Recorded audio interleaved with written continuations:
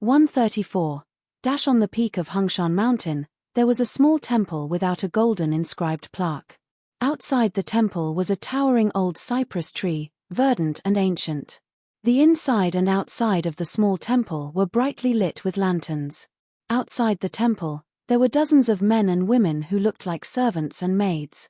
They gathered in groups of 2s and 3s, whispering to each other. Inside the temple, there were 5 or 6 men drinking wine. Their ages ranged from 20 to 40. They drank until their faces were flushed and their laughter was loud and clear. Unopened wine jars were scattered all over the ground. These men should be from a proper landowning household. They spoke well, criticizing the current political situation and maneuvering freely. During this time, there were some men who drank to their heart's content. They simply bared their chest and belly, raised their wine cup high, and turned to look at the clay statue of Goddess Qing in the shrine. He laughed loudly and said, "I don't care if you are an immortal or a ghost, I'm not afraid. As long as you dare to reveal your true body, I dare to invite you to drink wine together. Haha, Goddess Qing, if you are really willing to walk down the altar tonight, it will definitely be a good story when it is spread out. The incense will only become more and more prosperous. I will drink first to show my respect." The man who reeked of alcohol hiccuped and trembled. He raised his head and drank a mouthful of wine. More than half of it spilled on his body and the ground. His friends in the surroundings kept on teasing him, and with the help of wine and lust, there were even some who said that they would be able to hug this statue of Goddess Qing and sleep with it tonight. Only then would they be able to share a dream with the deity.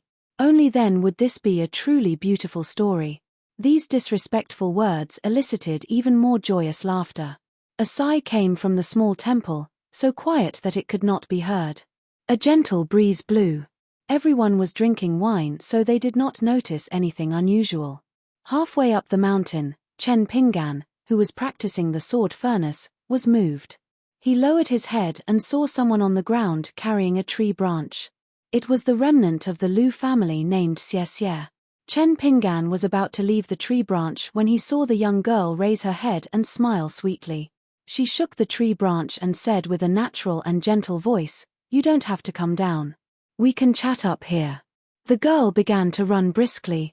With a tap of her toes, she leaped high into the air. After stepping on a big tree, she bounced backward and stepped on another tree. She repeated this process repeatedly, and her body continued to grow. After several steps, she arrived at a branch near the big tree that Chen Pinggan was standing on. At first glance, one could tell that she was a martial artist. Xie sat sideways on the tree branch and swung his legs. He smiled and said, "You are a martial artist and I am a qi refinement warrior. We are not the same."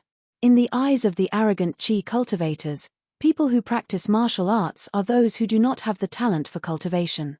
The reason why they practice martial arts is that they have no choice but to settle for the second best. Because your martial arts are divided into 9 realms, you are also mocked as the lower 9 streams. It is somewhat similar to the cultivators who consider themselves as the clear stream while the martial artists are regarded as lowly officials. In the end, both parties detest each other and find each other an eyesore. Chen Pinggan asked, "Miss Xie, why do you want to tell me all this?" She placed the tree branch horizontally on her lap and went straight to the point. Kui Dongshan is probably really at his wit's end. He found a small temple and randomly burned incense. He found me in private and said that as long as I can help him put in a few good words in front of you, even if you still refuse to accept him as your student, he will give me a treasure. Of course, I covet his ownerless flying sword, but Kui Dongshan refused. He only agreed to give me a bamboo flute after the matter is settled. He showed me the flute's appearance. It is a veritable fish-bug flute. It was once a secret treasure of the Lu dynasty. It is one of the earliest tokens of a mountain sect to form an alliance with the founding emperor of the Lu dynasty. I am a woman, of course. I like all the beautiful and eye-catching things in the world. That is why I came to find you. With someone interrupting, Chen Pinggan stopped practicing his stance. He sat upright on the tree branch like her and looked at her. "Miss Xie, please continue." "I am listening." Xie smiled and said, "I have finished." Previously, when I talked about the differences between pure martial artists and mountain cultivators, I was just afraid that there would be an awkward silence. I wanted to throw a brick to attract Jade. To be honest, Kui Dongshan has repeatedly bumped into walls and bumped his nose at your side. I usually feel very satisfied when I look at him coldly. However, when it is my turn to talk to you, I have a headache. I am afraid that you will not listen to me and reject me. Then, the fish bug flute that is about to be in my hands will grow wings and fly away. Chen Pinggan nodded and said, if Kui Dongshan asks, I will prove that Miss Xie has already pleaded for him. If it is possible, can Miss Xie talk about some things related to martial arts? The girl narrowed her eyes and looked at the young man's face, as if she wanted to see through his roots. She said softly, I have only heard about martial arts from hearsay. There is nothing that I can't say. The reason why I know about this is because the lower 5 levels of Qi refinement warriors, Qi nurturing and Qi refinement, are actually still within the scope of the skin, flesh, tendons, and bones. This is also the reason why it is called the lower 5 levels. She stretched out a finger and pointed at a few spots on Chen Pinggan's body. The human body has more than 300 acupoints connected to each other like a continuous mountain range. The first level of martial arts is the mud embryo level. It is to find that breath and then help it find the most suitable acupoints for resting and nurturing. The level of one's talent can be reflected here. Someone should have told you about this, right? Chen Pinggan was listening to the girl's narration attentively.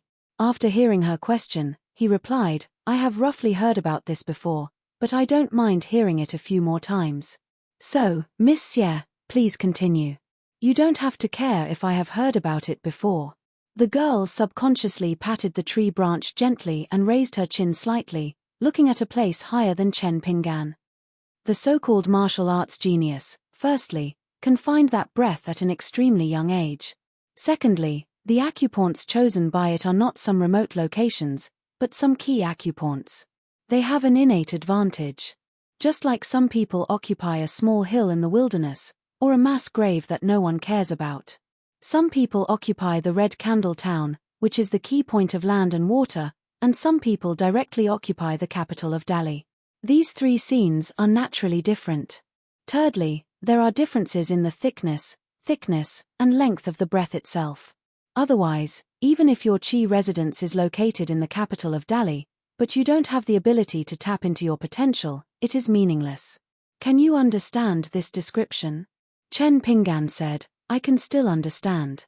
The natal flying sword that Kui Dongshan mentioned before is a flying sword that is nurtured in the natal acupoint by the sword cultivator among us Qi cultivators. It is integrated with the spirit of the sword cultivator. When the natal flying sword leaves the body to kill the enemy, it is a real sword. When it returns to the acupoint, it turns into nothingness. It is very mysterious. My master once said that in fact, the Qi residence acupoint can be regarded as a paradise in the world. Innately, one has the magical power of square inch. So, after painstaking practice, once the joints are opened, whether it is the natal flying sword or other magic weapons, even if one's body is as big as a mountain, they can all be accommodated. The second realm of your martial arts is to use the natal acupoint as the starting point to begin to expand the road to the surroundings, turning the originally rugged and narrow meridians into a spacious post road. Why are there so many martial arts in the world? It is because the methods to open up a mountain and open up a path are different. Where does it start, which path to take, how to take shortcuts? Every family has their own secret manuals that are not divulged to outsiders. For example, the meridians that a martial artist opens by practicing boxing are very different from those of sabers, spears, swords, and halberds. Chen Pinggan, I can tell that you are building your foundation at the second realm now. No wonder you have to practice boxing diligently every day. With your speed, I believe that you will be able to reach the third realm very soon. Oh right, can I know where your natal acupoint is? Chen Pinggan shook his head and said, no. The young lady wrinkled her nose and muttered, petty. However, when she thought of the tragic experience of the Dali imperial tutor and the young man Kui Dong, the young lady immediately felt that with Chen Pinggan's character, it was normal for him to reject her. To put it bluntly, Chen Ping'an's temper was like a rock in a latrine pit. It was smelly and hard. To put it nicely, it was tough and unshakable. Chen Ping'an suddenly asked, "Miss Xie, why do you say that I will be able to reach the third realm very soon?" Xie blurted out, "You martial artists only rely on one breath. At the end of the day, you pay the price of harming your body in exchange for killing power. If you want to prolong your life, you have to reach the sixth realm as soon as possible. You can nourish your soul and spirit every day and nourish your body. If you stay at the second or third realm for too long, your breath of Xiantian true qi will become more and more exhausted. Every time you fight someone and get seriously injured, it is a loss of vital qi. Therefore, there are countless idiots in the world who practice boxing until they die. Even the martial artists of the rich and powerful families can soak their bodies in precious medicinal herbs to heal their injuries. However, it is still a temporary solution and not a permanent solution. It is unable to truly benefit a person's soul.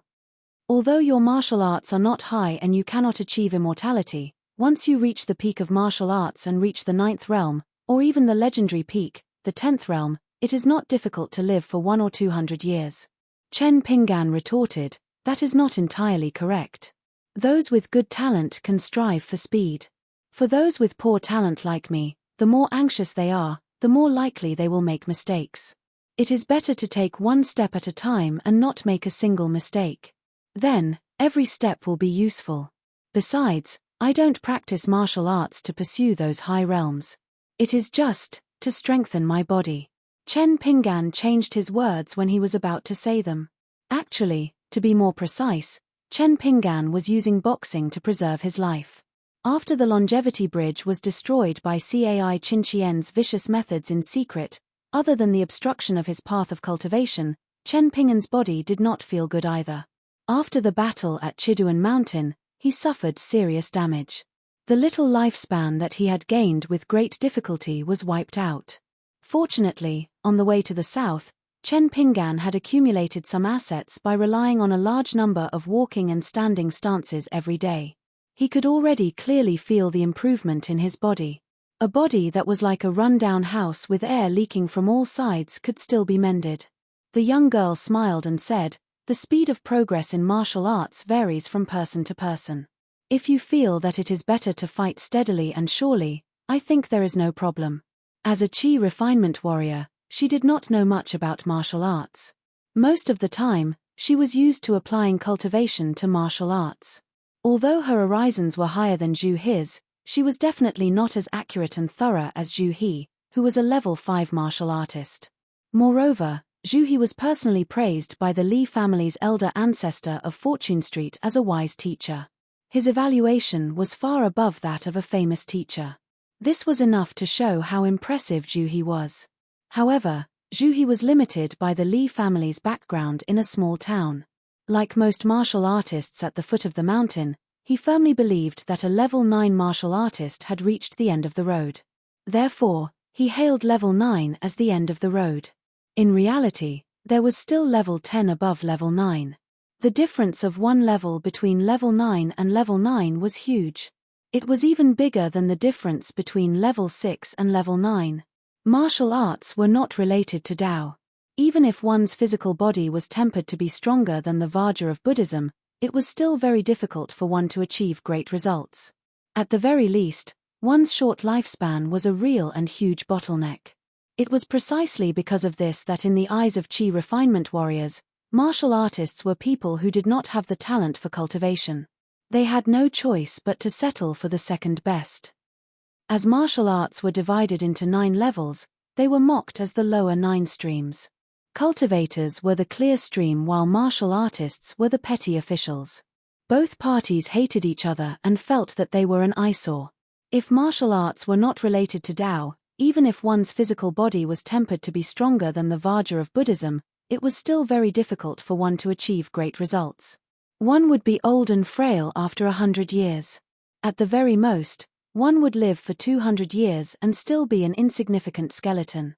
Chen Ping'an asked curiously, "Thank you, miss. You qi refinement warriors are carefree immortals in the mountains. Do you also need to train your physique like martial artists?" Back in the small town, Ning Yaro had reminded him that people like Cai Qinqian of Mount Yunxia and Fu Nanhua of Old Longcheng, even if they were restricted by the rules of the small town that forbade the use of spells, their physique was much stronger than that of ordinary people. It was very easy for them to kill Chen Pinggan with one punch. On the other hand, if Chen Pinggan did not hit the vital parts, it would be very difficult for him to kill the other party. After hearing the words carefree, the young girl's mouth twitched. Her bright eyes were filled with bitterness. After hiding her disheartened emotions, she explained patiently, "The most important thing is to cultivate one's qi. Training one's physique is just a matter of convenience." Well, it's not very appropriate to put it this way. How should I put it? A porcelain bowl can't hold more than 10 kilograms of wine. However, a priceless porcelain bowl can hold hundreds or thousands of kilograms of wine. We qi refinement warriors have to draw the vitality of heaven and earth to strengthen the skin, flesh, tendons, bones, and blood of our physique to make the porcelain bowl stronger.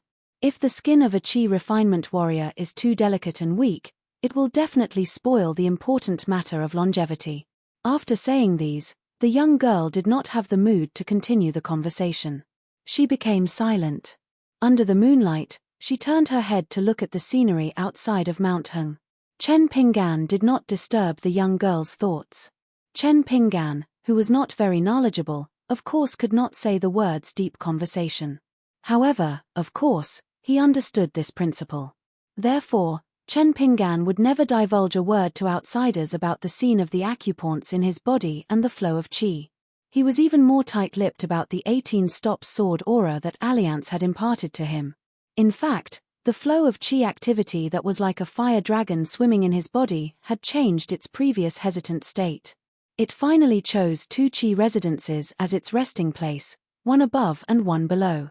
One of the residences was the acupoint where the wisp of sword aura had disappeared after killing the white python on Chiduan Mountain. After the sword aura had left, the flow of qi activity acted as if it had found a precious treasure. It rapidly entered the qi residences and stayed much longer than the acupoint near the lower dantian. Then, Chen Pinggan cooperated with the breathing method that old Yang had imparted to him in the early years. He tried his best to let his breathing pass by, or be close to the major acupoints that had been passed by the 18 stops. Bystanders could see Chen Pinggan's every boxing practice at a glance. However, bystanders might not be able to see the great effort in Chen Pinggan's almost stubborn breathing method. Old Man Yarrow had said something when he was alive that the young man from Clay Bottle Alley would remember for the rest of his life. Take what's yours and don't throw it away. Don't even think about what's not yours. In the past, when Chen Pinggan was poor and had nothing, he thought more about the latter sentence. Now that he had some money and started to pursue something, the former sentence began to come in handy. I, Chen Pinggan, will do everything I can to the best of my ability. He often told himself this in silence. On his way south, the straw sandals youth had switched out one pair of straw sandals after another. Even though he had seen a lot of new sceneries, he had never lost a single one of the principles that he had learned long ago, be it big or small. It was as if he had been afraid of being poor since he was young. The principles that might be empty and useless in the eyes of others were especially valuable to the young man from Clay Bottle Alley who had nothing in his hands. As time went by, they would only become more valuable. When he was socializing, he would think of them. When there was no one around, he liked to take them out and chew on them. One of the classics of Confucianism had a saying, "The destiny of heaven is called nature, the straightforward nature is called Tao, and the cultivation of Tao is called teaching. Those who are Tao cannot leave it for a moment, those who can leave it are not Tao." One day, Li Baoping was explaining the teachings of the saints to Chen Pinggan. The young man in white, who usually did not show his face, walked out of the carriage and silently came to the two. After listening, he silently left. However, at that time, the young girl was speaking in a general and rigid manner. Chen Pinggan was even more confused. The two quickly skipped this part. At this time, the young girl suddenly said, "Don't worry about me. Chen Pinggan, you go first." Chen Pinggan nodded and said, "Kui Dongshan said that this mountain is very likely to have spirits. It's already so late. Miss Xie, you should be careful. The young girl smiled and said, "Although I'm a small cultivator in the lower 5 realms, I still have some means to protect myself in a life-and-death situation. Don't worry." After Chen Pinggan slid down the tree trunk to the ground, he slowly moved forward with the walking stake of the Hanshan repertoire. It was originally a very simple external martial art, but the young man practiced a little bit of the internal style of moving clouds and flowing water. The young girl held the branch and lightly patted her knee. The young man in white appeared and disappeared mysteriously on a nearby high branch. It was the place where Chen Pinggan originally stood. The branch under his feet swayed gently, and the young man's body rose and fell. Kui Dong faced outside the mountain. With a wave of his hand, a bamboo flute spun and flew towards the young girl. The latter reached out and caught it. She looked down with a complicated expression. Xie asked, along the way, "It's been almost 20 years.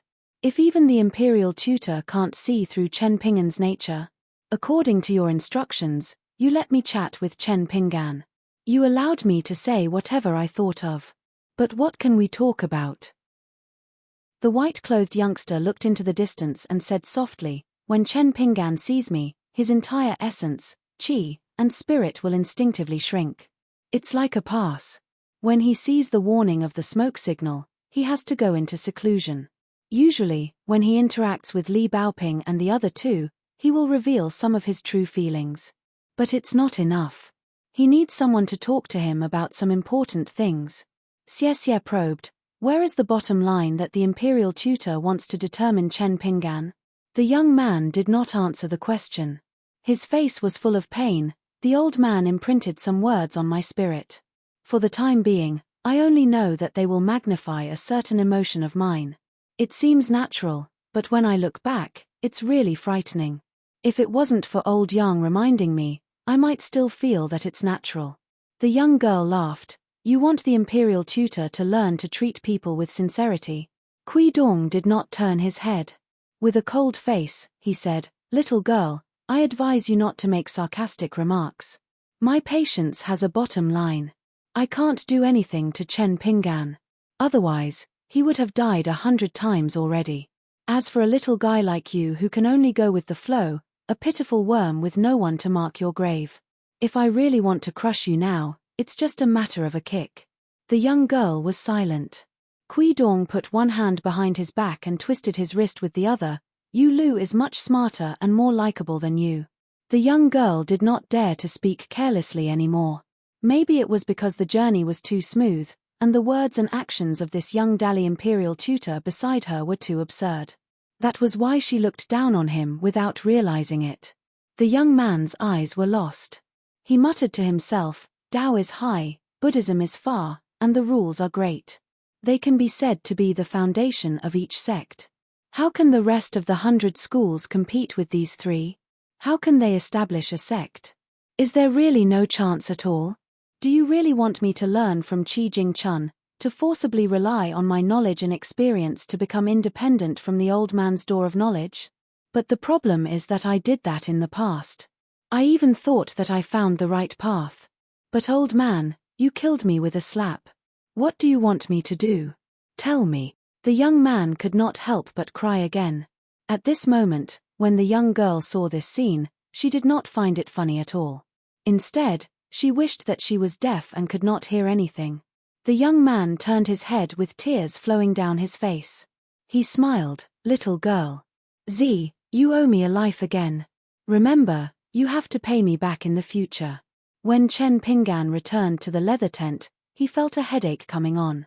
There was an unfamiliar face in the group. She was wearing a white dress. Her skin was whiter than snow, her lips were dark blue, and her aura was faint. She did not seem like a living person. The girl sat beside the campfire, playing chess with Lin Shuyi. The yin spirit with a blurry face was sitting cross-legged on the side, staring at the situation on the chessboard. Li Baoping was also squatting on the side. The little girl did not have the awareness of watching the game silently. Whether it was Lin Shuyi or the unfamiliar girl, she would comment on whoever placed a chess piece. Only Yu Lu was guarding the carriage, not going near the campfire. Chen Pinggan was a little stunned. What was going on? Li Huai quickly ran to Chen Ping'an's side and said in a low voice, "This sister is very open and candid. When we met, she confessed that she was a ghost from the Qing Niang temple at the top of the mountain. Because she liked to play chess the most when she was alive, and there were a lot of scholars and refined scholars gathered at the small temple, she was annoyed by the noise and went for a walk down the mountain. She happened to see Lin Shuyi reviewing the game there, so she couldn't help but want to play a game. She is willing to take out a copy of the Go manual and give it to Lin Shuyi as a reward." After a round of questioning, the yin spirit felt that it was not a big problem and agreed. Chen Ping'an did not have the ability to understand chess, and because he was afraid of making mistakes, he liked to play slowly. So after Lin Shuyi had two chess friends, Xie Xie and Yu Lu, he did not like to play chess with Chen Ping'an. Chen Ping'an knew that he was not good at chess, so he did not study it deeply.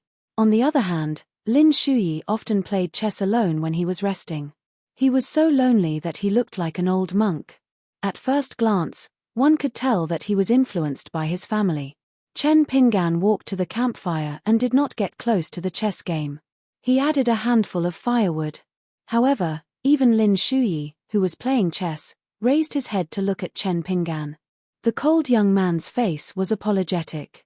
After all, the yin spirit who had traveled with them had explained to them in detail after the incident with the wedding dress ghost. All the gods who were not included in the National Register of Mountains and Rivers could only be classified as ghosts and otherworldly items, no matter how high their cultivation was or how good their reputation was. They were not much better than a lonely ghost like him. Chen Ping'an waved his hand and said with a smile, "It's okay. You can continue." The female ghost was very engrossed in playing chess. She held a black chess piece between her two fingers and held it against her chin. She frowned. It was obvious that the female ghost's chess skills were not too high. Otherwise, Lin Shuyi would not have been able to gain the upper hand. Chen Ping'an sat alone a little far from the campfire. He secretly glanced at the yin spirit. The latter smiled and nodded, indicating that there was no need to worry. This woman could not cause any trouble. Chen Ping'an was completely relieved. This yin spirit was supposed to leave them outside Dallas Yefu Pass and then return to Longquan County. However, he changed his mind and said that he would send them off again. It was not because of old Yang's order, but because of a bit of selfishness. Chen Ping'an did not know the reason. Seeing that the yin spirit was very insistent, he agreed. Chen Ping'an began to practice the sword furnace again. When the young man opened his eyes, he found that the yin spirit was sitting beside him. His back was facing the people and ghosts playing chess. He smiled at Chen Ping'an. Chen Ping'an asked, "What's the matter?" The yin spirit nodded and said slowly, "I'm going back soon. I want to say goodbye to you first." Chen Ping'an nodded. The yin spirit suddenly called Chen Ping'an. Just as the young man was scratching his head in confusion, his eyes suddenly widened as he saw a familiar face. It was the yin spirit who had revealed his true face. He quickly stretched out his finger and made a shushing gesture. Very quickly, the strange and blurry face returned. The yin spirit used a secret technique to speak in the young man's heart. He said softly, "Little Ping'an, thank you for taking care of little Can for me all these years. I am very grateful. You even gave that loach to little Can. I really don't know how to repay you. Really, if I could, I would be willing to give my life to you, but I can't do it." Chen Ping'an's eyes were a little red. Then, he grinned. The kind-hearted young man was sincerely happy for Jiyu Can. However, he could not help but feel a little sad. The yin spirit raised his fist and pretended to hit his chest. He smiled and said, "Chen Ping'an, I believe in you. One day, you will reach the highest and farthest place." Chen Ping'an did not know how to answer. The yin spirit's figure had quietly disappeared. This year, Chen Ping'an was 14 years old. Kui Dong was 15 years old. Lin Shuyi was 12 years old. Li Baoping was 9 years old. Li Huai was 7 years old. Yu Lu was 14 years old. Thank you, 13 years old. 135. Thank you. When she returned to the bonfire, Lin Shuyi and Lady Qing were finishing their chess pieces. The girl glanced at the chessboard and lost interest. She reached out to the bonfire. Chen Pinggan chopped out branches and built 3 simple tents. He came to Li Baoping's side and the girl yawned and went to sleep. Besides, Li Huai and Lin Shuyi shared a tent. The girl also had her own tent. Yu Lu usually slept on the coachman's seat. He only needed to cover himself with a blanket to get through the night. Of course, most of the time, the team was able to find a place to stay. It was either an inn or a temple in the forest. On a stormy night, they finally found a rich family. The owner was the former assistant minister of the Ministry of Revenue of the Huangting Kingdom. He was an old man who lived in seclusion in the forest. He was very hospitable. When he saw Li Baoping and the other young scholars, the old man was very happy. Even though he knew that they were from Dali, which was half an enemy country, the old assistant minister still treated them warmly. As for food, the old man scrupulously adhered to the teachings of the sages: don't be tired of eating fine food and don't be tired of eating fine food. It was an eye-opener for the country bumpkins like Chen Pinggan. After the old man got along with the girl Li Baoping and the boy Yu Lu, he seemed to hit it off with them. After knowing that the girl liked to read travel books, not only did he give them a few travel books from his library, he also insisted on taking them to a famous scenic spot. It was a famous cliff by the river. The cliff was as smooth as a mirror. There were ancient rock carvings on the cliff that had existed for countless years. The words carved on the cliff had never been seen before and were difficult to understand. Throughout history, countless scholars and poets had come here to admire the scenery. The rubbing of the stone carvings was widely spread in the Huangting Kingdom and the Great Sui Kingdom. However, no one was able to figure out the true meaning of the words. There were many different opinions and no one could convince the public. The boy Kui Dong only glanced at the cliff from afar and said that it was carved by the Thunder Lord himself, and the Heavenly Emperor ordered the Flood Dragon. The old man laughed loudly, obviously not believing it. The wise scholars of the past dynasties didn't dare to make any rash conclusions even after studying it with all their heart. It was reasonable that the old assistant minister of Huangting country didn't take the words of a 14 or 15-year-old young man seriously. After leaving the old assistant minister's residence, every time Chen Pinggan cooked some food with an earthen stove in the wilderness, he would notice that there was something wrong with everyone's eyes, especially the little girl in the red cotton-padded jacket. She would even say, "Young martial uncle, the food you cook is delicious. Really, it's not worse than the food at Assistant Minister Ma's house." Li Huai was also a little sleepy. He greeted Lin Shuyi and went to sleep in the tent. Lin Shuyi wasn't sleepy at all. He continued to compete with Miss Qing on the chessboard. Lin Shuyi told Chen Pinggan that he wanted to accompany Miss Qing to the small temple at the peak of the mountain to retrieve the precious chess manual hidden in the wall of the small temple. Probably because he was afraid that Chen Pinggan would be worried, the boy smiled and explained that Miss Qing wanted to go back alone. He was the one who asked to go with her. Chen Pinggan didn't say much. He only asked Lin Shuyi to pay attention to the road at night. The young man ascended the mountain together with the ghost of the small temple. Chen Pinggan looked at the backs of the man and the ghost. Perhaps it was a rule unique to the mountain. Lady Qing's feet did not touch the ground and she walked slowly. In front of her, there was a green ghost fire that lit up the surroundings. Together with the green-robed scholar beside her, the two of them were chatting happily. Therefore, this scene was not frightening at all. Instead, it was somewhat similar to the romantic poetry of Li Baoping's travel book about mountains and rivers, traveling at night with candlelight, traveling in high spirits. After the girl thanked him and left, the boy Kui Dong stood alone on a high branch. Occasionally, there would be the sound of night screeching in the mountain. This kind of bird was called wandering bird by the people of Huangting country. It was an ominous sign and was often associated with death announcement or bad news. A black smoke rolled through the forest and flew to the side of the boy in white. It stopped in the air. The boy collected his messy thoughts and said, "Are we leaving?" The yin god from the small town nodded and said, "The amulets bestowed by Old Man Yang are indeed able to defend against the Yang Qi astral winds and the damage to the soul caused by the city passes. However, with the Great Li's Yefu Pass as the final destination, they will be used up after a round trip. It's already very difficult for me to escort them to Mount Heng in Huangting country. Maybe it'll be difficult for them to endure when they reach Xiuhua River and Wanping County. The yin spirit's face was like ripples in a lake. It was like a flickering light, constantly changing and blurring. He sighed and said, "Although I don't know what deal old Yang made with you, I hope that before we reach the academy in the Great Sui Kingdom, Imperial Tutor can end well with Chen Pinggan." The boy in white was still polite to the yin spirit. "I'll do my best." The yin spirit suddenly laughed and asked, "Master Imperial Tutor, do you believe that good and evil will be rewarded?"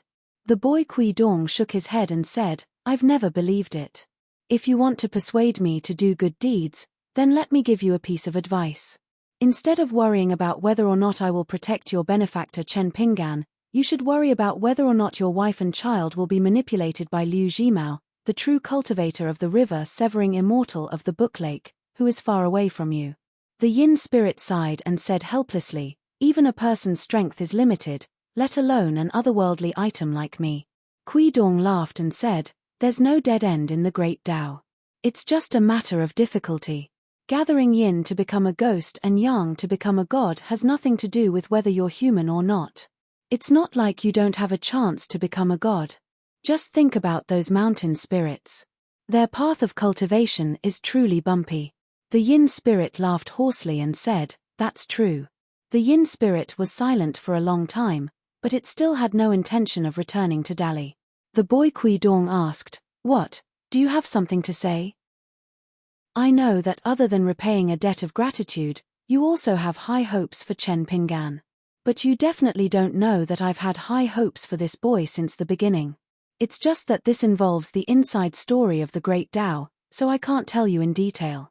You only need to know that although I was in Dallas capital at that time, the attention and concern I paid to Chen Pinggan was no later than old man Yang's, and no less than his." The yin spirit shook his head and laughed, "It has nothing to do with that." The boy frowned and said, "I'm not in a good mood now. Spit it out." The yin spirit didn't mind and said slowly, "Mister's words are beneficial to the country and the people. I admire you very much. Although there is criticism within the Confucian school, there is more criticism than praise.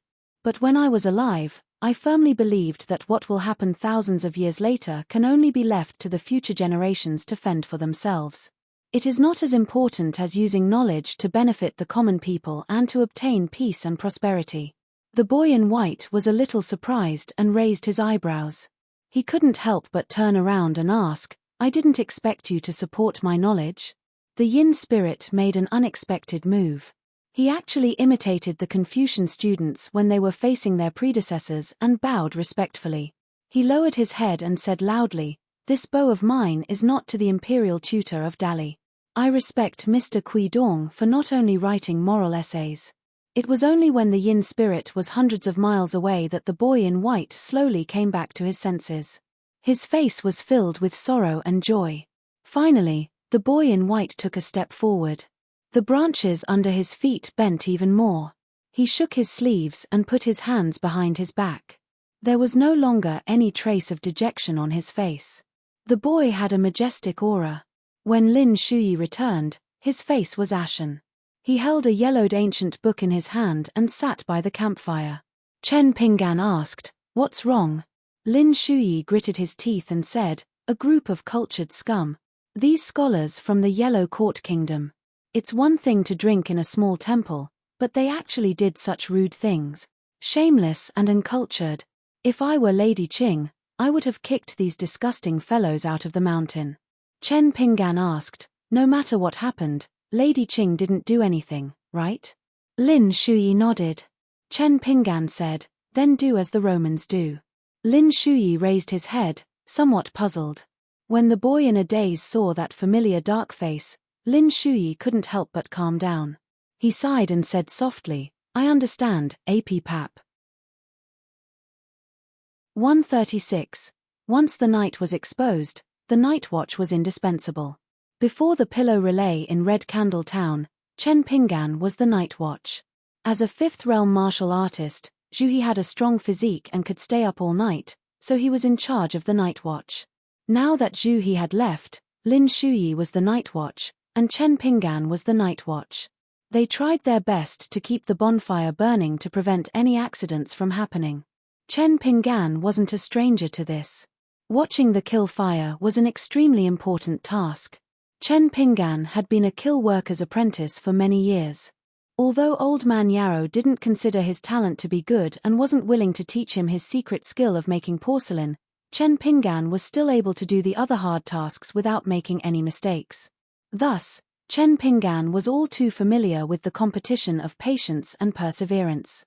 In addition, he could also take advantage of the night watch to practice the walking stance of the Shaking Mountain manual. Occasionally, he could also weave straw sandals or take out the small beheading dragon platform to help Li Baoping sharpen the auspicious symbol of the narrow saber.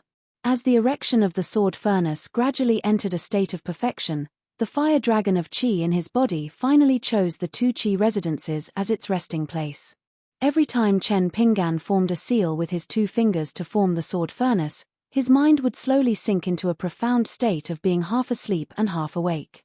Even though this year's spring cold lasted for a long time and the summer heat didn't arrive, Chen Pinggan still wouldn't feel any dampness or cold even if the bonfire was accidentally extinguished during the latter half of the night.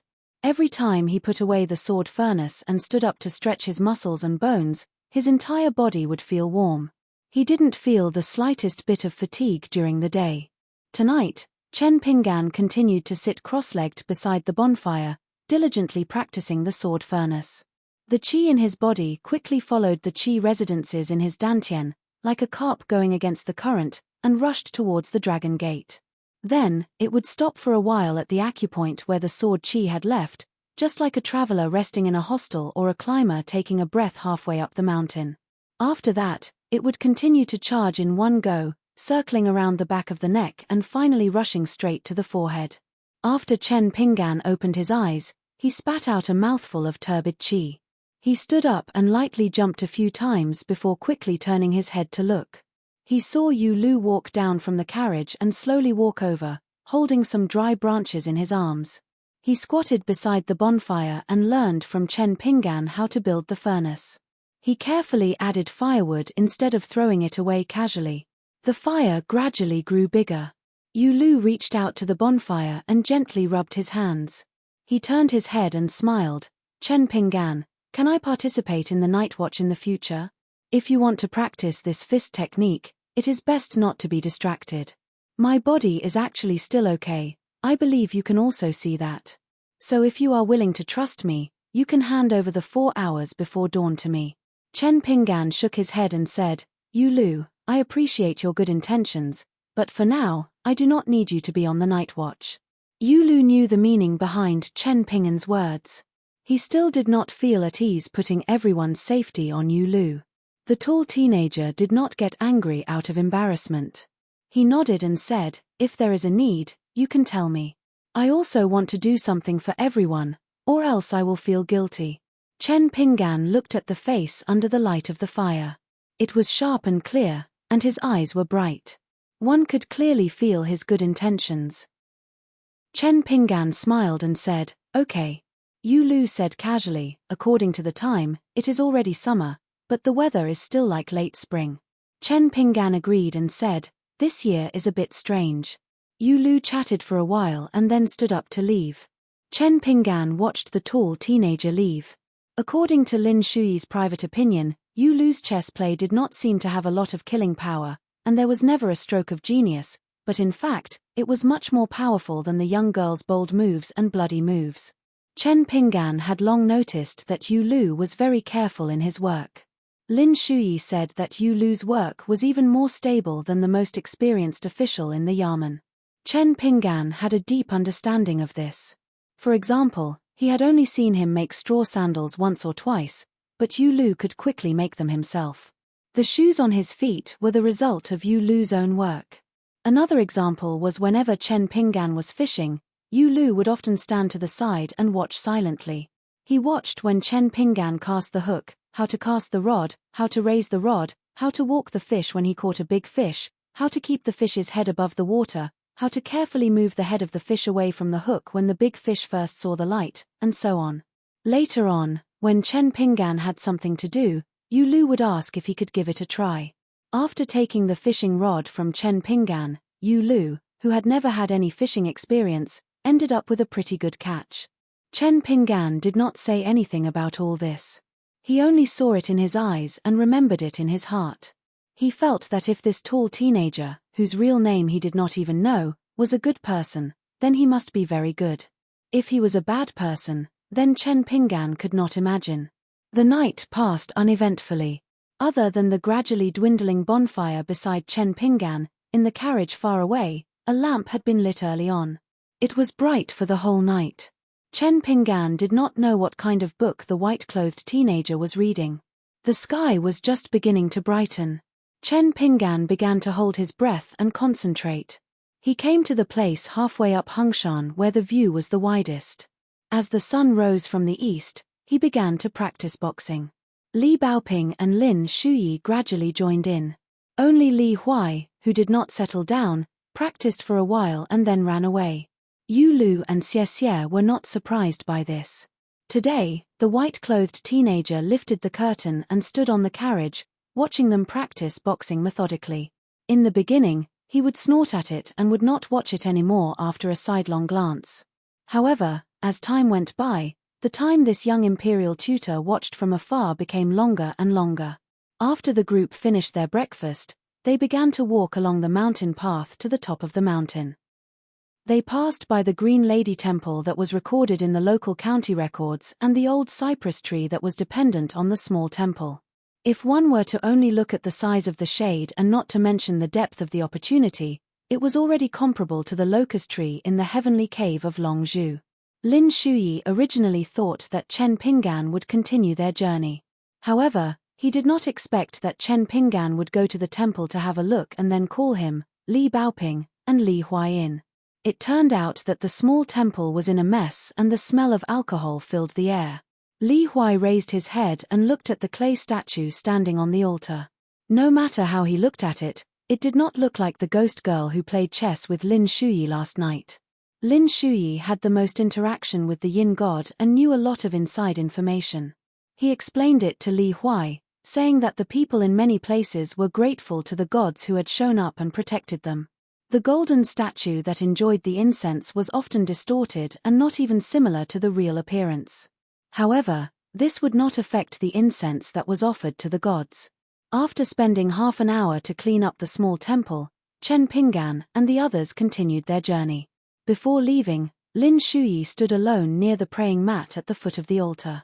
He clasped his hands and bid farewell to Lady Qing, who had given him a copy of the Go manual.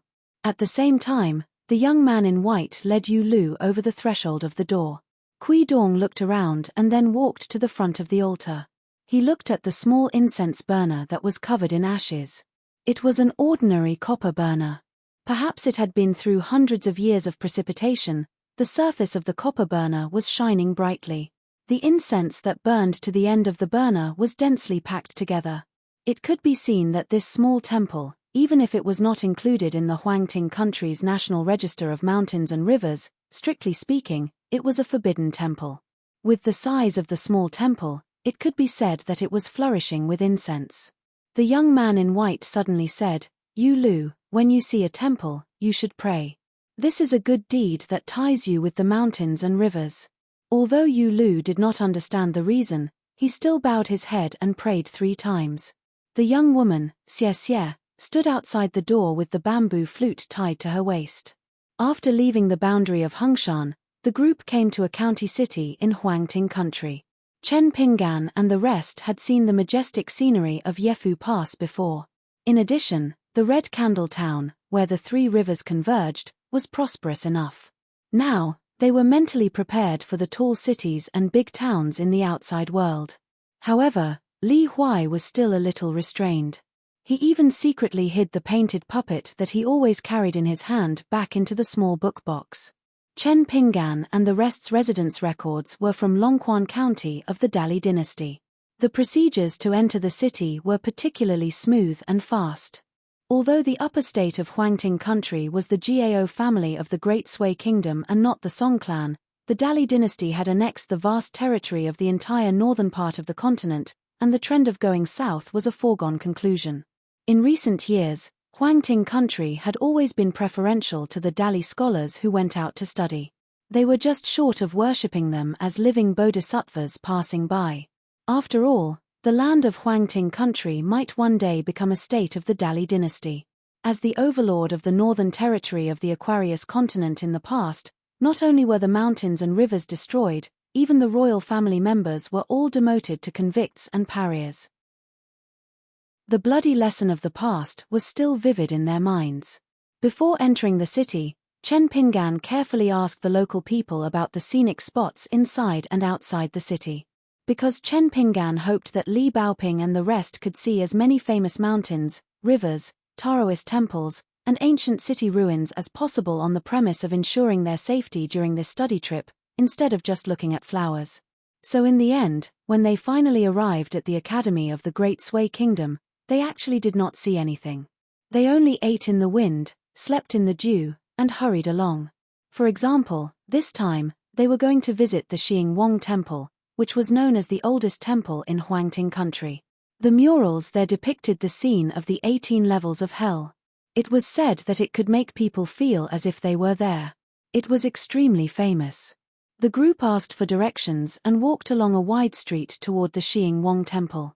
Chen Pingan turned around to look, and he was slightly shocked as he saw a novel scene that was absolutely impossible to appear in the territory of the Dali kingdom.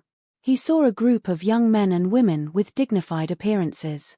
There were around 7 or 8 of them, and all of them wore elegant clothes. They swaggered through the streets under the lead of a white-haired old man. There was actually someone that rode on an enormous black tiger, another person that had a crimson-red snake that was over 6 m long following behind him, and another person carried an enormous oxhorn bow on his back. The bustling street that was originally filled with people quickly moved to the sides. Some children who did not know the severity of the situation were directly pulled away from the street by their parents and hid in the shops on both sides of the street. The red snake that was not deliberately restrained by its owner shook its head and wagged its tail. Its head and tail were covered with scarlet armor, which made this spirit pet of the immortals on the mountain look even more arrogant. It did not move in a straight line. From time to time, it would swim near the shops and occasionally stop to raise its head and show off to the trembling people of the county city. Among them, there were timid children. Under the gaze of the snake, they were so scared that they cried loudly. Their parents were so scared that they hurriedly covered their mouths. The snake continued to move forward.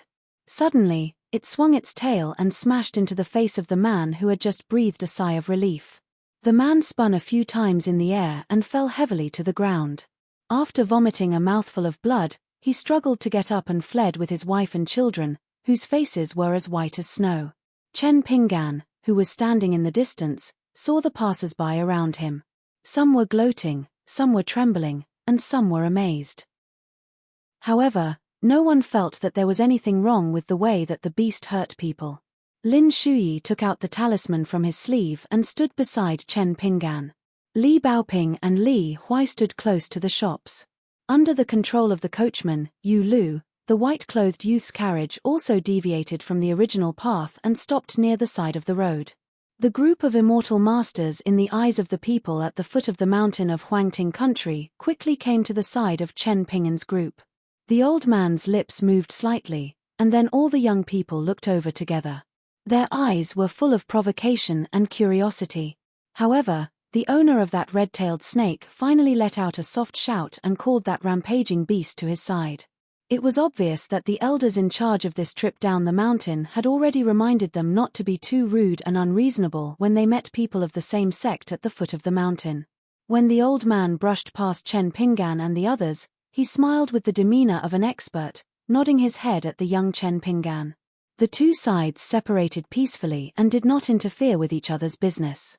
The young Kui Dong walked out of the carriage and kicked away the carriage that was not blocking the way.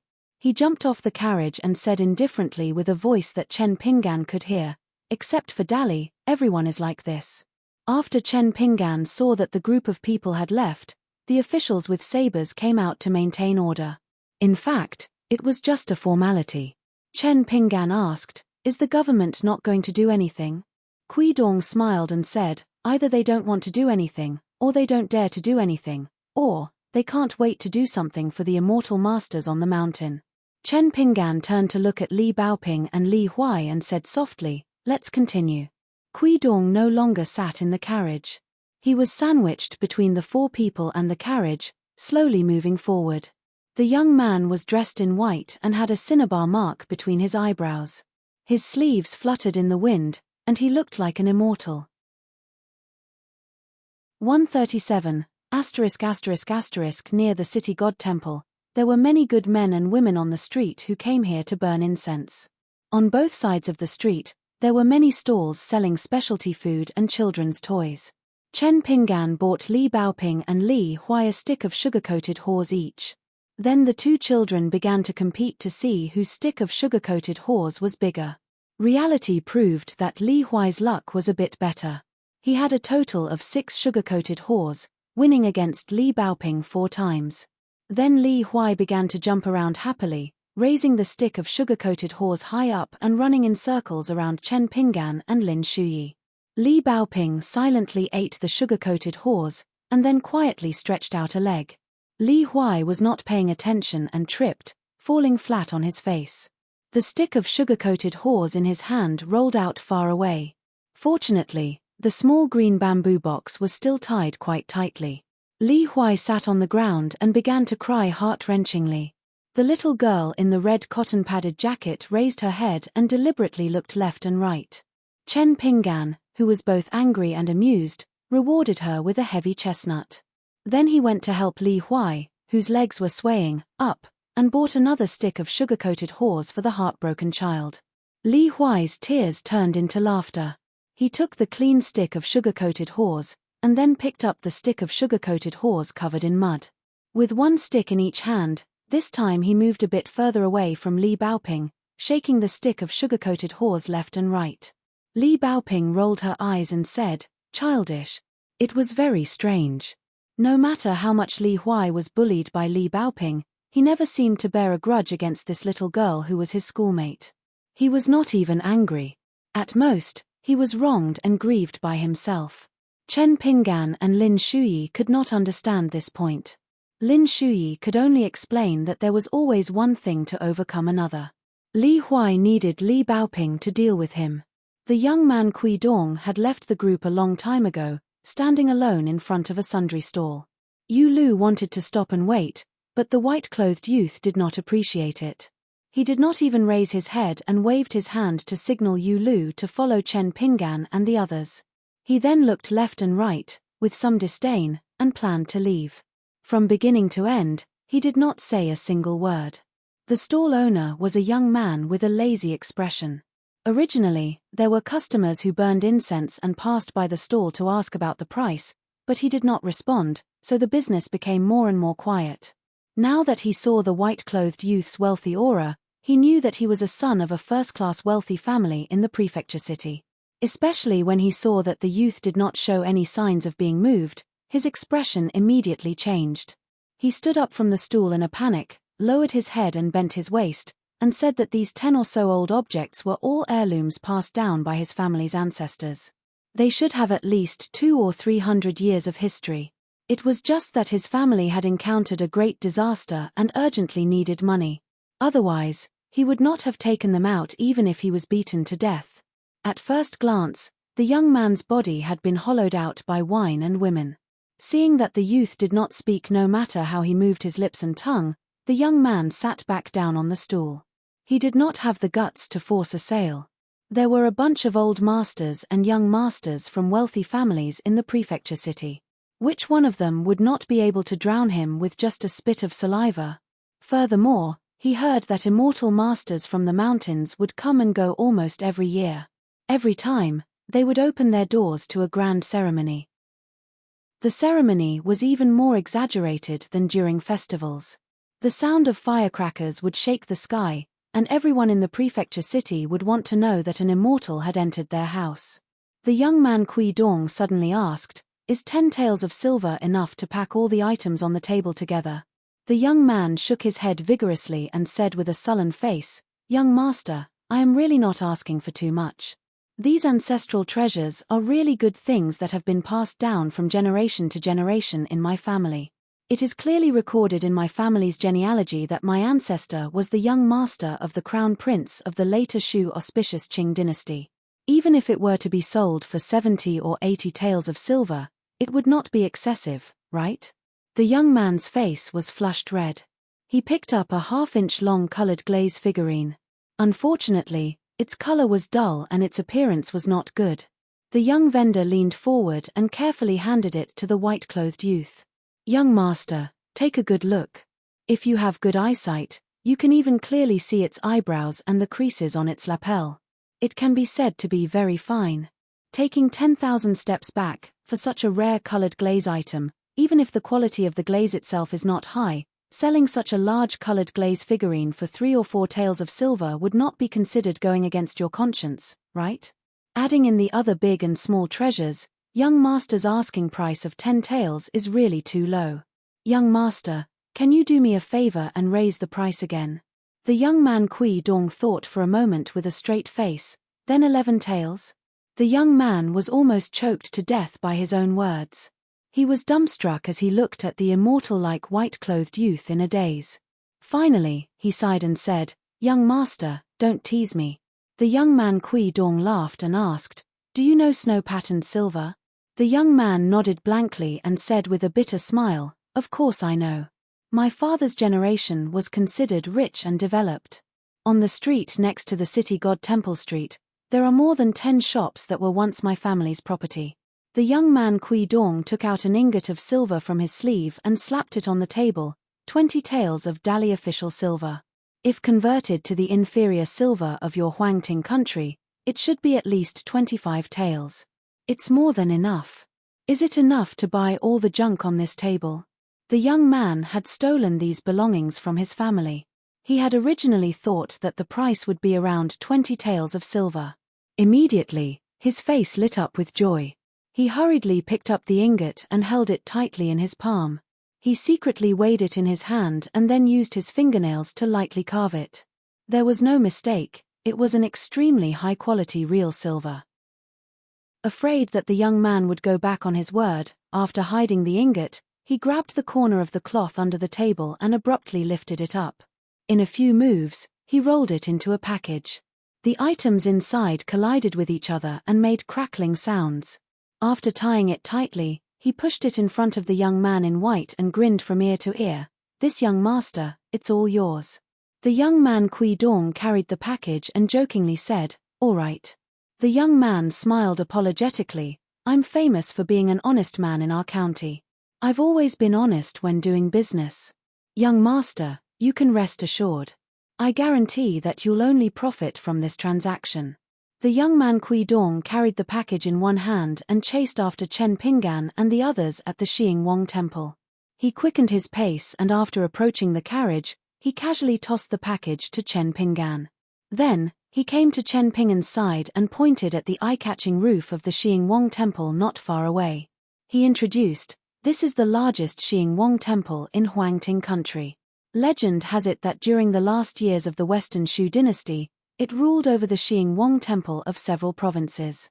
Therefore, the eaves are covered with green glazed tiles. The standard is extremely high. The original location of the Xing Wang temple was not here.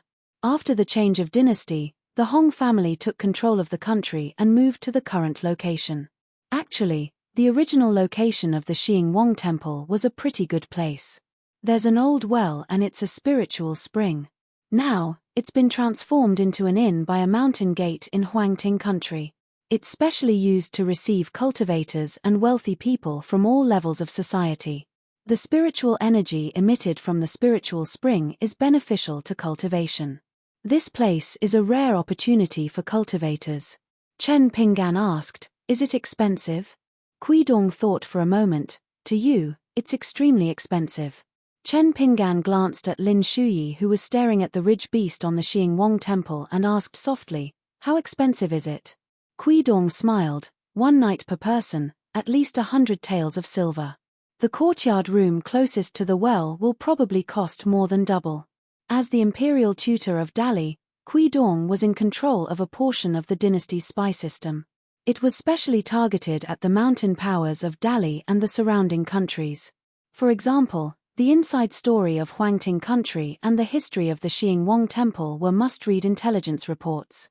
As for why he knew the specific price of the original inn, it was just something that the imperial tutor, Kui Dong, used to relieve boredom in his free time. Perhaps when he entered the palace to meet the emperor, it could even be used as an interesting topic for discussion. Chen Pinggan lowered his voice and asked, "If I had a gold coin, how many taels of silver would it be?" The youth in white pointed at the Xingwang temple that was getting closer and closer. He did not speak. Chen Pinggan was puzzled. "What do you mean?" Kui Dong smiled. "What I mean is that it's worth a mountain of silver." Chen Pinggan opened his mouth slightly.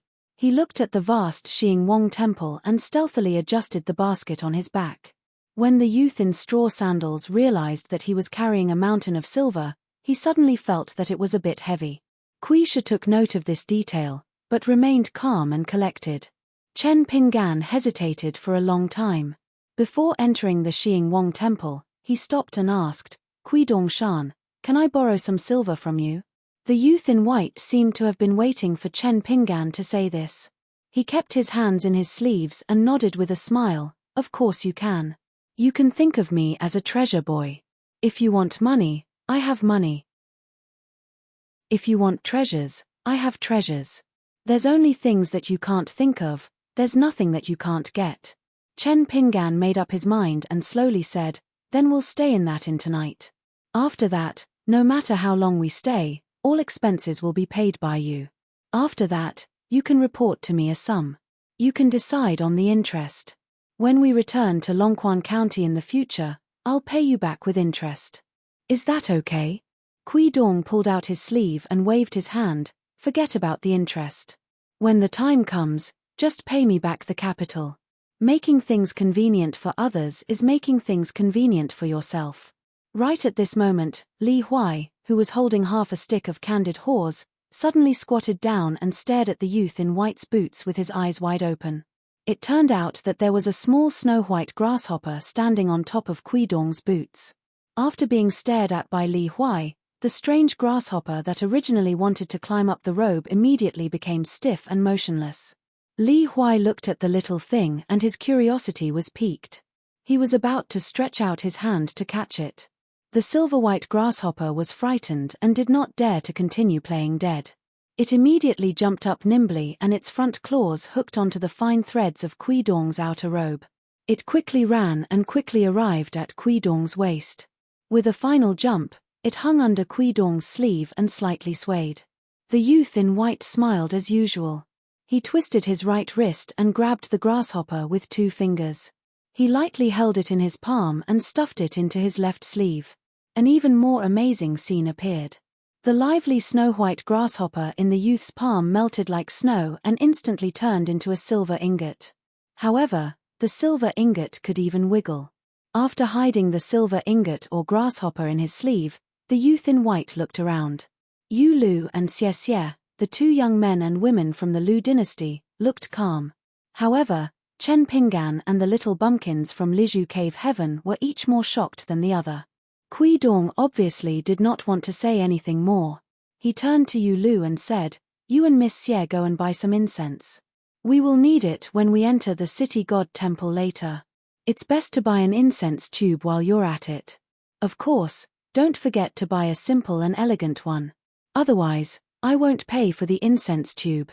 The tall youth brought the tanned girl together to buy incense. Chen Pinggan said, "Kui Dongshan, this silver ingot is the money you used to buy the things in the bag, right? Why did it turn into a grasshopper and come back?" The youth in white said innocently, "I clearly paid for it. The goods and the money are clear. However, the silver ingot grew legs and insisted on coming back to me. I am also in a difficult position." Li Huai was still squatting on the ground. He looked envious and said, "It's really good stuff. If I had this silver ingot, it would not be difficult for me to travel the world." The youth in white lowered his head and asked with a smile, "Do you like it? Do you want it? This little guy is called insect silver. It has no use, but it is fun. The reason for the birth of this kind of monster is unknown. Anyway, in the large silver vaults of many dynasties, There might not even be a single insect silver in 100 years. Even if there is one, it is not big. The appearance of the silver ingot is at most a slightly larger piece of silver. It is very rare to see one as big as the one in my sleeve. That is why I am willing to keep it with me. Moreover, it is impervious to water and fire. Even if it withstands a great force, it will not be damaged. Even if you cut it into dozens of pieces, as long as they are stacked together, it will quickly recover its complete appearance. Li Huai, if you want, I can give it to you. Li Huai stood up and answered seriously, I only have one sister. Her name is Li Liu, but she is still Alliance's wife for the time being. The youth in white knew this little brat's style of speech. Do you want it for free? I don't have any thoughts about your sister. Li Huai asked, then in the future, when I pay for my meals and take Chen Pinggan and the others to eat and drink delicious food, will it be able to run back by itself every time? Kui Dong nodded with a smile. He shook his sleeve and shook the silver ingot out of his sleeve. He handed it to Li Huai. Li Huai wanted to take the silver ingot, but he paused and turned to look at Chen Pinggan. Chen Pinggan said, Of course you have to pay for your meals. You can't change your way of paying. I don't care what Kui Dongshan is like, but you, Li Huai, are Mr. Chi's disciple. Li Huai immediately put his hands behind his back and tightly stuck to his buttocks. He shook his head at the youth in white and said, forget it. Chen Pinggan continued, Li Huai, I haven't finished speaking, but you can take the silver ingot. They are kind enough to give you something good. You should take it first. As for how to use it in the future, we will follow the rules in the future. Li Huai's eyes lit up. He snatched the silver ingot from the white-clothed youngster's hand and was about to stuff it into his bosom when he thought for a moment. Then, he hurriedly turned around with his back facing everyone. He opened the small box and threw the silver ingot inside. Kui Dong took back his hand and said helplessly, I've been hunting for eagles for years, but now I've been pecked in the eyes by them. Yu Lu had already bought a finely made boxwood incense tube and filled it with incense sticks. It was enough for everyone to burn incense in the temple many times. Other than thanking for taking care of the carriage by the roadside, the rest of the group walked into the Xing Wang temple. After they finished burning incense, they saw a couplet in the main hall. When he was about to die, he was left alone. When he went to the underworld, he asked for the safety of his children and grandchildren. In the end, he left behind an eternal infamy. Only when he came to the underworld did he know that everything was over. Lord Xing Wang was in the middle and high position. On both sides of him were his subordinates. They were lined up in an orderly manner. There were as many as 8 clay statues with the title of general. They were the heads of the 8 departments, Yin-Yang Department, Courier Department, and Sushi Department. Kui Dong had said that the highest standard Xing Wang temple in the Aquarius continent stopped here. However, the largest Xing Wang pavilion in the world had as many as 24 departments. There was even an inspection department, an epidemic department, and an education department. It was almost comparable to a small country's imperial court. Lin Shuyi looked at it with great interest. Li Baoping was not very interested. Li Huai was the most timid and only dared to follow closely beside Chen Pinggan. After looking carefully at the famous murals on the walls of the main hall, the 18 levels of hell, they felt that this trip was not in vain. After that, they walked out of the main hall. At the back of the hall was a large hall similar to the county court. Lord Xing Wang was sitting behind a large table. There were civil and military judges standing on his left and right. Outside the hall, there was only half of the couplet, if you are sincere, you don't need to kowtow. Quickly leave. However, the second half of the couplet was blank. Li Baoping was now interested. She began to blindly think about the contents of the second half. However, she was not satisfied. She frowned and was unwilling to admit defeat. Young Kui Dong and Yu Lu were also standing below the blank couplet. Chen Pinggan brought Lin Shuyi and Li Huai to the door and looked into the hall. Inside, there were clay statues prostrating and kowtowing. Some statues were wearing shackles and some statues were kneeling. There was a green-robed old man who did not bring his family along. When he saw Li Baoping's group's eye-catching green bamboo book box, He smiled knowingly and came near the young man Quisha. He looked up at the blank couplet and asked with a smile, "Young masters, have you thought of a good second half?" Kui Dong turned a deaf ear. Once Li Baoping was seriously thinking about something, she would be completely focused. She really did not hear anything. Only Yu Lu smiled and replied, "I thought of some, but I'm not satisfied. It's really too much of a dog's tale. I won't embarrass myself in front of old Mr." The old man laughed heartily. He raised his hand and pointed at the couplet. "Regarding this couplet, there has always been an unwritten rule in the county city. No matter if it's a person or a ghost, a spirit or a strange creature, as long as they can write a second half that can convince the masses, they can become an honored guest of this old Xing Wang." Yu Lu asked doubtfully, "Old Mister, how can it be considered convincing the masses?" Young Kui Dong languid said, "Ask yourself." Li Baoping had just thought of a question. She killed a tiger that was blocking her train of thought. Coincidentally, she heard the question and answer. The little girl subconsciously added, "In the dead of night, with a clear conscience, ask yourself and blurt it out." The white-haired green-robed old man slowly nodded his head. Although the red cotton-padded jacket little girl could not think of a suitable second half in the end, the old man still insisted on sending them all the way out of the Xing Wang temple. Standing at the doorstep, he smiled and said goodbye to everyone. After leaving the ancient Xing Wang temple, Chen Pinggan asked the people where the inn was. In the end, no one knew where it was. It was as if this place did not exist in the county city. He could only look at the white-clothed youth. Young Kui Dong smiled and asked, "Why don't we just let it go? I've only heard some rumors. I don't think it's true. Besides, if there really isn't a place that eats gold and silver, you don't need to borrow money from me." Chen Pinggan looked at Lin Shuyi. The latter was confused. Chen Pinggan persisted, "You guys take your time strolling around the market. I'll ask again." The straw sandals youth with the basket on his back trotted forward alone. In the distance of the group, he asked one person after another. Young Kui Dong walked towards the carriage. His expression was faintly unhappy. He could not help but curse silently.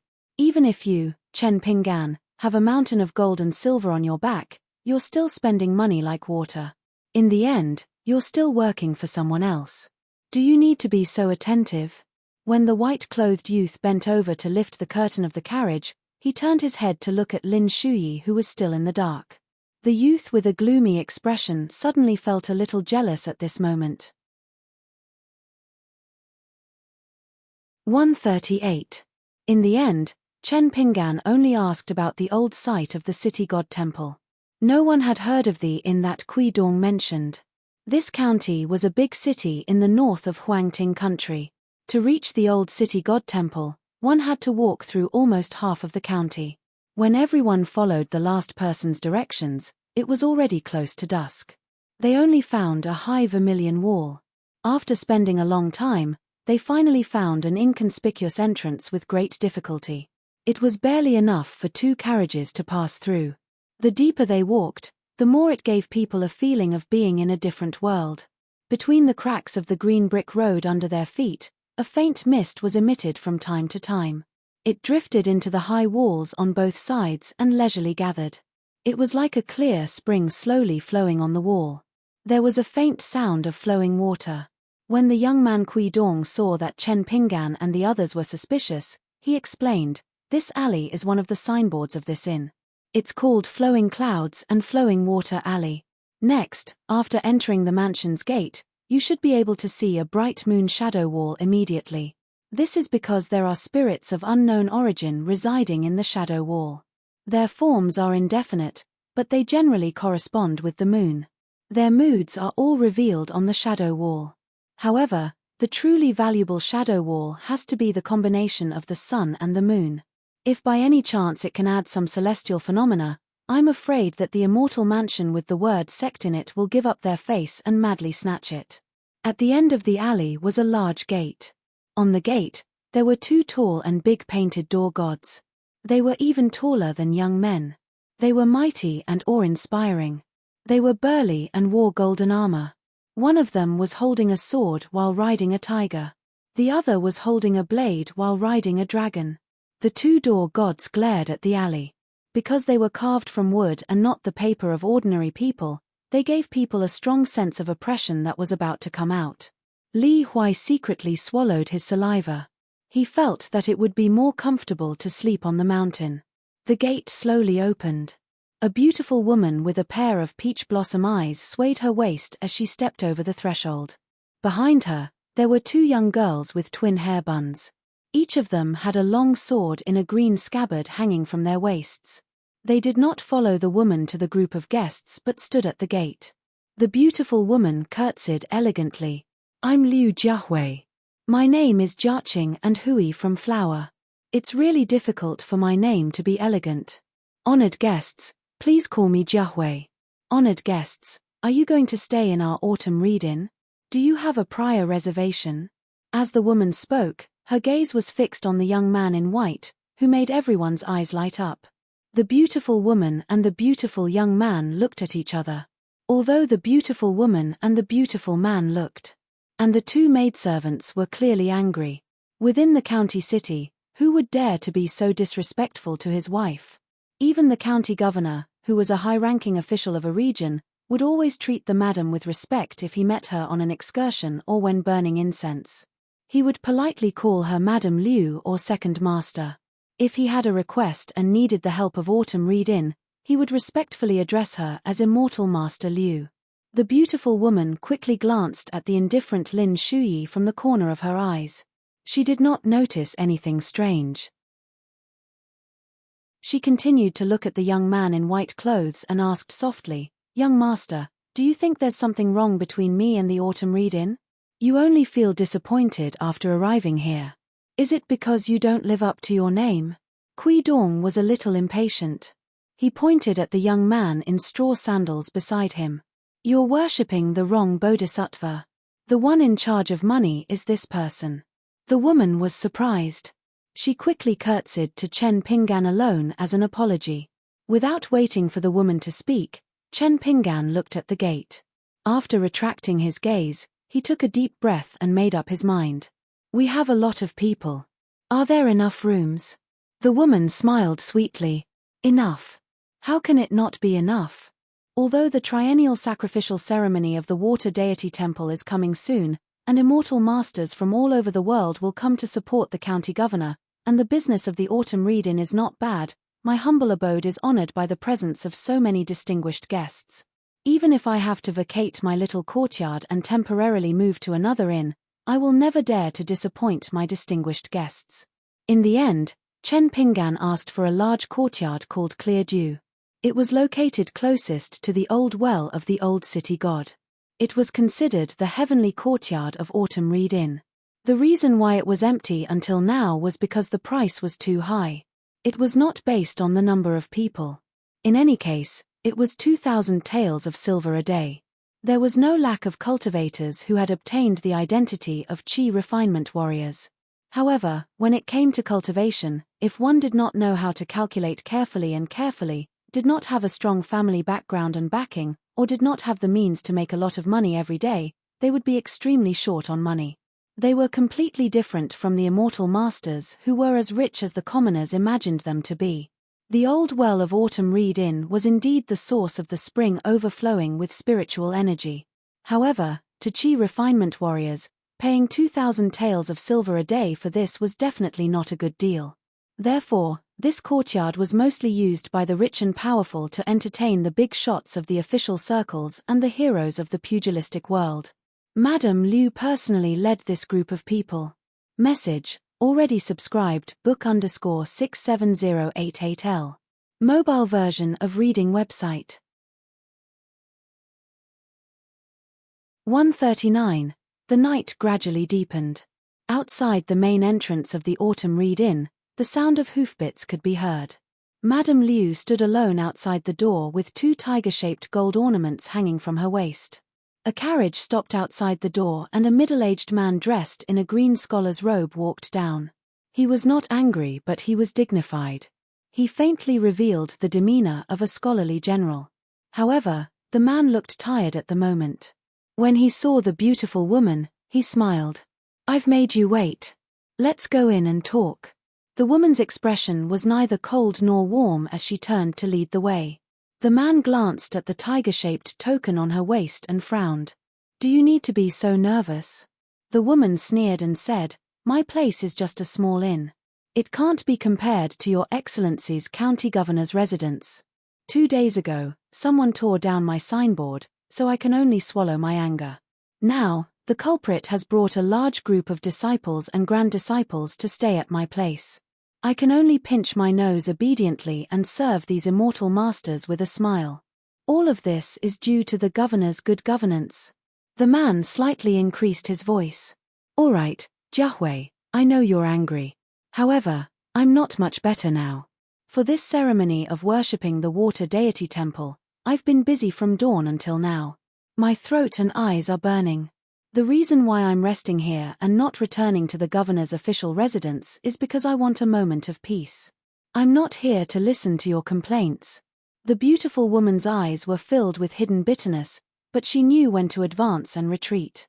Soon, she collected herself and changed the topic. You've been busy for half a year for this sacrificial ceremony. You need to make it grand. Old provincial governor is sick. Although he can't come in person, his trusted subordinate, Lord B, will show up. Plus those famous literati, famous monks, and hermits, it's enough to show up. What's more, the private funding from our county is enough to worship the 2 river deities in other places, isn't it? The man nodded. That's the reason. The woman asked softly, Then our Hampshire River god has finally taken a liking to you this time? Agree to lend you a hand and help you fight for the position of provincial governor? The man put his hands behind his back and walked into an elegant and quiet courtyard. He shook his head and sighed. That individual cultivator appeared at the wrong time. He wanted to avenge the innocent people who died unjustly. He came to your autumn read-in and found the cultivator of the Lingyun sect. After a big battle, he seriously injured the cultivator of the Lingyun sect and even destroyed the foundation of the screen wall of your inn. In fact, if things only reached this point, I could still control the situation. For example, as a county official, I could report to the imperial court and put the blame on the individual cultivator. I could remove the cultivator of the Lingyun sect who caused the trouble in order to appease the deeply rooted Lingyun sect in our Huangting country. However, at the same time, I would secretly let the individual cultivator go. At least the pursuit and encirclement in this county was just a superficial effort to delay time and let him take the opportunity to fly away. Since he is an individual cultivator, it shouldn't be difficult for him to make the 4 seas his home. Speaking of this, the man revealed a trace of annoyance. But it happened before the Hampshire River sacrificial ceremony. Not to mention the attention of the public, who doesn't know that the river god relied on the help of an ancestor of the Lingyun sect to gain a foothold in the early stages of becoming a god? The Lingyun sect has carefully maintained this relationship for more than 200 years. They have never troubled the water god with anything. Instead, in these 200 years, they have come to visit with heavy gifts once a year.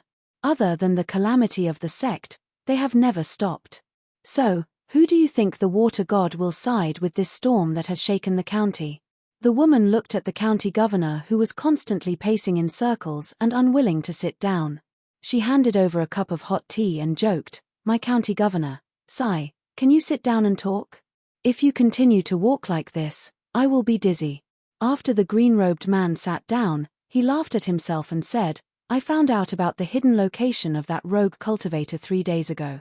Originally, I thought that I would drag it out for as long as possible. No matter what, I will drag it out until after the sacrificial ceremony. Maybe I can still keep my life. Jiahwei, do you know what the water god of the Hampshire River said to me after he revealed his golden body in the water god temple today? The woman shook her head. Of course, she couldn't guess the thoughts of a righteous god. As the manager of the autumn read-in, the sect that the woman belonged to wasn't much inferior to the Lingyun sect. It was just that every sect that had a bigger reputation had their own fixed territory. In the 3 prefectures in the north of Huangting country, the Lingyun sect was the leader of more than 10 large and small cultivation sects. However, no matter if it was the woman's sect or the cultivators of the Lingyun sect who could do whatever they wanted on the mountains in the north of Huangting country, they were extremely respectful towards the water god that was personally conferred by the emperor. After all, Huangting country wasn't a great dynasty like the Song clan or the Great Sui Kingdom's Gao clan. Since the founding of the country, the Hong clan of Huangting country was one of the 12 vassals of the Great Sui Kingdom. The number of mountain and river gods that could be conferred could be counted with one's fingers. To put it bluntly, even if the Great Sui Kingdom released the restrictions and allowed the Hong clan of Huangting country to wantonly reward and order the mountain and river gods, Huangting country didn't have such a foundation. Firstly, their territory was limited. Secondly, those mountain immortals who were independent towns controlled most of the mountains and rivers with outstanding spiritual energy. Therefore, to the county governor and even the provincial governor, the river god who controlled the water was an important character that they had to try their best to curry favor with. The man put down the teacup and rubbed his temples with both hands. The water god told me in person, the day before the county governor found out about the hiding place of the itinerant cultivator, I had already found out. Although the county governor isn't willing to enforce the law impartially, since I'm the water god of the Hansha River, I have to abide by the rules of not easily interfering with the secular officialdom. In addition, the county governor has been diligent and meritorious in governing the local area all these years. If the next county governor is a fatuous official and causes a lot of trouble that others have to clean up, it will hinder my meditation and cultivation. Therefore, I won't report to the imperial court. The woman's face was slightly pale. This river god's words mean that he won't help you take another step forward. The man smiled bitterly and said, "This is based on the premise that I arrest that person tonight." The woman was a little regretful. "I shouldn't have vented my anger on you just now." She then said angrily, "This water god of the Hansha River has a good reputation for hundreds of years. When it comes to his own interests, isn't he still helping his relatives and not reason? The person that the itinerant cultivator injured was only a third-generation disciple of the Lingyun sect. He dared to have designs on women in the city god temple and coveted beauty. He first killed a couple outside the city. After he found out that a child ran away, he pursued them through the night. The entire village had more than 30 people and they were all killed by him. Such a tragic act was coincidentally discovered by the itinerant cultivator. Before he took revenge for that family, he cleverly chose to spread the news without restraint. He even pasted a notice at the entrance of your office. After the itinerant cultivator did all this, he found the autumn reed in and fought with the murderer. Both inside and outside the city are the spies of the water god. How could he not know anything? On the contrary, the man was not as aggrieved and resentful as the woman. He only sighed softly and said, "The laws of the country and human relationships. What cultivators pursue is the Tao of heaven and earth. What about the laws of the country and human relationships? In front of a chi cultivator, what does it count as?" Taking a step back, against this water god of the Hansha River, the laws of the country are not completely useless. It's just that in the hands of a fourth-rank official like me, it's useless. In the hands of the old provincial governor, it's a little useful. Only in the hands of the emperor, it's a little useful. The woman muttered softly, "What if your position as the county guardian was in the Dali dynasty?" The man's eyes turned cold and he heavily slapped the armrest of the chair. "Liu Jiahui, don't talk nonsense. No matter how strong the Dali dynasty is, they are still barbarians. If the Song clan really unifies the north, it will be the day when the Aquarius continent's northern civilized bloodline will be cut off." The woman said angrily, "If you are really unyielding, why don't you just go against the wishes of the water god and protect that itinerant cultivator to the end? I don't believe that this water god is known to be omnipotent and can really cover the sky and cover the sun in the north of the Huangting country. If it really can't, at the very most, I'll just use the influence of my sect and come and wrestle with the Lingyun sect, this local snake." The man stretched out his hand and pointed at the woman. He laughed angrily and said, "How old are you? Still so childish and laughable. Do you think that Emperor Dali was able to have today's prestige because he had a smooth journey? Our county is already like this. Think about the vast territory of the Dali dynasty, How would they weigh the pros and cons? As the emperor of a country, the filthiness and forbearance is definitely something that you and I can't imagine. The woman didn't say anything. The man drank a mouthful of tea and leaned back on the chair. He looked exhausted. He pulled his collar and said to himself, I'm a disciple of the Confucian school. Therefore, I cultivate myself and my family. I will definitely try my best to abide by the rules. However, I'm still an official of the Huangting country. There are millions of people under my jurisdiction and I need to help them live a peaceful life. Therefore, I won't act as an official with benevolence, righteousness, and morality. This is because I need to lower my head and beg the immortal forces for help and treasures to resist all kinds of droughts, floods, and natural disasters. I need to visit them and send gifts. I need to beg those arrogant gods of mountains and rivers to intercept as much fate as possible in my county. Whether it's the poor commoners or the aristocratic families, they have suffered losses and were bullied by the immortal masters. I can only mend and repair them, tear down the east wall to repair the west wall, and try my best to appease them. The man closed his eyes. If it wasn't for this shameless pursuit of personal gain, I would have resigned or thrown away my official title. In this way, when that itinerant cultivator posted the first notice, he would have been taken down by a certain county governor who took the initiative to communicate with the water god with troops and cultivators. If it wasn't for this, after the itinerant cultivator died tonight, there wouldn't even be a tombstone. Of course, since he's already dead, what difference does it make if there's no tombstone, no toast, and no one remembers the good deeds he did when he was alive? The county governor stood up and came to the window. He said in a low voice, in the second year of the Huangting country's Jialu, which is 10 years ago, the 3 prefectures in the He prefecture shook non-stop at midnight. The He prefecture was the most serious.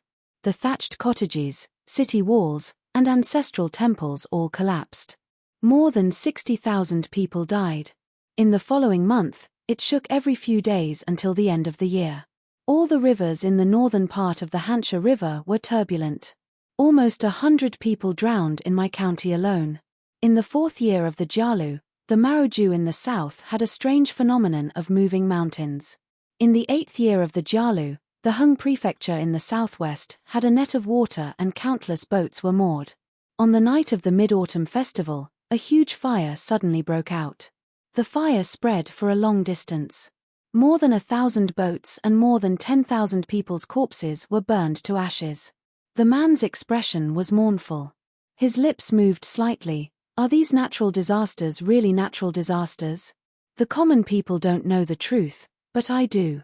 The man turned his head and looked at the woman. I even know that before that rogue cultivator was captured and killed, he would definitely scold me as the lackey of the Lingyun sect and the Hansha River's water god. He would hate me more than him. The woman wanted to say something but stopped. The man's face gradually became calm. I can already be sure that after the death of this rogue cultivator, within the county city, there will soon be rumors deliberately spread by those powerful families. They will say that in order to curry favor with the Lingyun sect, I painstakingly found the hiding place of that cultivator and surrounded and killed him. The woman sighed. That's most likely the case. The man smiled. I'm not saying this for you to hear. I'm saying it for myself. In the old well of the autumn reed inn, although white mist constantly rose in spirals and then spread in all directions, the water level was actually very low. The inner wall was covered with dark green moss. Suddenly, the water level rose rapidly and the water level was level with the mouth of the well. Then, a tall man wearing armor and holding a short halberd stepped out. The man had a long beard on both cheeks. Other than that, he was no different from an ordinary person. The man looked around.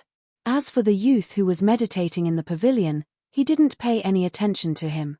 His figure rose from the ground and instantly landed in the courtyard where the county governor was staying. He said in a clear voice, "County Governor Wei, that rogue cultivator's head has been personally chopped off by me." At that time, there were many outsiders who were watching the show. That hateful bastard didn't know what was good for him and scolded County Governor Wei before he died. It was very unpleasant to hear. County Governor Wei, many of your shameful secrets have been completely exposed by that bastard. He even dared to splash dirty water on my lord. I was really angry. I originally wanted to give him a quick death, but I really felt that it was unfair for you, County Governor Wei, so I first poked a few holes in him before I chopped off his head. After this matter, when I return, I will report the situation to my lord. Don't worry, I will not let that bastard's words before he died ruin your relationship with my lord. This subordinate of the Hansha River's water god left after he finished speaking. He didn't hesitate at all. The woman stood at the entrance of the courtyard in a daze. According to the rogue cultivator's style and character, according to the man in the room, it was normal for him to curse him as a lackey before he died. However, it was very unreasonable for him to endlessly expose him in front of the Lingyun sect and the many forces in the county. This was because the man had private contact with him before. Both of their thoughts were clear in their hearts. If the man, as the county governor, betrayed the cultivator and betrayed him, it was very strange. Then the rogue cultivator's superfluous last words were also very abnormal. What I thought before, I still underestimated him. The county governor who was standing at the window had cultivated for many years. He understood the knack of it faster than the woman. He said softly, "There is chivalry at the foot of the mountain." 140. Within the borders of the Great Li, all of the upright deities of mountains and rivers conferred by the imperial court, in the common people's eyes, were nothing more than a clay sculpture of a golden body and an ancestral temple. Even the 5 great mountains' deities were the same, there was no exception. However, if it was the eastern vast continent outside of Dali, not to mention the Dragon Spring Tiefu River, Red Candle Town, and Chongdan River, even the lesser gods like Dragon Whisker River could build a mountain and river mansion openly as long as they could build a good relationship with the local government and there were no powerful immortal sects nearby. The mansion's standard was no different from the secular imperial court's Huangzi Palace or even better. The water god of Hansha River, as one of the few gods in Huangting Nation, spent many years to build a luxurious mansion with a plaque with the word Great Water hanging on it at a section of the river where there were no towns within a radius of 100 miles. It occupied an area of 1,000 acres. However, it was announced that the owner of the mansion was the descendant of the Chu clan, the founder of Huangting country. The descendants of the Chu clan were good at making money and that was why they had such a huge property. In fact, the real owner was the Hansha River god. Tonight, the mansion was brightly lit. Orioles sang and swallows danced as cups intertwined. Riches and honor filled the hall. Everlasting lanterns were hung on the 2 walls. This item was also a rare treasure in the mansion on the mountain. It was not the ingenious lamp but the drop of ambergris. Everlasting lanterns were mostly used in the emperor's secret chamber and mausoleum. It only required an ordinary candle and a drop of oil from the deep-sea ambergris whale oil. If the quality of the ambergris was good enough, the flame of the lamp would not be extinguished for 100 years. Moreover, the fragrance would last for a long time and could concentrate the mind. It was not inferior to high-quality sandalwood. A man in a green robe sat on the main seat. He held a white jade wine cup and gently shook it. The wine was golden, thick, and fragrant. There was a round patch embroidered on the chest of the man's robe. It was a golden dragon. There were more than 20 guests in the hall who came from afar. They were all cultivators of high status. However, they still appeared humble and polite in front of the man in the green robe. Occasionally, there was a hint of fear in their eyes. It was not as simple as the guests respecting the host. Autumn read in. Inside the house, the white-clothed youth had already left for a long time. Under the bright light, Chen Pingan finished carving the first white jade hairpin. He raised his head and looked at Li Huai, who was lying across from him. "Do you like to carve the words Li Huai or Huai Yin? If the name is engraved, like treasure vase and shuyi, it is simple and clear, and Huayin has a little meaning." Li Huai had a lot on his mind. After hearing this, he smiled and said, "Whatever you want." Chen Pingan picked up the black jade hairpin. "How about this one? The color matches well with the shade of Huai Yu." Li Huai nodded, then mustered up his courage to ask, "Chen Pingan, will you kill Lin Shuyi because you're angry? I feel that although Lin Shuyi has become a Qi refinement warrior, if he were to fight with you, I think it would be a matter of 1 or 2 punches." Actually, Lin Shuyi's temper is a little bad. He is more taciturn than us, but he doesn't have any bad intentions. Chen Pinggan did not know whether to laugh or cry. What are you thinking about? Why would I fight with Lin Shuyi? Li Huai added timidly, if Lin Shuyi takes the initiative to fight with you, Chen Pinggan, you can fight then. Just teach him a lesson. Remember not to hit him too hard. Lin Shuyi is from a rich family. He is not as thick-skinned as me. He will be fine even if Li Baoping punches him a few times. I don't think he can take it. Chen Pinggan did not know how to explain some things about people's hearts. He could only say, I will take note. Li Huai was completely relieved now. He immediately got up and ran to the small bookcase with a face full of smiles. He took out the painted wooden puppet and the silver ingot, then returned to the table and sat down. After letting the wooden puppet step on the silver ingot, he casually asked, Lin Shuyi told me earlier that all the provinces and counties in the world will follow the etiquette set up by the Confucian dynasty and build city god pavilions. The county towns will have city god temples. The county governors and county magistrates will be in charge of guarding the world of the living. The city god lord is in charge of the security of the netherworld, patrolling the territory and preventing ghosts and evil from secretly causing trouble. Chen Pinggan, the city god temple that we went to previously is already so big. It is even set up in the county city. Why is it still called a temple? Shouldn't it be called city god pavilion? Besides, we walked around the city god temple for so long in the day. Could it be that we have already met Lord City God but we did not recognize him? Chen Pinggan thought for a moment. You have to ask Kui Dongshan about this. Li Huai shook his head vigorously. I don't like that guy. He is so mysterious and weird. In a house, two ladies, one big and one small, sat opposite each other with an oil lamp between them. One of them was wiping a bamboo flute while the other had her arms crossed in front of her chest, glaring at her like a tiger watching its prey.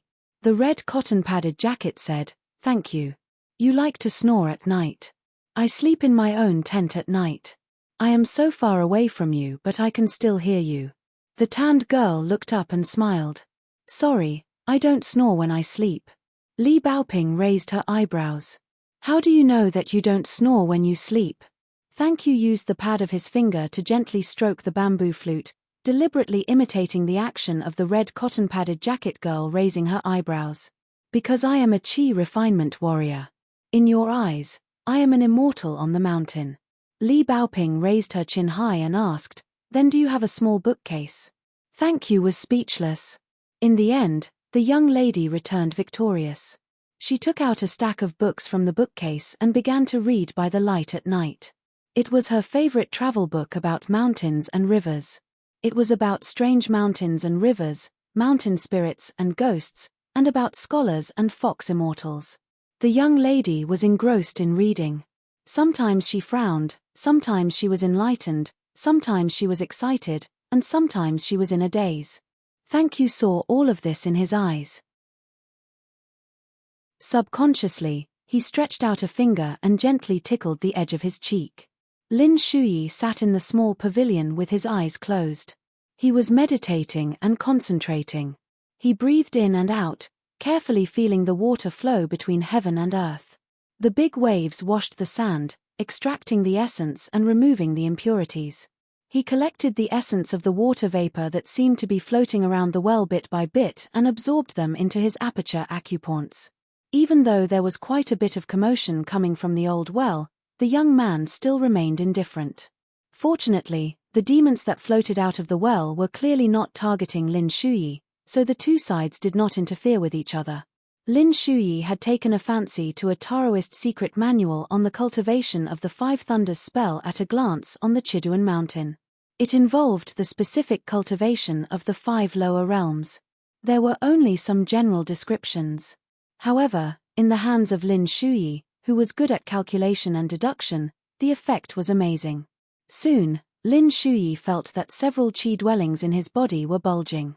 Lin Shuyi was still unwilling to give up. He had traveled through mountains and rivers. Lin Shuyi did not want to miss out on such a rich and clear aura. After an hour, Lin Shuyi's face was rosy. He was like an ordinary person who could not endure the hunger. He did not know how to control himself and ate until he was full in one go. Suddenly, someone slapped Lin Shuyi on the shoulder. Lin Shuyi burped and took the opportunity to exhale a mouthful of turbid air. It was truly turbid air, filthy and smelly. That uninvited guest quickly waved his snow-white sleeves to disperse this mouthful of turbid air that had accumulated. He grumbled, "You are really bold. Aren't you afraid that you will die from eating too much?" Lin Shuyi was stunned. He asked doubtfully, "Qi refinement warriors absorb the spirit energy hidden between heaven and earth. Isn't it better to have more?" The teenager in white said in a bad mood, like what Xie said, "How can a wine cup contain 1,000 catties of wine? The more, the better. According to what you said, those guys who established sects and claimed to be the ancestors had already swallowed the spirit energy of a few worlds into their stomachs. How can there be other Qi refinement warriors? Of course, they have to do it step by step. The number of cave abodes they excavate will determine how much spirit energy they absorb." Lin Shuyi felt some lingering fear in his heart. He raised his hand to wipe the sweat on his forehead. The teenager in white sat cross-legged and looked at the old well where spirit energy was rising. However, this ethereal scene could only be seen by Qi refinement warriors who had attained a higher level or martial Dao grandmasters. For ordinary people, even if they stuck their heads into the well, they would only feel that it was cooler than other places. The teenager Kui Dong turned his head and smiled. "I saved your life. Can you lend me a talisman? It's a loan. I will return it in the future." Lin Shuyi hesitated for a moment. The teenager Kui Dong's lips twitched. "Don't worry. It's not the most precious for. It's just a very good, but not the best gold powder talisman." Lin Shuyi nodded. "Sure." Kui Dong snapped his fingers. A gold talisman slid out from Lin Shuyi's arms and landed in his palm. Kui Dong lowered his head and looked at it, his eyes filled with admiration. Talisman paper was one of the foundations of the talisman sect, a major branch of Taoism. The ordinary talisman paper in the world was the yellow biao paper. One level higher was the hard yellow paper known as the yellow seal, which was commonly used by Daoist sects in the world. There were some special cases, such as the green talisman paper with the reputation of clear skies after rain, as well as some colorful talisman papers. Many of them were specially made by the emperor's family. They were often used to reward civil and military officials during festivals. Ordinary rich families could not buy them no matter how rich they were. Talisman paper was usually used by Taoists to draw talismans. The Daoist talisman was the most authentic and fundamental talisman in the world. It was known as the ancestor of many talisman lineages. However, talisman paper was not limited to yellow paper. Daoist perfected persons and land immortals did not need real talisman paper. They could draw talismans out of thin air and create a spiritual talisman. The militarists also had killing and suppression talismans. The Confucians also had scriptures. Compared to the militarists, it was slightly more complicated. Most of the words were written in regular script. The regular script was divided into 7 to 8 calligraphy grandmasters. There were many sayings such as 8 strokes and 9 strokes. The Buddhists were known for their hand seals. Although there were also talisman papers, they were relatively rare. Lin Shuyi asked curiously, "What kind of spell is this?"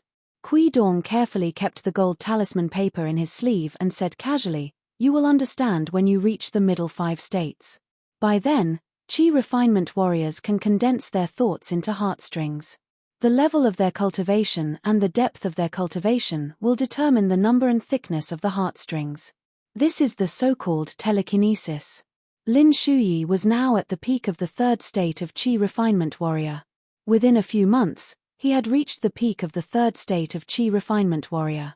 It was because the young man was born to cultivate. It was also because of Alliance's pot of wine. Rich people liked to buy big snakes from woodcutters in the mountains. They would cut open the gallbladder and mix it with wine. The medicinal effect was amazing. Then, one could imagine the mystery contained in the medicinal wine that was made from the demon core of an ascendant realm demon. The young man in white stood up and said with a smile, Alliance is your guide in cultivating and climbing the mountain. You have to cherish this opportunity. If you don't, I will, Lin Shuyi asked directly. What will you do? The young man in white changed his words and said with a smile, you will be unhappy. The young man Kui Dong's original words were I will kill you. After the swelling feeling gradually faded, Lin Shuyi began to close his eyes and concentrate again. He used his body to hide wind and gather water to build his own longevity bridge. The young man in white tipped his toes and jumped out of the pavilion. He walked towards the old well and pinched the gold talisman paper that he borrowed from Lin Shuyi with 2 fingers. Lin Shuyi shouted in a low voice, Kui Dongshan, what are you doing? The young man in white had a playful smile on his face. He walked to the mouth of the well and faced Lin Shuyi in the pavilion. The young man Kui Dong raised 2 fingers and shook the talisman gently. He stepped back and slid into the well. At the same time, he said silently, avoid water. 141. Although it's dark, it's not too late. Besides, the courtyard of the Autumn Reed Inn is exquisitely and elegantly decorated. Li Huai doesn't feel sleepy at all as he touches everything. While Chen Pinggan is carving the jade hairpin, the child simply takes out the wooden box given by the lord of the land of Chiduan Mountain and puts it on the table. He puts the painted puppet and the 5 clay figurines given by the sword Wiz Wei Jin of the Wind Snow Temple into the box. Then he throws the book bought from the Red Candle Town into the box. After moving, the long box made of yellow and gloomy wood still has room to spare. The wooden box is red. Wei Pai of Chiduan Mountain said that because it has been buried in the soil for countless years, the color gradually changes from yellow to red. Not only does the wood not decay, but it also produces a strange fragrance. At this time, Li Huai puts his head close to the wooden box and smells it carefully. The fragrance is still the same and has not faded. It's not worse than when he took it out at the Pillow Inn. Li Huai began to count with his fingers. He had left his hometown and small town to travel far away to study. Along the way, he had to eat and sleep in the open. Li Huai relied on hard work and endurance to gain a small harvest. Other than the most precious small green bamboo book box at the corner of the wall, there was also this delicate yellow wooden box, the wooden puppet, and the clay figurine. In fact, inside the book, there were also a few very valuable silverfish and the dark fish that was slapped into the book by Ah Liang. However, Li Huai did not like to read, so he rarely flipped through this book that cost Chen Pinggan nearly 10 taels of silver. At this moment, looking at Chen Pinggan who is concentrating on carving words on the hairpin, Li Huai thinks that he spent so much money but didn't read the book. When he bought the book, he even promised Chen Pinggan that he would read it. This makes the child feel a little guilty, so he takes out the seemingly brand new book from the wooden box, casually turns a page, and begins to read the words silently. Li Huai wants to make his conscience feel better. Li Huai pats his head and remembers something. He quickly reaches into his collar and touches a pocket that his sister Li Liu sewed herself. He takes out an oiled paper bag and shakes it at Chen Pinggan. He grins and says, Chen Pinggan, do you know what this is? Chen Pinggan carefully puts down the hairpin and carving knife. He rubs his eyes and asks, what is it? Li Huai's face is full of pride. He takes out a neatly folded piece of paper from the oiled paper bag and explains, at that time, people were constantly leaving the school. In the end, there are only 5 people left, me, Li Baoping, Lin Shuyi, Shi Chuanjia, and Dong Shuijing. In the last class, the teacher gave each of us a copybook. There is only 1 word written on it, and he asked us to copy it carefully, saying that it is homework. Later, the teacher didn't take back the original copy. During this trip, my mother thought that although the word written by the teacher is not as good as the big characters on the Spring Festival couplets next door, the ink is thick and the strength is strong. But in any case, Mr. Chi and I were teacher and apprentice, so I kept it as a memento. So I asked my sister to secretly sew a pocket inside my clothes and put it in an oiled paper bag. Later, I asked Li Baoping and Lin Shuyi. Li Baoping said that she didn't know where she lost it, and Lin Shuyi said that he put it at home, afraid that it will be lost and destroyed if he takes it out. Li Huai unfolds the folded paper and gently smooths out the creases.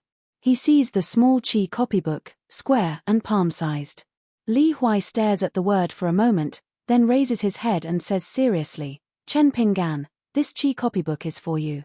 It's useless for me to keep it. Besides, I often lose things.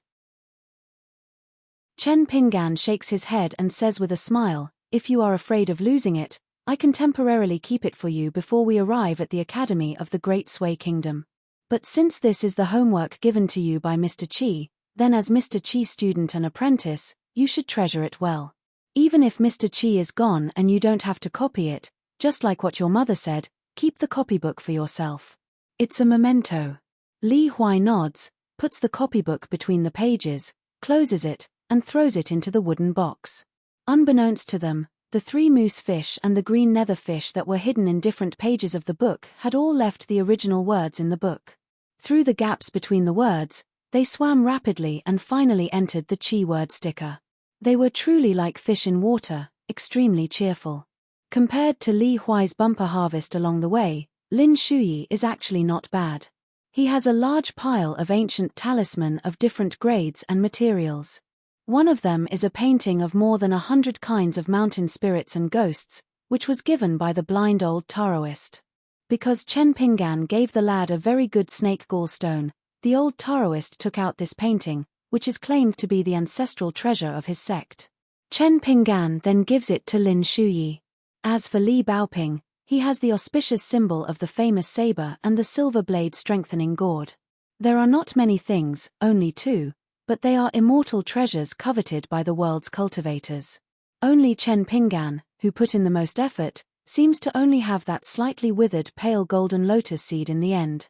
Now he doesn't even know what it is used for, and now he owes a lot of money to the white-clothed youth.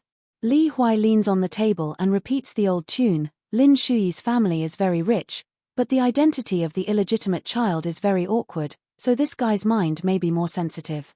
Chen Pinggan, don't lower yourself to his level.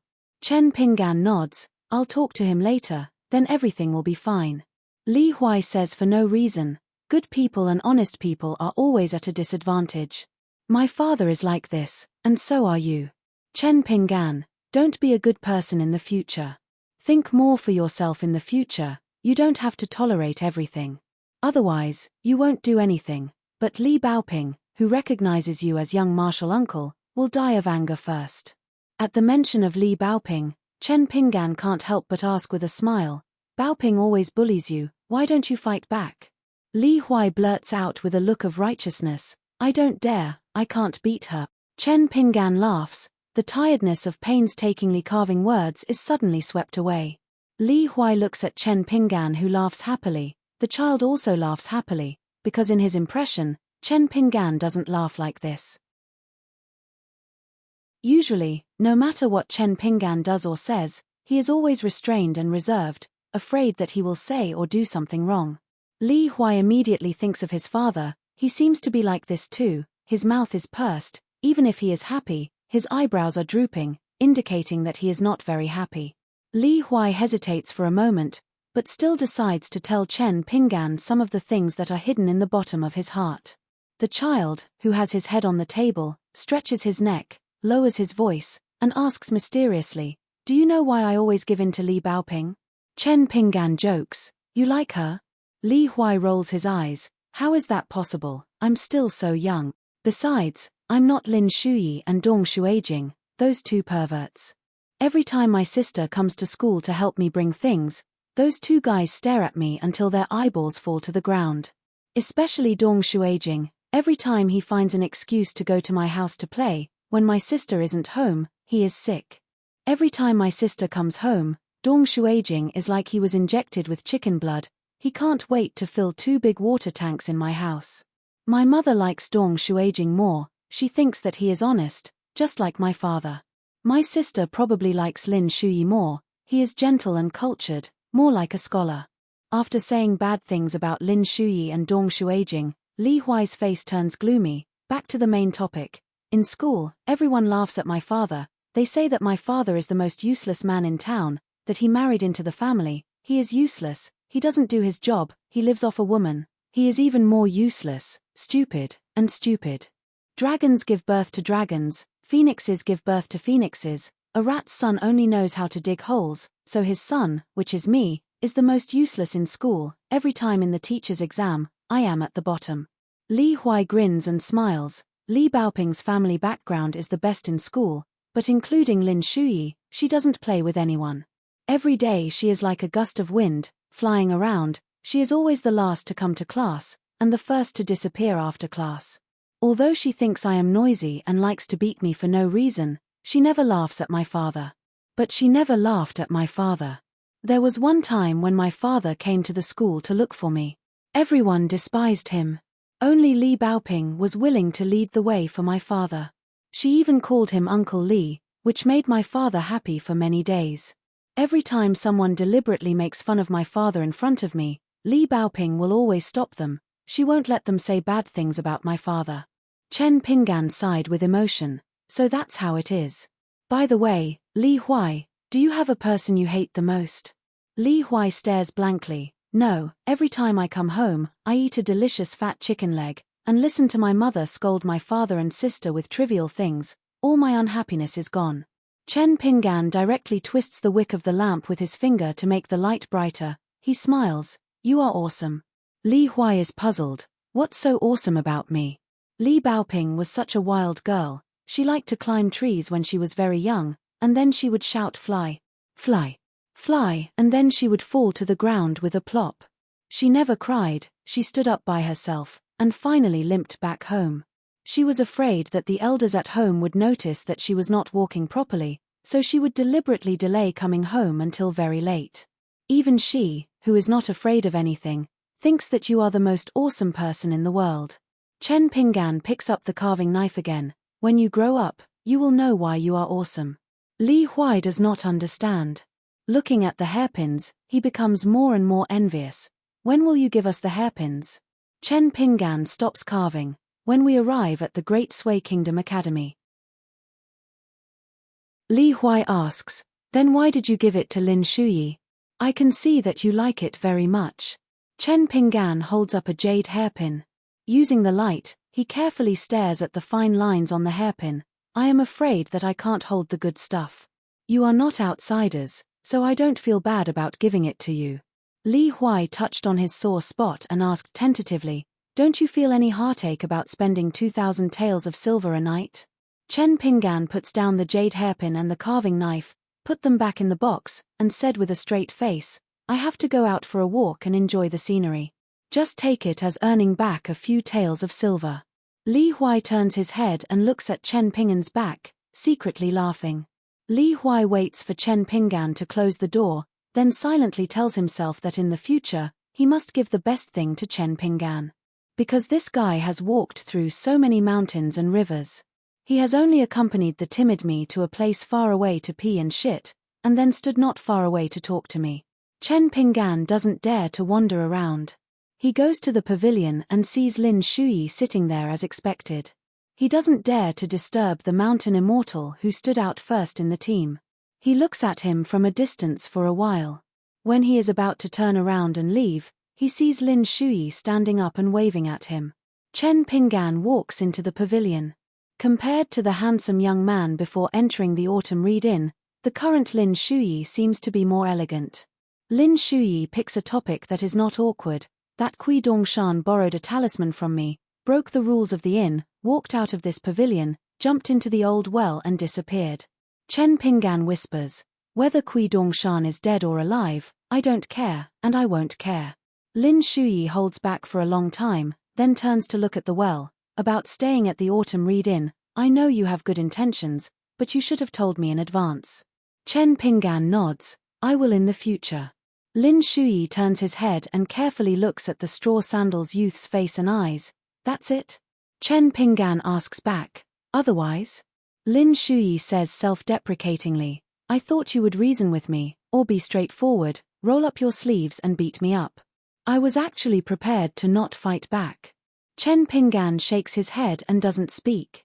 He leans against the pavilion pillar and looks at the well in the ruins of the old Chenghuang. Chen Pinggan can't see anything. Lin Shuyi looks at Chen Pinggan, I'm sorry.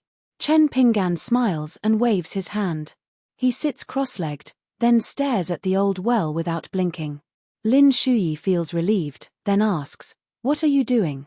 The straw sandals youth says seriously, "I want to see the silver back." The cold youth, who is already a cultivator, quickly reaches out to rub his cheeks, just to prevent himself from laughing out loud. Hansha River, Big Water Residence. The green-robed man on the main seat looks at the guests in the hall. There are people who constantly stand up to toast and sing praises, inevitably showing some complacency. Just now, there was a famous literary giant who stands up to toast again, saying that the county's good weather for so many years is all thanks to him, the water god. In his words, whether the county's people are good or bad has nothing to do with the governor surnamed Wei. The key is that this kind of Kai, there was a person who was dressed in Huangting Nation's secondary class, rank 3 official uniform.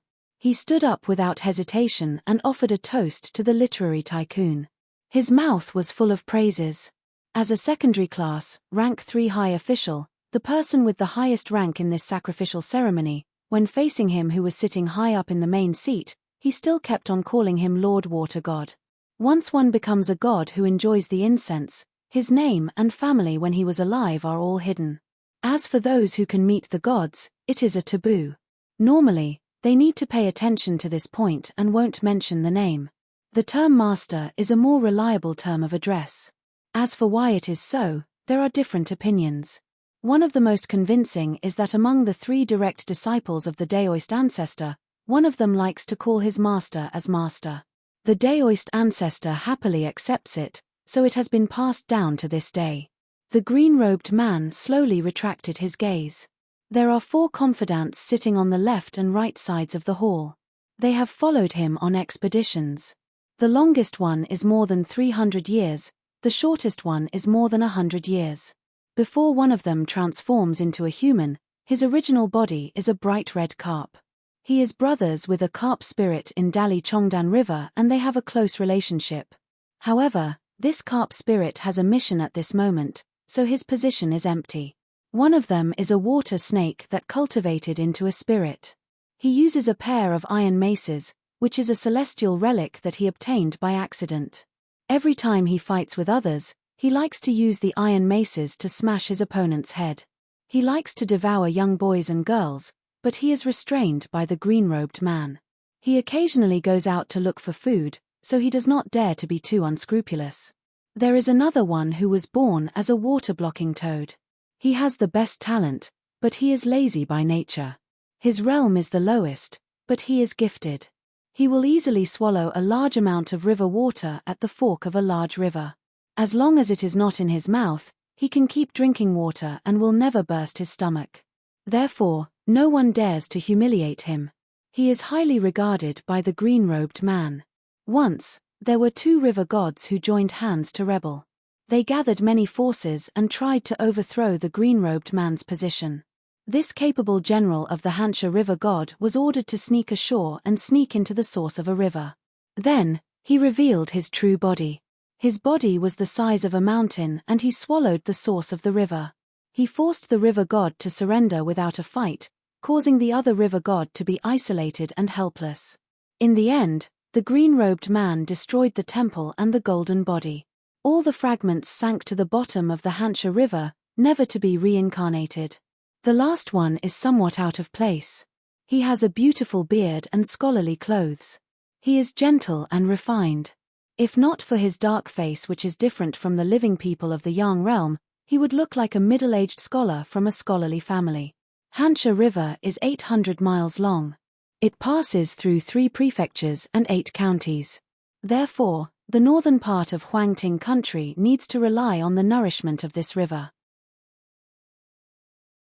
Although this person is not known for his combat power in this great water mansion, he is the publicly recognized chief military advisor. He always hides behind the scenes and gives advice to the water god. He also does not like to form cliques and be a maverick. Half of the beautiful maids serving tea and wine in the main hall are beauties of the mortal world. The other half of the maids who apply special makeup to conceal the aura of death are water ghosts who fell into the river and died. Of the water ghosts in the world, no matter if they died by drowning or committed suicide by jumping into the water, not everyone can become a water ghost. After death, they must have an innate physique before death and the time of death. These are all things that need to be paid attention to. If one is lucky enough to have a soul that does not disperse, then there is the possibility of being taken in as a maid by the Great Water Mansion. Among them, there are also water ghosts who are destroyed by the strong wind and constantly dissipate. For example, the soul-slapping wind and the soul-blowing wind that blow in the golden autumn season. Among the 5 elements, gold is the main killer. The 2 winds, one in the day and one in the night, take turns to drift. They are one of the natural enemies of ghosts. This is one of the origins of the so-called soul scattering in the mortal world. The 2 winds usually only pose a threat to otherworldly items. However, if a living person is extremely weak and has little fortune, they can also be injured by the wind. There is also the so-called execution after autumn. The imperial court usually executes the execution in autumn. This is the reason. It is to prevent malicious ghosts from running rampant. Other than that, the spring thunder that the mortal masters have heard is really like a drum pressing for death to otherworldly items. It is also a difficult juncture. From this, it can be seen that if it is not easy to be a human, it is also not easy to be a ghost. Other than the 4 trusted generals of the Great Water Mansion, the rest are the guests who came to congratulate him. The most pleasing person to the eyes of the green-robed man was, of course, the famous literary giant. Back then, he was just a poor scholar who accidentally slipped and fell into the water. It is a pity that this person is not suited to be an official. Even with the support of the water god, he was still only a 6th-grade imperial censor. In the end, he simply announced to the outside world that he resigned and lived in seclusion. In the mountains of Hezhou in the north of Huangting country, he built a luxurious mansion and became a carefree prime minister of the forest. After more than 20 years of management after his resignation, he was already known as the cultured sect master of the northern scholars of Huangting country. He has always been advocating for the water god of Hansha River. There are more than 20 poems about Hansha River alone. Every 2 to 3 years, he would invite a large number of scholars and poets to hold a poetry festival on Hansha River. He spent a lot of money, had good wine and delicious food, beautiful women and beautiful maids, and was extremely romantic. As for the son of the literary giant who rose up the ranks in Huangting country's imperial court and the grandson of an ordinary person who became a cultivator, no one was willing to investigate. Or rather, they did not have the guts to get to the bottom of it. The sect master of the literary world who called himself Old Huang Daoist was currently chatting happily with the other lord, laughing heartily. The other lord was the nominal 3 leaders of a state. The first seat was of course the provincial governor, followed by the general who was stationed in the area and held military power. The military power of Huangting country was weak. The imperial court valued military power more than military power. Therefore, the other lord's official prestige was often above that of a states general. The other lord's existence was more to be used by the emperor to restrict and balance the provincial governor. At this moment, everyone subconsciously stopped talking and turned to look at the direction of the door. They saw an armored man with 2 strands of long beard on his cheeks striding into the hall. He clasped his fists and laughed, reporting to the old master, "That rogue cultivator who did not know the immensity of heaven and earth is already dead. His head was twisted by me personally. There are no accidents." The green-robed man first glanced at the expression of a white-haired old man in the hall. He noticed that the burly man with a short halberd at his waist wanted to say something but stopped. He smiled and said, "If you have something to say, say it." He grinned and said cheerfully, "Before that young rogue cultivator died, he exposed a lot of scandals. Some about you, the old master, some about the big families in the county city. Of course, most of them were about that provincial governor with the surname Wei. It was very unpleasant to hear. 18 generations of his ancestors were scolded several times. If I didn't act quickly, I'm afraid that guy with the surname Wei would have revealed that he peed in his pants when he was young.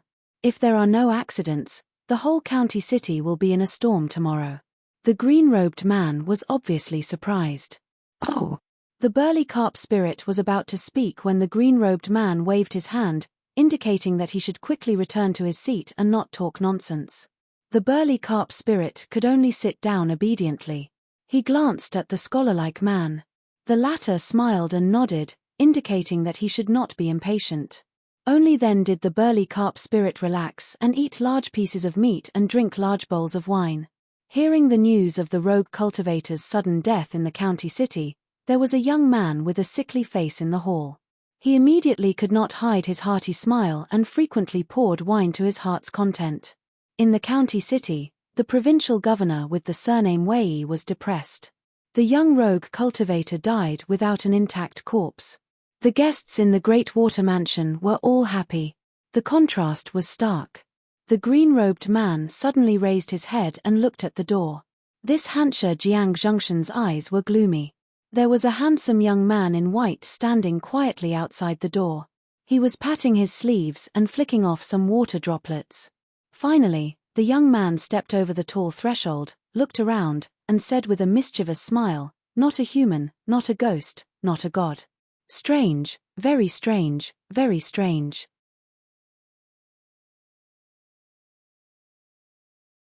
142. What a killjoy.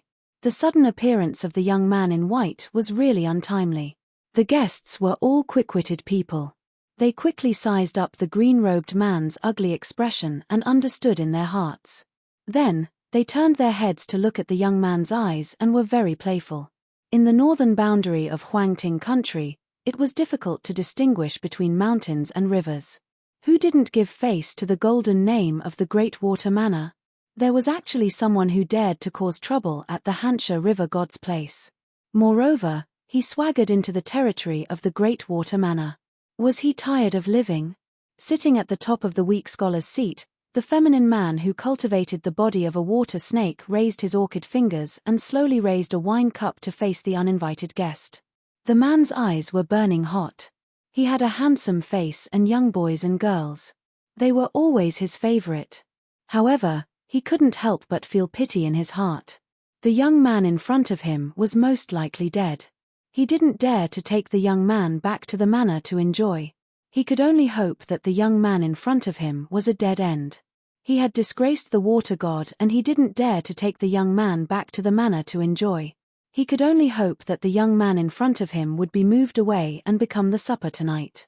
The man's voice was sharp as he smiled and said, "The wine in this cup is the unique golden jade liquid of my Hansha River Great Water Manor. A cup of wine for a cultivator is equivalent to 10 days of bitter cultivation in the paradise. If an ordinary person drinks it, it's not difficult at all to cure illness and eliminate disasters. There's still half a cup left. Do you want to try it?" The young man in white stepped over the threshold and didn't continue to move forward. He stood in the same place and only cared about looking around. He didn't pay any attention to this notorious and fierce water spirit at all. The feminine man was so angry that he laughed. He stuck out his naturally long tongue and licked the corner of his mouth. Finally, he laughed and said, "You don't want to do it the hard way. Die." With a flick of his wrist, half a cup of golden wine splashed out. The eye-catching wine suddenly stopped in the air and then scattered. Drop by drop, dozens of drops of wine broke through the air and flew straight at the white-clothed youth. The speed was faster than the strong bows and arrows within 100 steps. A series of buzzing whistles sounded, and the momentum was terrifying. If the young man in white didn't dodge in time, his body would definitely be full of holes. Just this water-controlling ability made some of the young chi cultivators in the seats feel apprehensive from the bottom of their hearts. Almost everyone felt that the outcome was already decided. The white-haired old man was no exception. When he first saw the young man, he was surprised, but he quickly shook his head gently. The newborn calf was not afraid of the tiger, but the Great Water Mansion was a dragon's pool and a tiger's den. It was not a place where one could come and go as one pleased. What a pity, it was a waste of such good looks. In the northern part of the Aquarius continent, everyone knew that in the small Huang court country, the emperor of the Hong family would first look at the handwriting before looking at the content of the essay. If both were good, then the most important thing would come. His Majesty would look at who among the high scholars in the court examination, who was the most handsome and dignified. When the old man was on the streets of the county city, he had already seen the group of students with the white-robed youth. The old man knew a bit about physiognomy. Judging from the white-robed youth and his aura, he should only have an outstanding appearance. He was far from being comparable to the other person standing next to the basket youth. The calm-looking green-robed youth was the real deal. The old man no longer looked at the young man who was destined to have a miserable ending. He turned his head and looked at the young practitioner opposite him who he knew very well. The old man's eyes were full of haze. The latter was keenly aware of the gaze of the elders in the sect and slightly retreated. But soon he remembered that he had found a real big backer. Things were different now. He straightened his back and smiled calmly as he raised his cup of wine. The old man smiled insincerely and turned a blind eye. The old man was well-mannered, but the two young people beside him were furious when they saw this scene. They glared angrily at the proud traitor of the sect. The Ling Yun sect cultivator sitting alone opposite was the culprit of the previous disturbance. At the end of the massacre, he was encountered by a passing rogue cultivator. Among the inner disciples of the Ling Yun sect, his aptitude was average and he was not good at killing. He could not fight against the rogue cultivator who was good at catching and killing, so he quickly fled into the city. After that, he was in a leisurely mood and leisurely stayed in the Autumn Reed Inn. He probably had the intention of using the inn and Madame Liu as a protective talisman.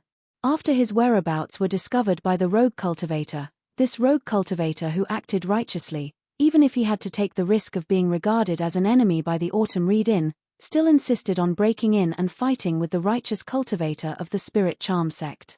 As a result, not only did he break the Moon Image Wall, he was also deliberately taken to the nearby streets by the Ling Yun sect cultivator.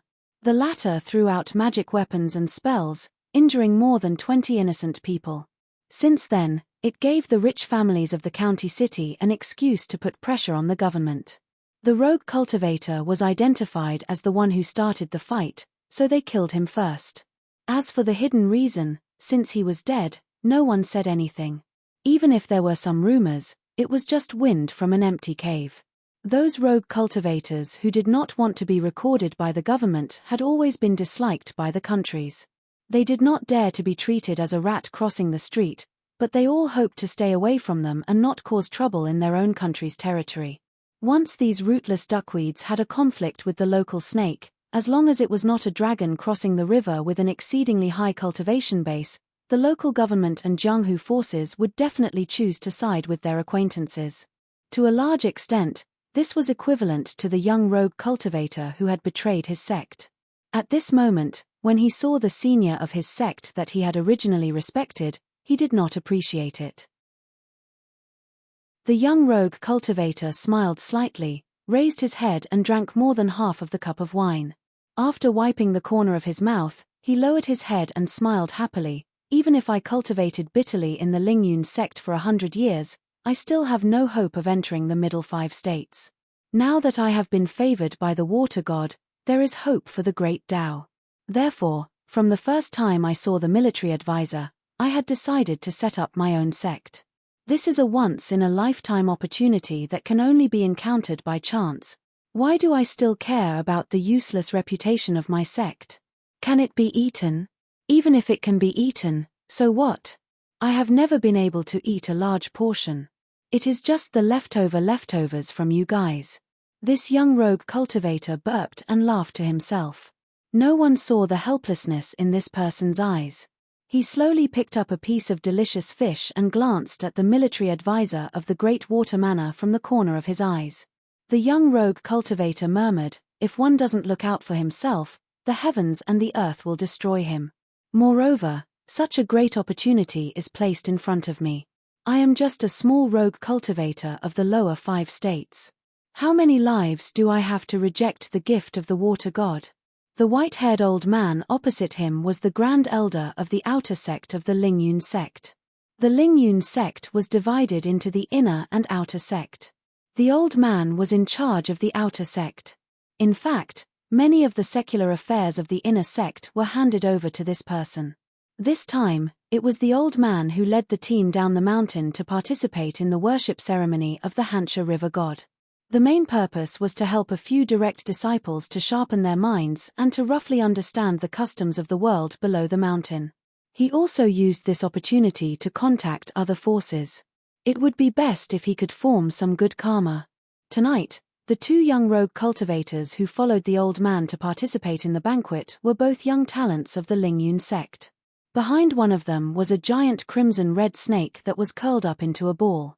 Beside the other was a giant black tiger that was crawling on the ground. The two of them sat next to each other and there was an unusual atmosphere of dragons and tigers crouching. But just when almost everyone thought that the young rogue cultivator was dead for sure, the white-clothed young rogue cultivator's performance shocked everyone. He stood where he was and did not move at all. He allowed the golden jade liquid to split into droplets of wine to shoot towards him. But when those droplets of water hit the white-clothed young rogue cultivator's clothes, they were like snowflakes that crashed into a blazing furnace and instantly dissipated. The green-robed man nodded his head and muttered to himself, impenetrable by water magic. Interesting. No wonder he dares to cause trouble. He leaned forward slightly and looked at the scholar. He asked with a smile, is there something mysterious about the young rogue cultivator's robe, or is there something else strange? The scholar below retracted his gaze from the young rogue cultivator and turned his head to answer, it should not be related to the robe. I guess that this person is hiding a high-grade Taoist water-repellent talisman. It is very difficult for ordinary water magic to break the natural restriction of the talisman. The green-robed man laughed involuntarily. You don't think that with this talisman by his side, this little baby can run amok in my great water estate? The scholar smiled. Most likely there is something else he can rely on. The green-robed man who had been lazy and bored sat up slightly. I can't wait.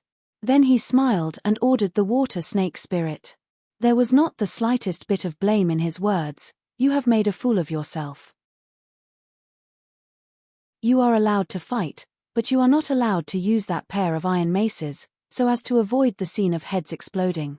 You are happy, but if you disgust the guests, you cannot afford to be punished. The feminine man smiled and stood up. Thank you for your reward, master. The young rogue cultivator in white took a few steps back. It turned out that he wanted to sit on the threshold to rest. After sitting down, he waved his hand to the water snake spirit who came out of a few tables. Don't worry, wait for me to finish my words first. The literati in the hall and the guests looked at each other. The green-robed man held his belly and laughed, raising his cup to drink. Among the guests, there were two people sitting at the head of the Lingyun sect's traitors. They were about 30 years old, high-spirited, and showing off their abilities. After seeing the young rogue cultivator in white style, they were still disdainful. One person carried a long sword on his back even when he was drinking, while the other placed his sword horizontally on the table. The distance between the sword and the right hand holding the sword was at most a few feet. These two people were obviously two famous sword cultivators. Although one could not tell if their respective natal flying swords had been nurtured to great success, sword cultivators were widely acknowledged to have the greatest killing power among the Qi refinement warriors and had the best cultivation experience. Even the cultivators of the Middle Five States would not dare to belittle any sword cultivator of the Middle Five States. This was because every time a sword cultivator ascended a state, the power of the flying sword would increase, and the growth of cultivation base would far exceed that of ordinary Qi cultivators. Especially in the lower 5 states, the life source flying sword was extremely fragile. Once a sword cultivator successfully ascended to the middle 5 states, it would usher in earth-shaking changes.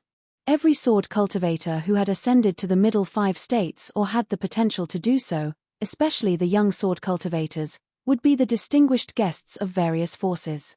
There was a popular saying on the mountain, in the middle 5 states, a 60-year-old Qi cultivator is a 100-year-old young sword cultivator. The implication was that a 60-year-old immortal in the middle 5 states was no longer a genius figure, but a 100-year-old sword cultivator was still a stunning Qi cultivator. Among the 2 sword cultivators who visited the Great Water Mansion together, one was an itinerant cultivator. It was said that he had received the true teachings of a wandering master, belonging to the Daoist lineage. He was bestowed with a divine weapon that could cut iron like mud, and the seal script was hand-blade. The other was the reclusive disciple of the head of the Crouching Dragon Temple. The orthodoxy of the Crouching Dragon Temple belonged to the external elixir lineage of the Daoist Dan Cauldron sect. They collected heavenly and earthly treasures, built cauldrons to refine elixirs, and used medicine as bait to aid in cultivation. The treasure of the temple was an ancient inkstone, called the Old Dragon Inkstone.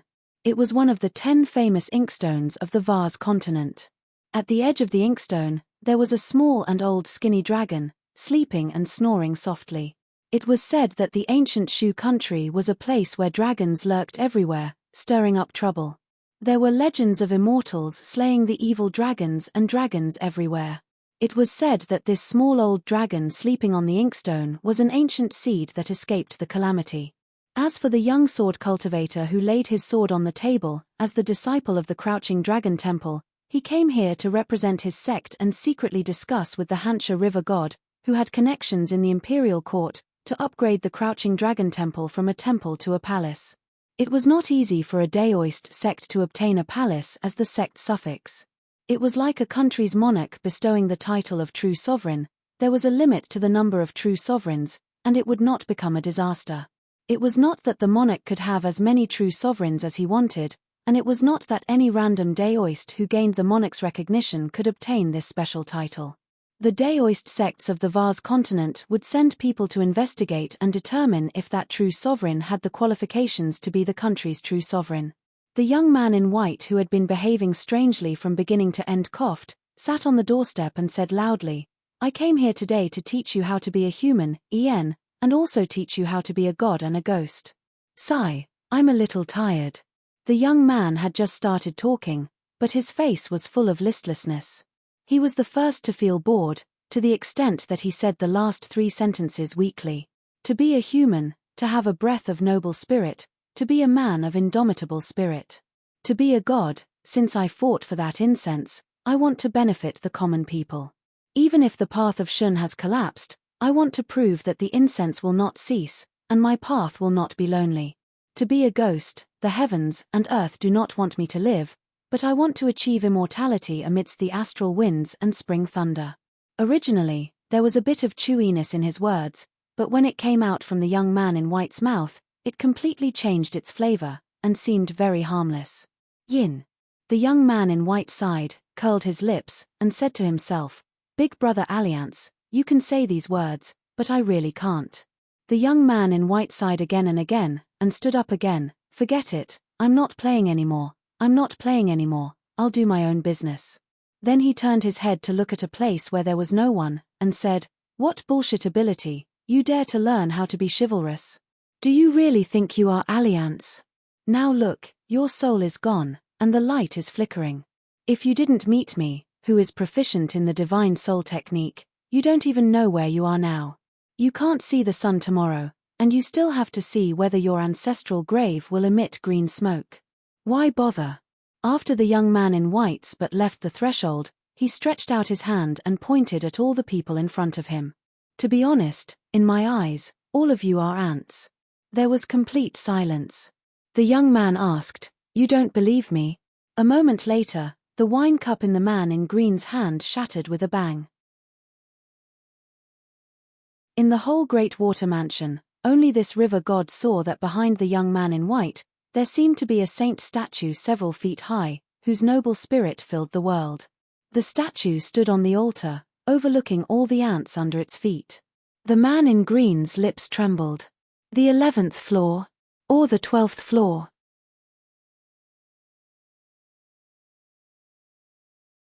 "143. Is it really a scholarly sage who has come to the Great Water Mansion?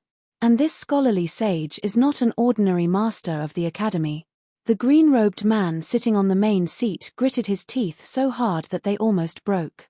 His sitting posture was stiff and his body was tense. This god of the Hansha River, who had been tyrannical in the north of Huangting Nation for hundreds of years, had to clench his fists and hit the armrest of the chair heavily to resist the urge to get up and beg for mercy. Huangting Nation was just one of the vassal states of the Great Sui Kingdom. This seemingly immature, uninvited guest in front of him was definitely not a native. He had long been familiar with the chi cultivators of Huangting Nation. He knew who he could provoke and who he should befriend. After hundreds of years of hard work, the green-robed man was very confident about all of this. The masters of each of the 72 academies of Confucianism had to be at least at the 10th realm to be qualified to control the academies. The powerful chi cultivators of the upper 5 states were usually elusive. Therefore, the 10th state chi cultivators who were relatively close to the dynasties of the secular world, such as the master of the academy, were already qualified to be respectfully addressed as the scholarly sage by the secular world. Other than that, there was also the golden arhat of Buddhism and the land immortal of Taoism. This small group of top chi cultivators was like the statue in the ancestral temple. The position of the statue was high enough but not too far away. One could worship it by burning incense and kowtowing. Otherwise, those old immortals of the upper 5 realms who were hidden in the clouds would not be able to find the temple even if one carried a pig's head. The green-robed man's eyes gradually turned red and filled with blood vessels. A faint golden glow appeared in his eyes. He still tried his best to stare at the statue of the sage behind the white-robed young man without blinking. In his vision, on the altar, there was a majestic old man in a snow-white robe who was shining brightly. The rays of light seemed to contain the truth of the great Tao. Every ray of light, if one looked closely, was connected by countless golden words that flashed and disappeared. They were written with the etiquette and rules of Confucianism. The Dharma form of the sage was wearing a laurel belt. Its sleeves were as wide as a bird's wings and swayed without wind. There was a shining jade pendant hanging on its waist, which was particularly eye-catching. It was like a small pocket-sized moon in the human world. It couldn't be faked. It was the genuine aura of a saint. The green-robed man's background was actually very deep. He had been influenced by what he saw and heard since he was young, so he knew a lot of secrets. He just happened to be someone who knew what was good for him, so when he saw this scene, he became even more frightened. If it was an ordinary cultivator of the middle 5 realms from the mountain sect, they might have thought that it was some sort of deceitful trick. The tall man in green robes with golden dragons embroidered on them finally blinked his eyes. He had no choice but to avert his gaze. Due to the piercing pain, tears slowly slid out of his eyes, but they quickly dissipated. Naturally, he didn't want to show any signs of cowardice in front of his subordinates and guests. In his long life of cultivation, he was able to reach where he was today and sit firmly in this high position. Just by relying on his good foundation and good fortune, without the support of a persevering and indomitable mind, all his achievements would have been washed away by the torrential waters of the Hansha River. Someone had once taught him that the knowledge of a saint would only grow stronger if one drilled into it. The statue of the saint was extremely high. In today's world, the rules set by the saint of Confucianism were becoming more and more complicated and meticulous, and the ritual was becoming more and more stable. It was no longer the ancient Shu kingdom that had existed for a long time. At that time, there were many flood dragons on the territory of the ancient Shu kingdom, and they refused to be controlled by the heavens and earth.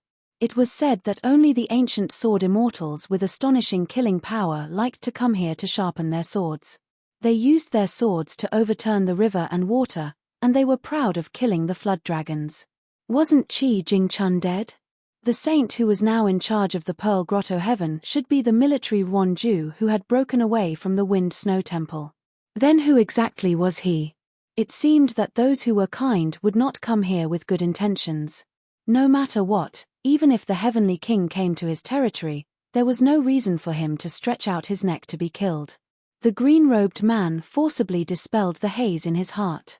He took a deep breath, raised his left fist slightly, and gently knocked on the armrest of the chair. It seemed to be an understatement, but the entire Great Water Mansion shook. The section of the Hansha River that was adjacent to the mansion suddenly had huge waves without warning. Layer upon layer, they slammed on both sides of the river. The green-robed man slapped down. Everyone in the hall swayed along with it. The long swords in the scabbards of the 2 young sword cultivators could not bear the burden. They were struggling like trapped beasts. Only the white-robed youth did not move at all, and the Dharmakaya statue behind him was as stable as a mountain. The youth raised his head slightly and looked at the green-robed man who was sitting in the north and facing the south. The corner of his mouth was full of sarcasm. Although the great water mansion was built near the river, there was in fact another mystery under the mansion. A deep and wide water channel had been chiseled out long ago, so it was closely connected to the fate of the Hansha River. It was a large-scale formation in itself. Although it was not as good as the protective formation of some top immortals, or the protective formation of the capital city of the dynasty, the green-robed man, who was extremely skilled, could have a mysterious blessing similar to a small world as long as he stayed in it and did not leave this place without permission. To be able to make an exception to this, other than fate, it had a lot to do with the green-robed man's strange bloodline. Ordinary chi cultivators would only be able to enter the 10th realm. For example, the 3 sects of Confucianism, Buddhism, and Taoism, and the school of the military. These 3 sects were a family with 4 forces. Once they were in their home ground, they would be able to sit on the right time, place, and people. The Confucian Academy, Buddhist temple, Taoist temple, and the ancient battlefield ruins of the school of the military were equivalent to the owner of that small world. When other cultivators entered, it was equivalent to living under their roof.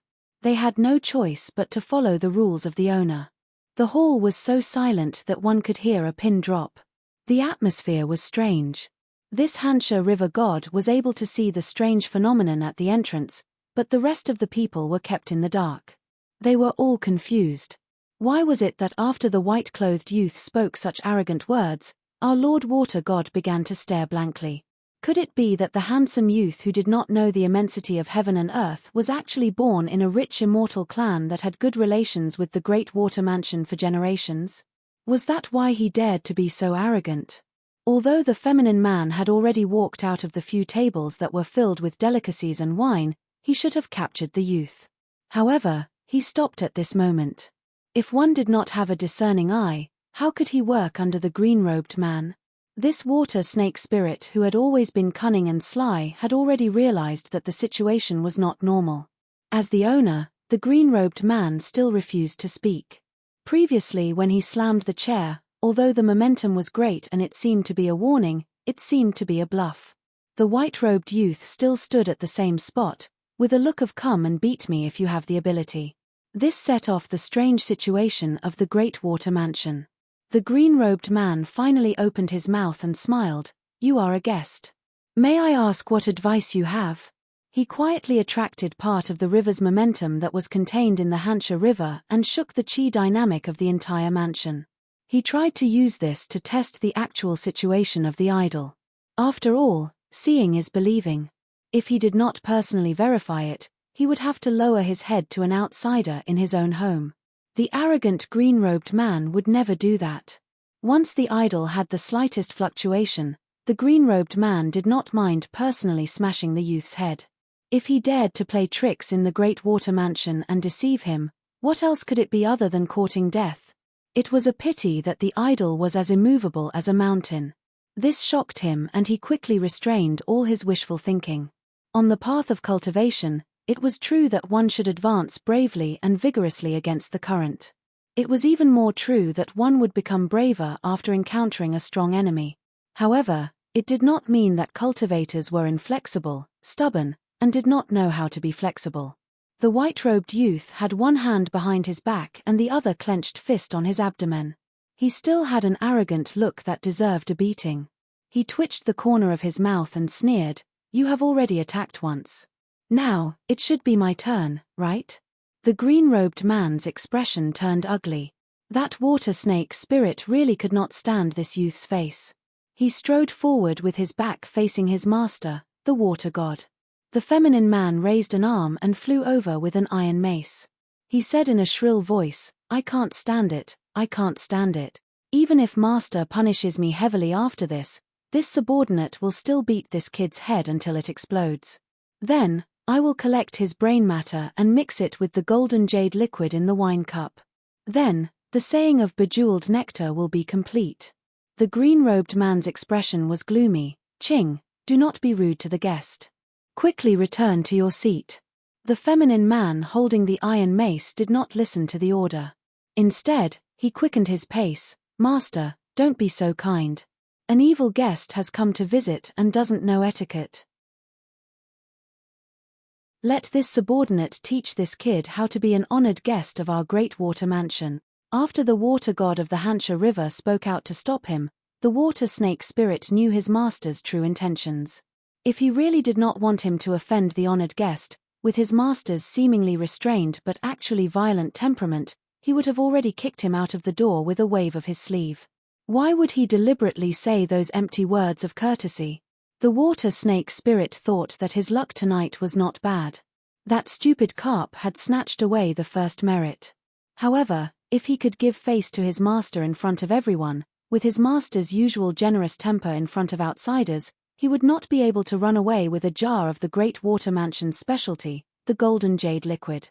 This water clan spirit who had cultivated the grin form with great difficulty definitely did not know that his master, the water god, who was fair in his rewards and punishments, was deliberately sending him to his death this time.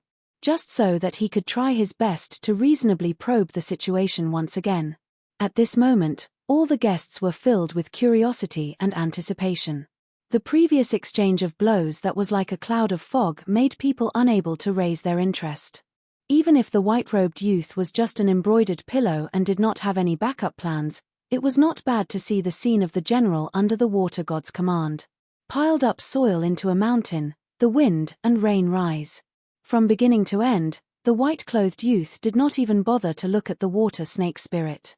He was all smiles, as if he was dealing with a teacher reciting a classic.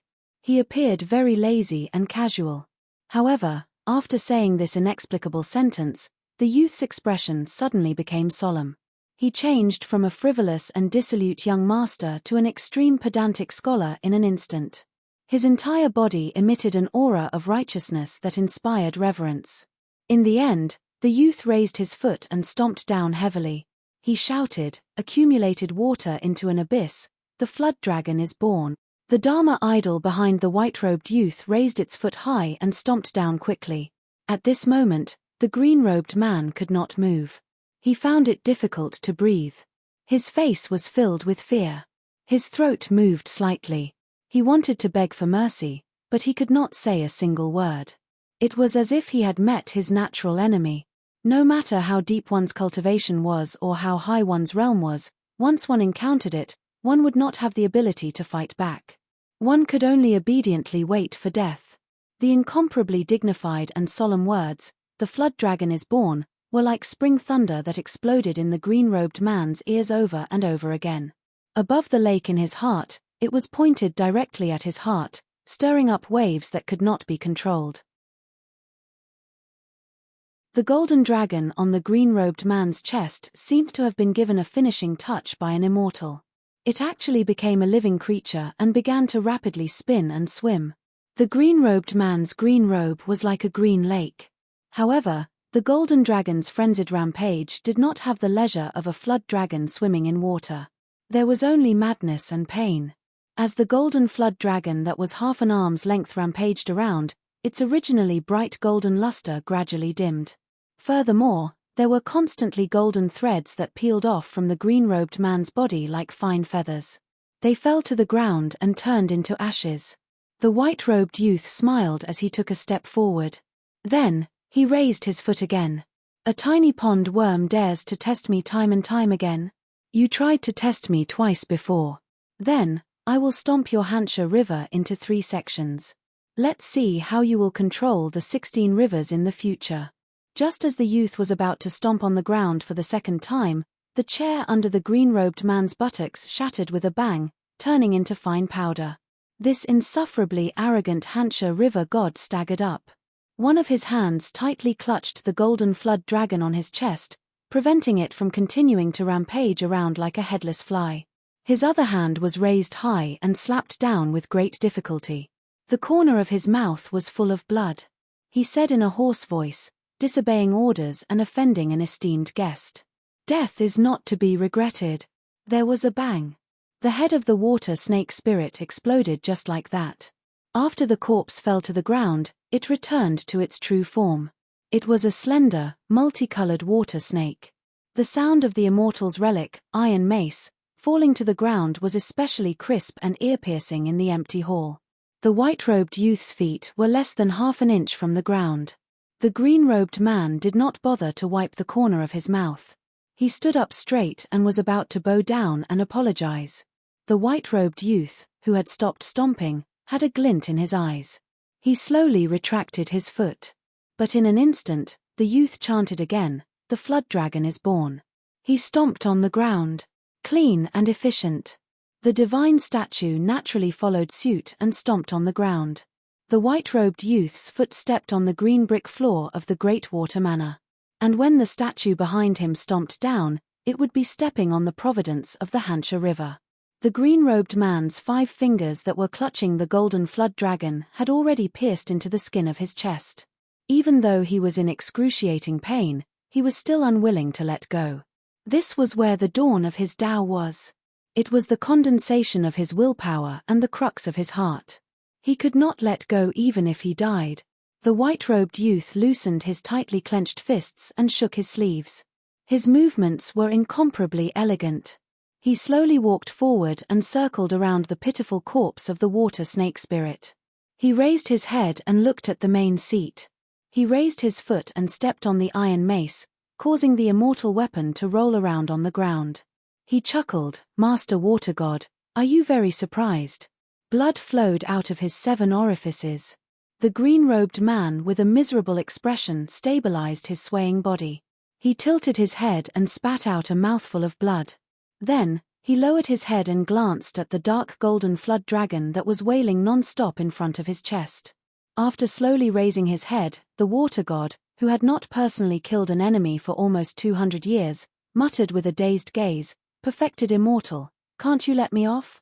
If immortal master kicks me again, I'll be no different from death." Everyone in the hall did not know what had happened. They were all dumbfounded.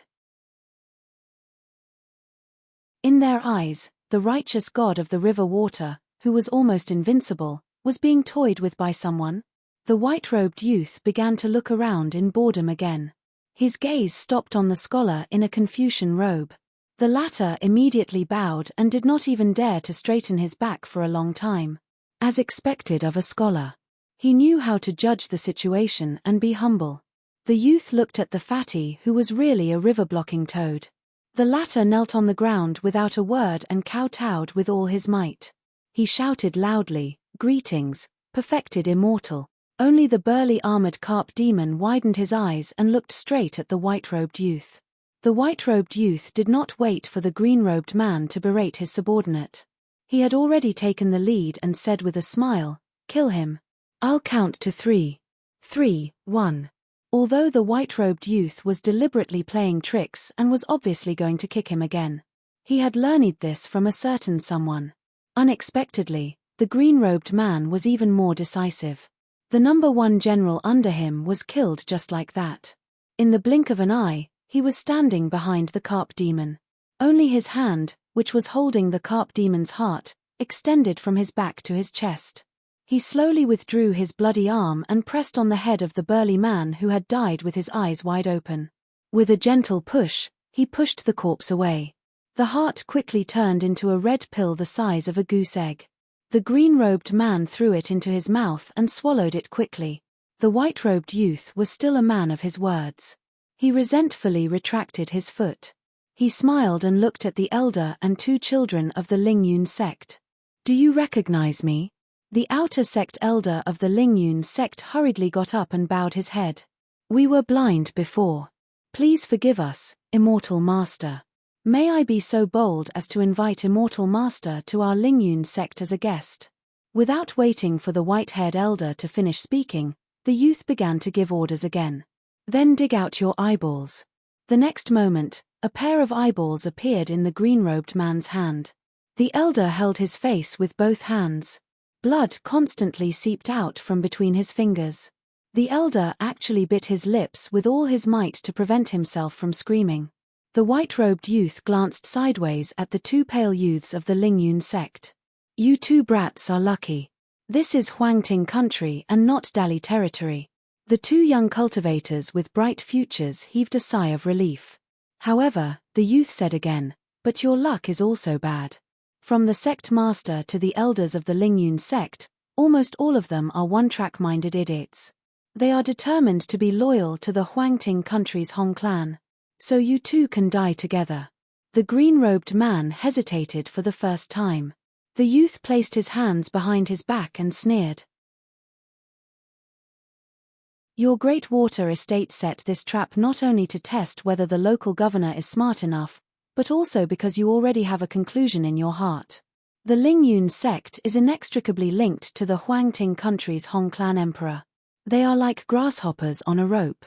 However, you are unwilling to accompany the foolish Lingyun sect and Huangting country's Hong clan to be buried under Dallas iron hooves. Thus, you intend to use this opportunity to sever your relationship with them so that when Dallas army invades the south and the Hong clan is destroyed, the Great Water Estate will be implicated in the flames of war. The youth clicked his tongue and said, only country bumpkins like the Lingyun sect can't see through such a clumsy trick. They are blind, they really are blind. Well said, but they still have to die. The green-robed man's expression was uncertain. However, he laughed out loud and his mood was much better. He slapped the three people from the Lingyun sect and smashed their skulls instantly. The three of them didn't even have time to use any spells or skills. The white-robed youth walked forward slowly and walked towards the main seat of the hall. As he passed by two young sword cultivators, he didn't stop. He turned his head and smiled. One of them is a wandering cultivator with an unorthodox background. Whether he lives or dies, don't be anxious. It will depend on my mood later. The other one is the closed-door disciple of the dragon-subduing temple's sect leader. His identity is passable and he has some weight. Let me think, the reason why you are here should be because of that gong word, right? Is it strange that I guessed it? Can you not look like you just ate **T, okay? If you continue to be like this, the water god will make your head explode. The two sword cultivators felt like they were sitting on pins and needles. They had never seen such a soul-stirring scene. At this moment, they even had the heart to die. The young man in white continued to walk forward. Suddenly, he stopped and looked at the literary tycoon who gave people the impression of flattery. He smiled and said, your real name should be Tang Jiang on the C-grade secret file in the Green Bamboo Pavilion, right? If that's the case, you have been hiding in the Huangting country for many years. You have worked hard but you didn't contribute much. It was just a little bit of unnecessary hard work. Ian, then tell your water god about the spy report that you just received and the mission that the higher-ups gave you. Now, the two of you are really brothers on the same boat. The latter no longer had the attitude of flattery. His aura was calm and he cupped his fists. Green Bamboo Pavilion's third-grade death warrior Tang Jiang greets. At the end, this Dali Green Bamboo Pavilion's death warrior was a little awkward. He didn't know how to address this important person who had exposed his identity. There were only a few people in the Dali dynasty who knew about the secret of the Green Bamboo Pavilion. Therefore, Tang Jiang no longer tried to hide his identity. Moreover, even if he took a step back, the young man in white was really the archenemy of the Li dynasty. If Tang Jiang's identity was exposed, only death awaited him. It all depended on whether he would die happily or painfully. The white-robed youth waved his hand dispiritedly and said, forget it. There's no point in calling me anything now. The youth stared at the provincial lord whose legs were trembling and didn't say a word. Most of the other lords were from the local counties. The Hong family's emperor felt that this was the only way to balance the provincial governor who was an official from outside. The two sides restrained each other. No one could form a situation where the military town was independent. This was another strange thing in the Huangting country. The white-robed youth thought for a while and pointed at the other lord. The latter had already knelt down and kowtowed. I only ask for Dallas mercy. I'm willing to do anything for you. If there's any fossard, may I be struck by lightning. The youth Kui Dong pointed at that person with his finger. Get up. You don't have to die. After walking out of this Da Shui mansion, go find that old provincial governor. You can ask him directly if he wants to continue being the provincial governor. It's just that the provincial governor of the Huangting country has changed to our Dali dynasty. If he's sensible and agrees, that's naturally the best. You'll still be colleagues in the future. If he doesn't agree, then kill him. Remember, when the time comes, send this old provincial governor's head to the autumn read-in in this county city. Go find Xiang Mansion's cultivator Liu Jiahui. You don't have to say anything. She'll understand everything. Everyone knew that Dallas' move to the south was the general trend. It's just that the pace was slightly faster now. The youth Kui Dong looked at the other lord whose face was covered in tears and snot, shook his head and said, "How pitiful. Hurry up and scram. Don't be an eyesore here." The man dressed in official robes immediately stood up. The youth suddenly asked, "Are you happy?" The man was so scared that his face turned pale. He didn't dare to move. The youth waved his hand, indicating for that guy to scram quickly. Then, he didn't look at him anymore. He walked straight to the main seat and sat behind the big table. With a shake of his sleeve, a simple white jade chair appeared out of thin air. The white-clothed youth sat on the white jade chair. The Hansha River god who had his nest taken over stood respectfully in the hall. The youth Kui Dong looked outside the door and said languid, "Other than the cultivator of the Lingyun sect who betrayed his master and ancestors, the rest of the unrelated people are worse than ants. I'll have to trouble you to kill them all so that they can accompany you on the road to the Yellow Springs." The white-clothed youth picked up a pot of wine, raised his hand and shook it.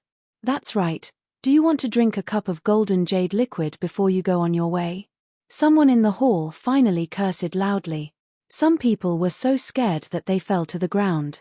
Some people began to run away.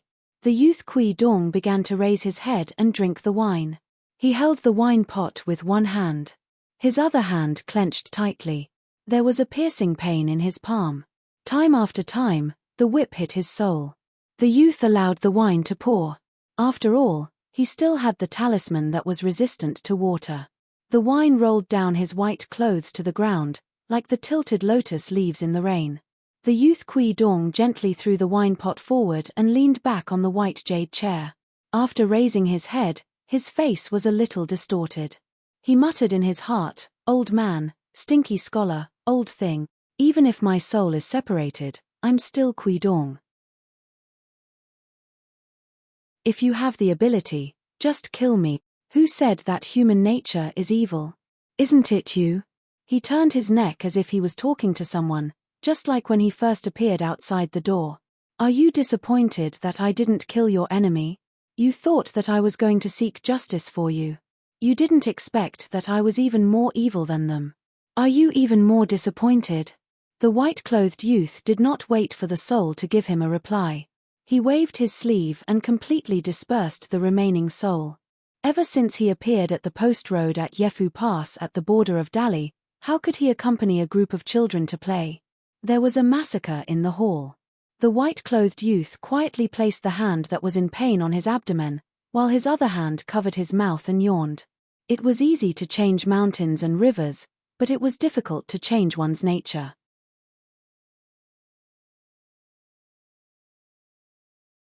(144) Autumn read-in, at the old well not far from the pavilion. A young man with straw sandals sat there quietly, as if waiting for someone. In his room, the child Li Huai was already asleep, and the lamp on the table was extinguished. The young man put away the maps of mountains and rivers. There were maps of the southern provinces of Dali and maps of the Great Sui Kingdom. They were all given to him by Ruan Xiu. After he put the maps back into the basket, he sat at the table and began to think about the same problem. There was no doubt about Miss Ruan.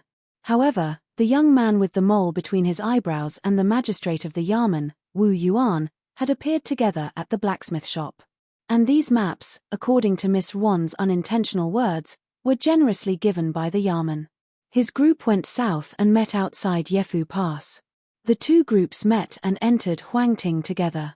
What they saw and heard was strange. In the end, Chen Pingan walked to the pavilion again and came to the well. He sat at the mouth of the well and waited. In the Great Water Manor, the atmosphere was gloomy, and the floor was covered in blood. The lively hall, which was originally filled with singing and dancing, was now empty. The young man in white was still sitting on the white jade chair, his mind wandering. The green-robed man stood in the hall and was using the water technique to disperse the bloodstains and the smell of blood.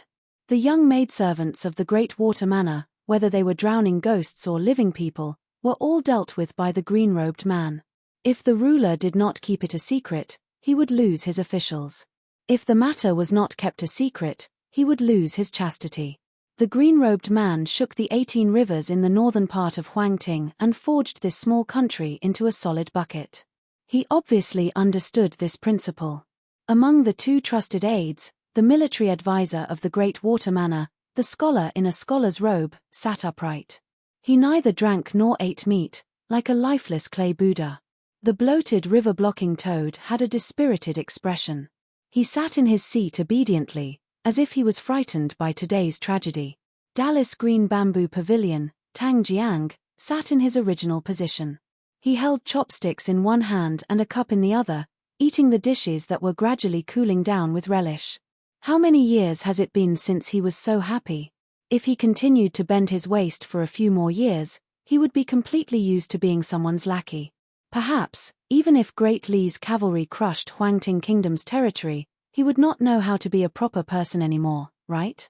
Although the cultivator who betrayed the Lingyun sect did not die, he was sweating profusely. In addition, there were 2 lucky survivors. They were the 2 young sword cultivators with different backgrounds. The white-clothed youth had given them a chance to live. There were still 2 beasts left by the cultivators of the Lingyun sect in the hall. The 2 sword cultivators who had not reached the middle 5 realms, if they could kill one beast with their life source flying sword without using a sword, they could become the real distinguished guests of the Grand Water Mansion from then on. The young man in white even promised them that they could be brothers with the Hansha River god. This honor would undoubtedly help the 2 of them to become powerful figures in the north of the Huangting nation.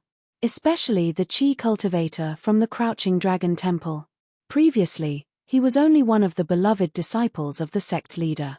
From today onwards, he would most likely be the next sect leader and no one would dare to compete with him. The 2 sword cultivators were both at the peak of the 3rd realm. Their life-bound flying swords were still extremely weak and short of breath. Their battle against the 2 beasts was a dangerous one.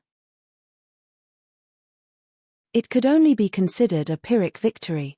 They were both heavily injured. Fortunately, not many of their life-bound flying swords were damaged. The young man in white was in a daze. No one dared to disturb him. But it was not good to be in an awkward silence. The man in green could only ask softly, "Immortal?" Kui Dong came back to his senses. He looked around and said to the 2 cultivators, "Since you won, it means that you are qualified to continue walking on the path of Tao. Go down and recuperate. The Great Water Manor will give you the best elixir and provide all the materials needed to refine the sword.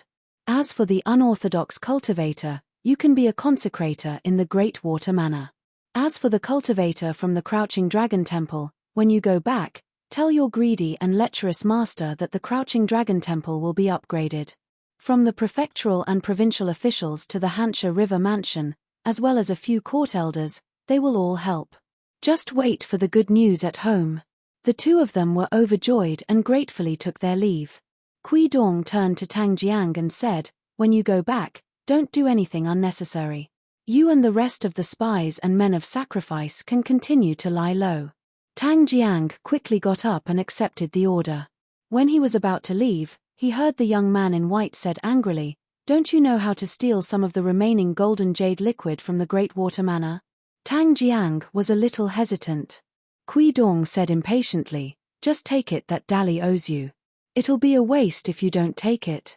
On Tang Jiang's ordinary face, there was a strange expression for no reason. He cupped his fists and turned around, leaving in large strides.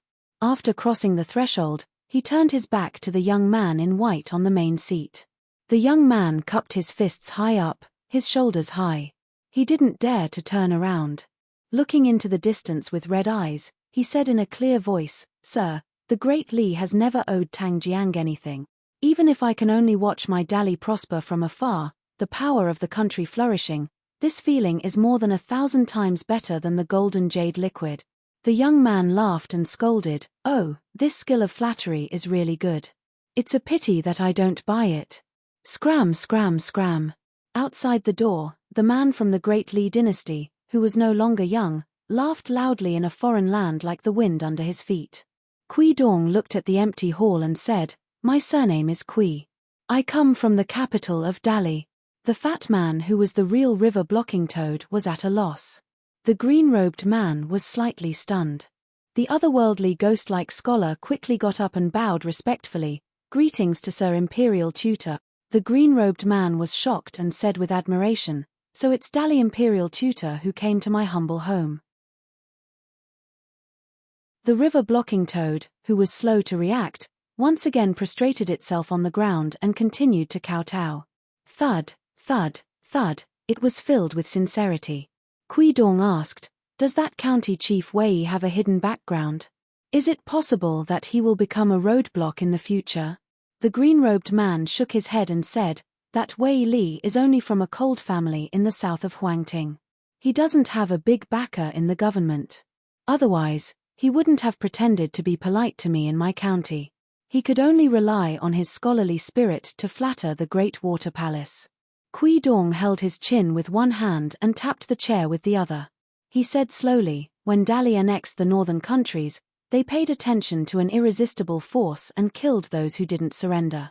Song Jianqiang massacred cities and dug graves for tens of thousands of people to establish their power. However, he could not be so straightforward when he went south. The Huangting nation was the first big obstacle, so he could not make it a mess. After all, the entire Aquarius continent to the north of the Lakeview Academy and the Great Li dynasty to the south of the Yefu Pass were watching the development of the situation. There will be more and more loyal and filial sons like Wei Li in the future. The key is whether Wei Li's group will occupy more of the country's imperial court, or that other emperor's group will occupy more. Depending on the situation, the Great Li's border army's offensive will have different degrees of severity, urgency, and slowness. The scholarly man in the hall nodded slightly. Kui Dong suddenly looked at the scholar. "You comment on Wei Li." The scholar smiled. "Wei Li is very smart, but not smart enough. If he was really smart enough, he wouldn't have tried to curry favor with both sides in the previous storm. He wanted to live with his conscience, but he also wanted to have a prosperous career. There's no such thing in the world, at least not in my Great Water Prefecture's territory." He pointed at the trembling traitor of the Lingyun sect. "This person was slightly coerced by me." Quisha interrupted the words of this Hebo scribe and said with a smile, "A little? It's easy to say. After all, the same rice can feed all kinds of people. Not everyone can be like you, Sui Bin, who is loyal to the old country, unyielding, righteous, and willing to die. Not only will you die, but you will also drag your whole family to die with you." The scholar's expression was normal. He clasped his fist and said, "Imperial Tutor, you flatter me." Kui Dong raised his hand and motioned for the scholar to continue the previous topic. The scholar said tirelessly, "This county is the base of the Great Water Palace. In these few hundred years, so many things have happened. For example, we secretly caused the dam to burst, a certain county had a drought and so on. Not only is that person surnamed Wei well aware of it, those provincial governors and county governors might have had their suspicions. It's just that they didn't have irrefutable evidence and they were afraid of the power of the water god. That's why they have been at peace. They only said that the archives of the county governor's official residence had many floods and burned things. Whatever was written on it, our Great Water Palace definitely wouldn't be willing to make it public. It's not that we are afraid of the government's encirclement and suppression, it's just that our reputation would be bad." At this point, the scholar turned to look at the green-robed man and smiled. "Our master still cherishes his reputation." The water god of the Hansha River laughed angrily. "You Sui Bin, how can you be so sarcastic to your savior? Back then, your remnant soul was wandering on the river. If I hadn't collected your soul and reconstructed your body, you would have reincarnated many times." The scholar just smiled and acted like he was begging for mercy. He wasn't afraid of the power of the water god at all. Under the eyes of the white-robed youth, this black-faced scholar bent down to pick up a wine cup and drank a mouthful of wine. He then said again, "That Wei Li has ambition and ability. He relied on himself to reach the high position of county governor and was willing to lower his head and endure. Once such a person breaks free from control and becomes a provincial governor, he will be promoted to the head of a department when he enters the capital, especially the Ministry of Rights. He will become the trusted aide of the emperor of the Huangting country. In addition to the grievances he accumulated in his early years, aren't we afraid that he will be ruthless and target our great water palace? That's why I told the water god that such an official can be used. As long as he still has a breath of righteousness in his heart, he can't be used. The white-robed youth looked at the scholar from the corner of his eyes. What a good sentence. If you didn't become an official back then and went to the mountains to cultivate, you might have a chance to reach the 10th realm. The scholar Hebo smiled. There's no medicine for regret in this world. Kui Dong stood up and shook his sleeves. Half a stick of incense slid out from his sleeves. This made the people in the hall feel puzzled. What was the imperial advisor of Great Li, who had appeared in the image of a young man, trying to do? The youth hovered the half-burned incense stick in the air and then snapped his fingers. The incense stick was lit and smoke curled up. The smoke didn't dissipate in the air. Instead, it slowly condensed into the graceful figure of a young woman in the air. The scholar Hebo's expression changed drastically. He finally couldn't maintain his calm state of mind from before. How is this possible? The green-robed man narrowed his eyes and sized up his trusted advisor from the corner of his eyes. Although he was surprised by the young imperial tutor's mysterious ability, he still had a relaxed attitude of watching the fire from the other side of the river. The figure of the woman gradually stabilized, and her face became clearer. Finally, she floated down in the hall. She was the woman worshipped in the temple of Goddess Qing in Hengshan. She once played chess with Lin Shuyi. In the end, the young man in white asked Yu Lu to offer her a stick of incense. It should be known that the young imperial tutor was even praised by old Yang in the small town as proficient in the art of godly soul. Therefore, it must be Kui Dong who stole the woman out with his unique secret skill. This kind of obscene god who was not recognized by the imperial court, especially the woman whose god position was extremely low and her cultivation was shallow, could never leave the boundary of the earth without permission under normal circumstances. The scholar who used to be named Sui Bin before he died suddenly became furious. His face became more and more pale. He pointed at the woman with trembling fingers. His elegant face became extremely ferocious. Shameless bastard, you still have the face to leave Hengshan? Have you forgotten your vow? You're really a bastard who betrayed your country and your loyalty and filial piety. After the young woman saw the scholar, her face was full of fear. She said timidly, "Father." After saying this word, the woman was ashamed. She covered her face and cried pitifully and helplessly. The young man in white sat cross-legged on the chair and said gloatingly, "Are you surprised?" He then turned to look at the man in the green robe and laughed. "I've read a book before. Among the ghost stories recorded in it, there was a mention of the Goddess Qing temple in Hengshan. It said that a minister of the previous dynasty who brought his family to the ancient cypress tree in Hengshan committed suicide. His family did not want to die with him, so they all escaped. Only the youngest daughter followed her father and committed suicide with a sword. Her blood splattered on the ancient cypress tree, and her soul was able to reside in it. In the end, she became the Goddess Qing of Hengshan." The man in the green robe picked an empty seat and sat down. He smiled and said, "It's just a rumor. The truth is the opposite of the rumor." When Sui Bin decided to stop running in that small temple and wanted to use his death to show his sincerity, his whole family followed the minister and committed suicide. Most of the women in the family were hung from the beam, the rest were smashed into the wall and died by swallowing gold.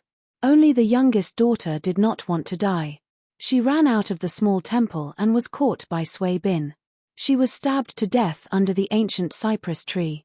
She became a resentful spirit, but her spiritual aura did not dissipate. After death, she was still kind and kind.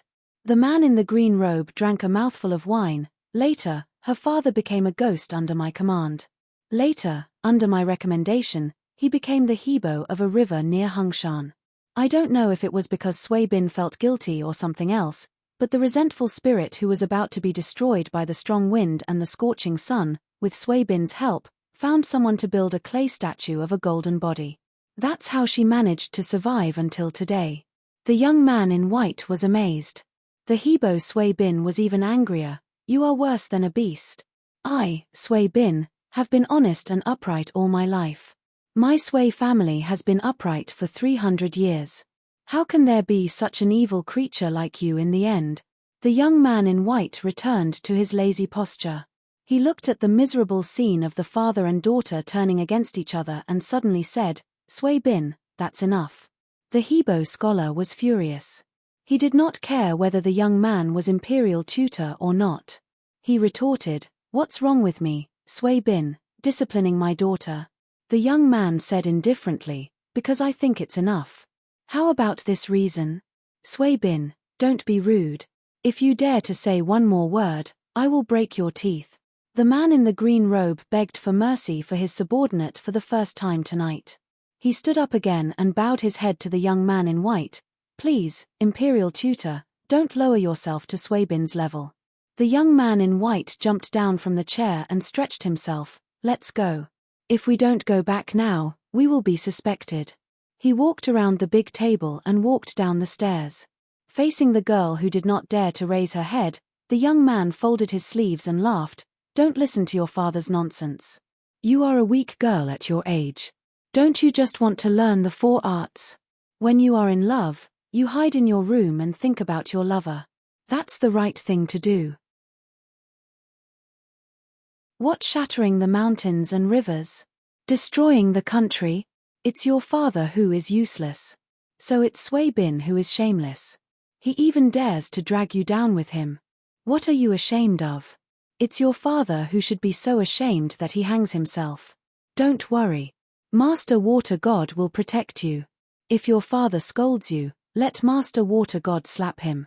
The Hebo scholar was dumbfounded. The man in the green robe felt a headache. The girl gathered her courage and raised her head. She quickly glanced at the face of the man in the scholarly robe. Then she lowered her head again. She sobbed and said softly, Father, your daughter is unfilial. The young man in white was so angry that he walked over quickly. He slapped the girl's head and scolded jokingly, You are useless. The man in the green robe saw that the Dali imperial tutor was about to leave. He quickly followed behind and asked softly, Master imperial tutor is not going to rest here tonight? The young man in white said, Such a strong murderous aura. I am scared. The man in the green robe did not know whether to laugh or cry. When he reached the threshold, the young man in white first looked at the silent father and daughter. Then he said to the Hansha river god, You are much luckier than her. You have a father who is not so pedantic and inflexible. The man in the green robe became more and more submissive. Master imperial tutor has already met my father. The young man in white nodded and said, He even treated us to a few delicacies in the wild. To be honest, it's much better than your ordinary dishes. The man in the green robe smiled and said, How can I be compared to my father? The young man in white stopped and patted the shoulder of the water god. The damage to my legs, when Dali takes over Huang Ting country, they will compensate you even more. That white jade chair is still useful to your race. I will give it to you. The man in the green robe bowed and said in a deep voice, I am willing to die for Master Imperial Tutor. This Dali Imperial Tutor clearly did not take it seriously. He told the man in the green robe not to send him off. He walked out of the great water estate alone and jumped into the Hansha river. The young man in white was in the river. He did not need to move his hands or feet. He was able to swim agilely. His posture was elegant. He was like a white dragon that lived on the territory of Jiyu Shu in ancient times. He finally followed the flow of the river and came to the bottom of the well at the old city god's old site. He did not immediately go to the autumn reed inn that was close by. Instead, he stopped and did not move for a long time. The young man in white had his hands behind his back.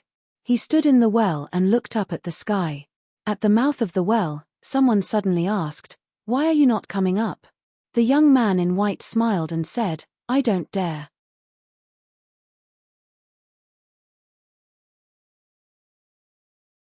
"145. P. Chen Pingan at the mouth of the well said, Come up. The boy in white at the bottom of the well shook his head and said, No. Chen Pingan said calmly, Let's have a good talk and reason first. We won't fight at the beginning. Besides, I only know a little brute force. If we really fight, can I beat you, Kui Dongshan? The boy below Kui Dong shook his head hard and said, I don't want to. Chen Pinggan frowned and said, why? Kui Dong said loudly, I'm afraid of the heat. It's cooler at the bottom of the well. Chen Pinggan took a deep breath, stood up and walked slowly around the old well. Soon a voice came from below, Chen Pinggan, don't pretend. You don't think I'm your student, but I think you're my teacher. So I can't beat you or kill you. If you insist on fighting, I'll definitely be at a disadvantage.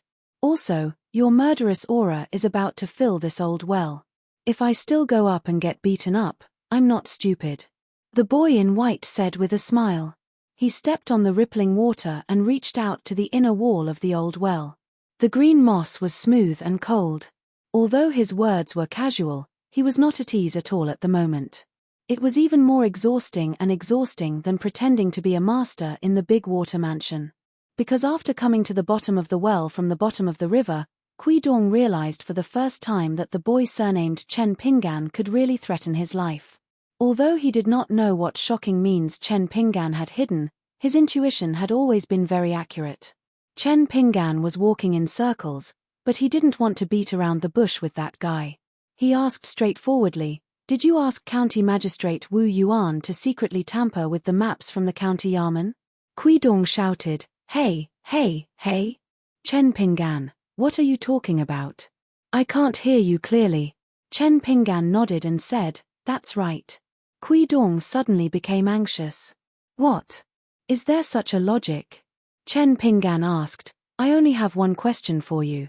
Will you hurt Li Baoping and the others? Kui Dong didn't answer the question directly. Instead, he asked, if I tell you the answer, will you believe me? Chen Pinggan said without hesitation, no. Kui Dong was hopping mad. Then why the hell did you ask? The youth above did not say anything else.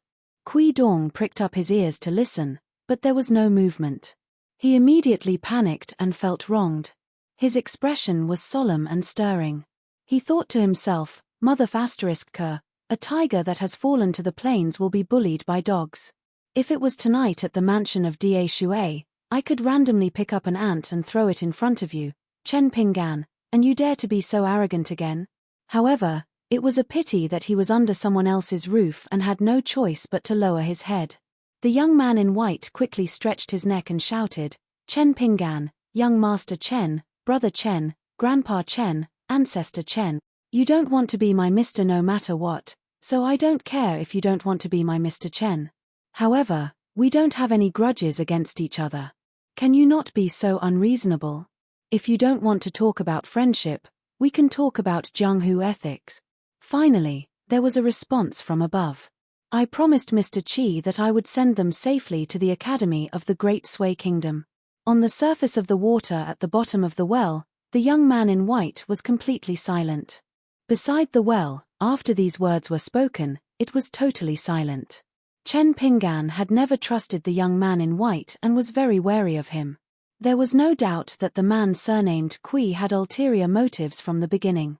Even a blind man could see this.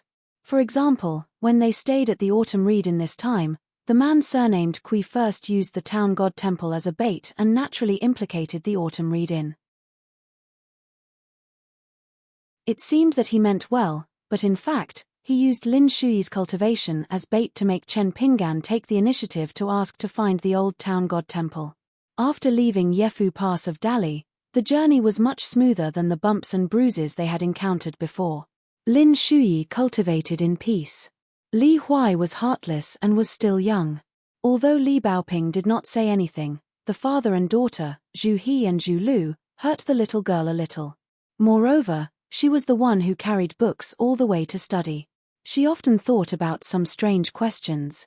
Moreover, compared to Lin Shuyi, who was already a Qi refinement warrior, and Li Huai, who was extraordinarily talented, Li Baoping was the one who suffered the most on the road to study. As for Xie Xie and Yu Lu, it was the young man in white who brought them into the team. Chen Pinggan was busier than anyone else all day long. In addition to taking care of the three people's basic necessities, He had to constantly practice the walking stance during the journey. When he was free, he would nourish his body with the standing stance sword furnace and mend the holes in his body.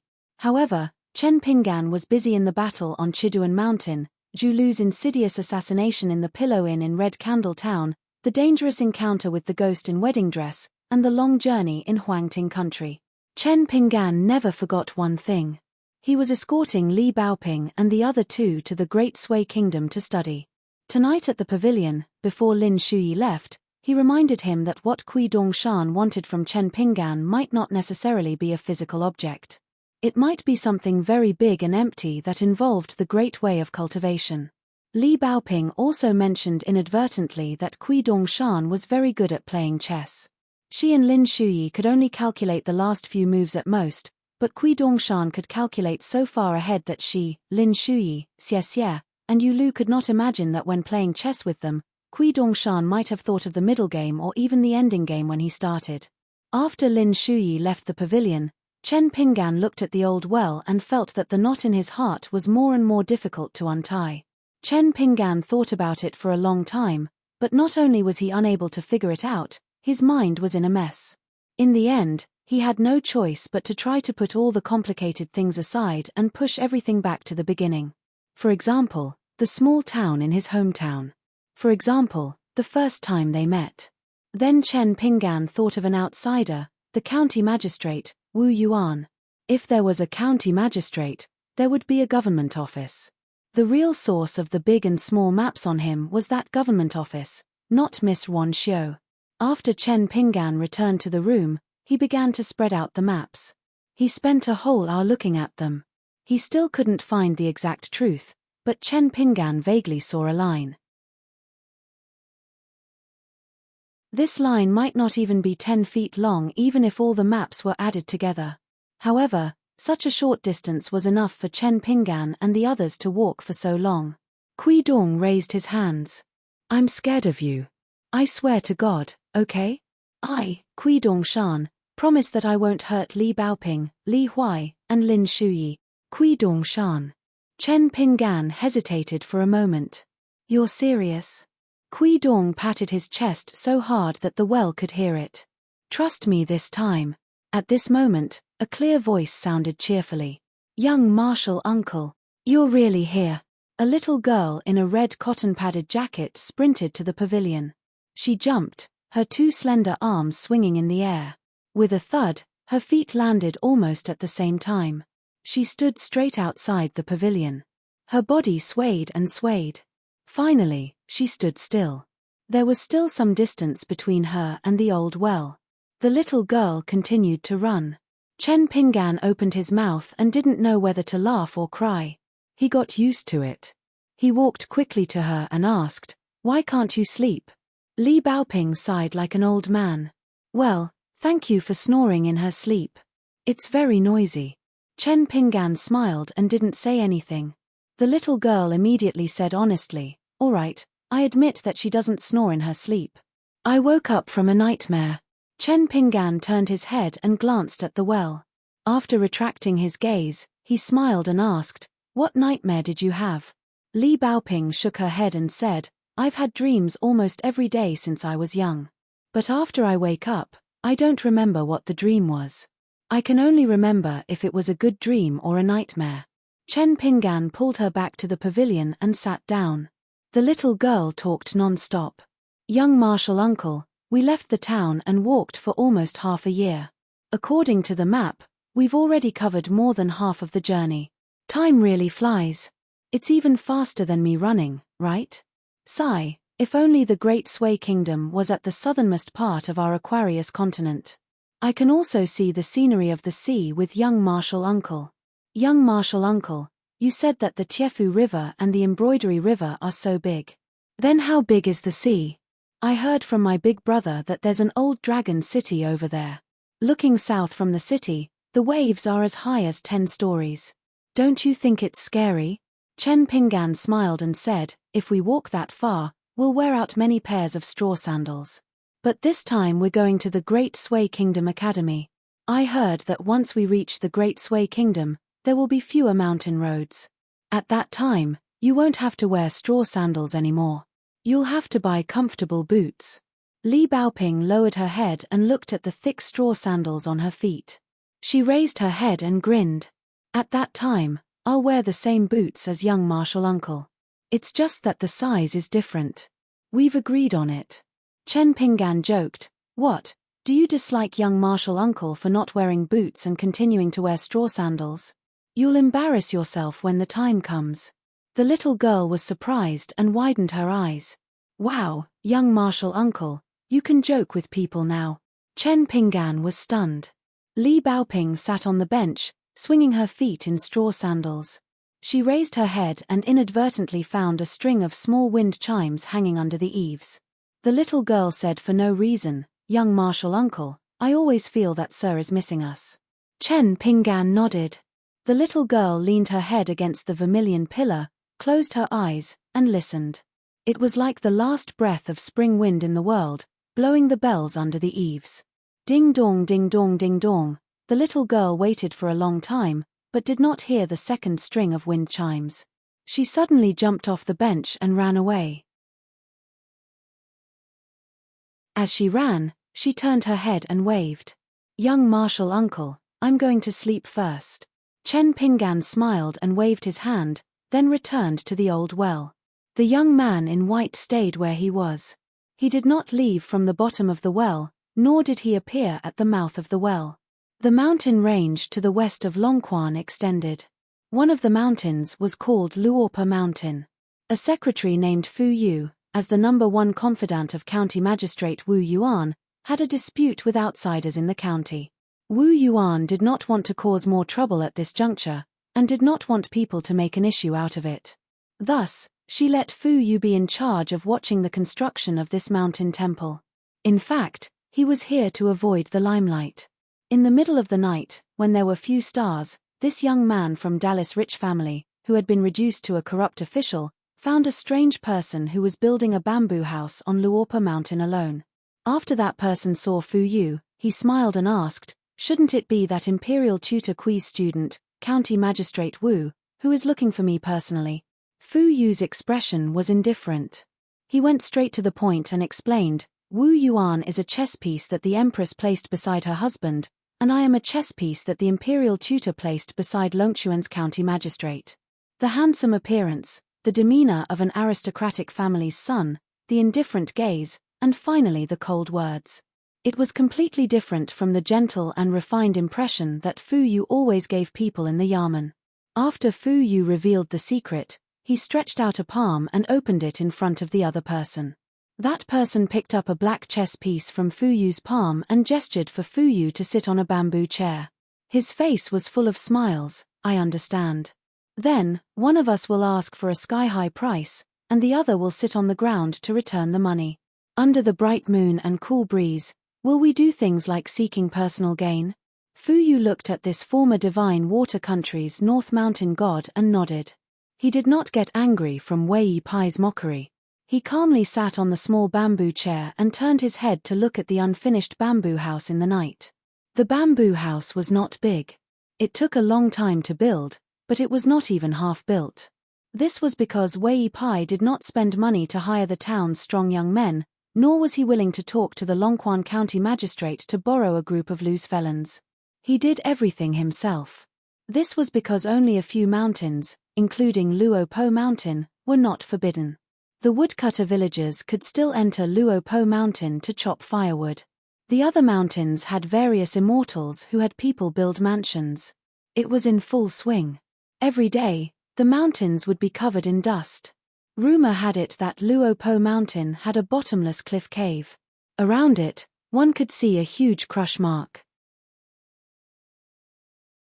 Many of the yamen officials and young people who built the mountain temple on Luopo Mountain said that they had seen a black snake whose body was as thick as the mouth of a well.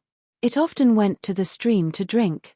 When it saw them, the huge monster was not afraid to retreat. It also did not take the initiative to hurt people. After it finished drinking, it slithered away. Wei Pai made himself an exquisite and elegant bamboo paper fan. He sat on the bamboo chair with his legs crossed and gently fanned the cool breeze. This year's summer, There were almost no hot days. Now that autumn was about to arrive, it caught people off guard. It was as if the little girl in the red cotton-padded jacket from Fulu Street had jumped from spring to autumn in an instant, just like the squares drawn with charcoal on the ground. Fuyu hesitated for a moment and said something off-topic as an opening remark. Although we are in different camps, Official Wu is a good person. He will be a good official in the future. Wei Pai's face was full of disapproval. He smiled, then I have to be alive. Fuyu's face was a little ugly. Wei Pai deliberately turned a blind eye to it. He slowly waved the bamboo fan. The mountain breeze came slowly, and the hair on his temples was blown. He was more immortal than an immortal. Wei Pai languid said, I only have a few things that I can take out to make a deal. Why don't you tell me what I can get first? Fuyu took a deep breath. Become Dallas North Mountain God. Wei Pai's expression was calm. He smiled, if I remember correctly, your North Mountain God is still safe and sound after that great battle. Emperor Dali can't just casually take away the deity position of such an important character, can he? Fuyu lowered his voice. Previously, His Majesty proposed to upgrade Cloud-Splitting Mountain here to Dallas North Mountain. It was later shelved, but there have been new developments recently. His Majesty has decided to push forward with this matter boldly and decisively. Wei Pai asked, really? Fuyu nodded, really. Wei Pai smiled playfully, isn't it a little hasty? Not to mention the Great Sui Kingdom's Gao family, Dali hasn't even conquered Huangting, and you're already placing the North Mountain at the southernmost point of the country's territory? Fuyu was resolute in his silence. He was tight-lipped and would not easily comment on His Majesty's decision. Wei Pai closed his folding fan and thought for a long time. He sighed, Dali has painted such a big picture for me. He stood up and patted his palm with his folding fan. He turned and glanced at the bamboo building. Haha, your Emperor Dali has a good eye. I, Wei Pai, was stabbed by Alliance, but I'm still alive and kicking. So, I'm more than qualified to be the North Mountain God. Finally, he stared at Fuyu and narrowed his eyes. All right, tell me, what do you want me to do? At this moment, Wei Pai. He was no longer the white-haired lord of the land who first appeared in Kedunshan Shiping. He was also no longer the handsome young man who held the delicate yellow wooden box. He was no longer the pitiful man who brushed shoulders with a girl on the mountain path. Fuyu was a little nervous. Because this man in front of him was very likely to be the most important North Mountain God in the entire eastern Aquarius continent in the future. More than 200 miles west of Red Candle Town, in the upper reaches of Xiuhua River, there was a small lonely mountain in the middle of the river. It was commonly known as the Steamed Bun Mountain. The incense in the Earth Temple could only be considered passable. A man with a short stature walked out of the clay statue that was badly peeling off its paint. After he landed, he reached out his hand and picked up a boy dressed in red from the incense burner. The boy was only as tall as a palm. He was the only remaining incense boy in this local temple. The man placed him on his shoulder and began to walk out. The river water surged as the man stepped on the river and left. The boy in red lay on his shoulder with sleepy eyes and cursed, "Damn you, why did you disturb my sleep? You've been a little strange since the previous encirclement failed. Is it because you've seen the seductive girls in Red Candle Town but you don't have the money to sleep with them? Is that why you're so impatient?" It was rare that the man did not teach the little incense boy a lesson. He said in a dull tone, "Let's go to Red Candle Town to find that carp demon and give him a snake gallstone from Liju Cave Heaven. He will soon become the water god of Chongdan River. If you're willing, you can follow him in the future. The incense in the water god temple is more prosperous than my small earth temple." The boy in red was first stunned, then he was furious. He jumped up and slapped the man's cheeks. It was just a little guy. The man was a real lord of the land. It was no different from scratching an itch. The little incense boy jumped and cursed, "Damn you, don't insult me." The boy in red finally sat on the man's shoulder and sobbed sadly. The man grinned and said, "It's okay if you don't want to enjoy life. If you like to stay at home and suffer, you can continue to eat and wait for death in Lonely Mountain. I'm too lazy to care about you." The boy in red immediately wiped his tears after hearing this. He smiled through his tears and said, "A home is better than a home. By the way, don't get me wrong. I don't have any nostalgia for you and that broken temple. I just can't bear to part with that incense burner." The man did not say a word. The boy in red was silent for a moment, and then asked softly, "You're the lord of the land in our state for the longest time. Many of your colleagues in the past are now Lord Xing Wang. You obviously have a good relationship with them. Many people want to come to Lonely Mountain to visit you. Why don't you want to see them?" The man obviously did not want to talk about this, so he kept silent. However, the little incense stick that he relied on for survival was unwilling to let go of his master just like that. He chattered endlessly, "Our neighbor, that coquettish woman from Embroidery River, every time she sneaks a peek at you, her eyes are watery. Even I almost can't hold myself back. Why do you have to have a heart of stone? If those shrimp soldiers and crab generals under her knew that you had such a relationship, they wouldn't dare to bully us all the time. As long as they're from the Water Clan, they would spit on the shore of Lonely Mountain. I'm so angry. Every time I go out to stroll around the town, my clan doesn't like to take me out to play. They think that I'm poor and that I'm a poor bumpkin. It's all your fault." The man was in a good mood. He smiled and said, "A son doesn't dislike his mother for being ugly. You talk too much." The boy in red rolled his eyes and said angrily, "These years, I've heard a lot of rumors. Some said that you annoyed the big shots of the Ministry of Rights in the capital of Dali. When they brought their families to Lonely Mountain to burn incense and worship, not only did you not worship them properly, you were also very rude to them. There was also a rumor that you had harmed a maiden from an immortal mansion, which made the trial of love difficult and delayed the Great Tao. As a result, the sect leader pressured the imperial court of Great Li, asking you to guard the ruined temple and be the Lord of Earth for the rest of your life. Also," the man smiled and said, okay. I've already forgotten about those muddled accounts. What are you guessing blindly? The emperor is not worried, but the eunuch is." The boy in red jumped up and slapped the man's face. "Who are you calling a eunuch?" The man didn't care about the little guy's disrespect. He suddenly took out a sparkling and translucent green stone and put it on his shoulder. "This is the legendary snake gallstone. I'll let you see it.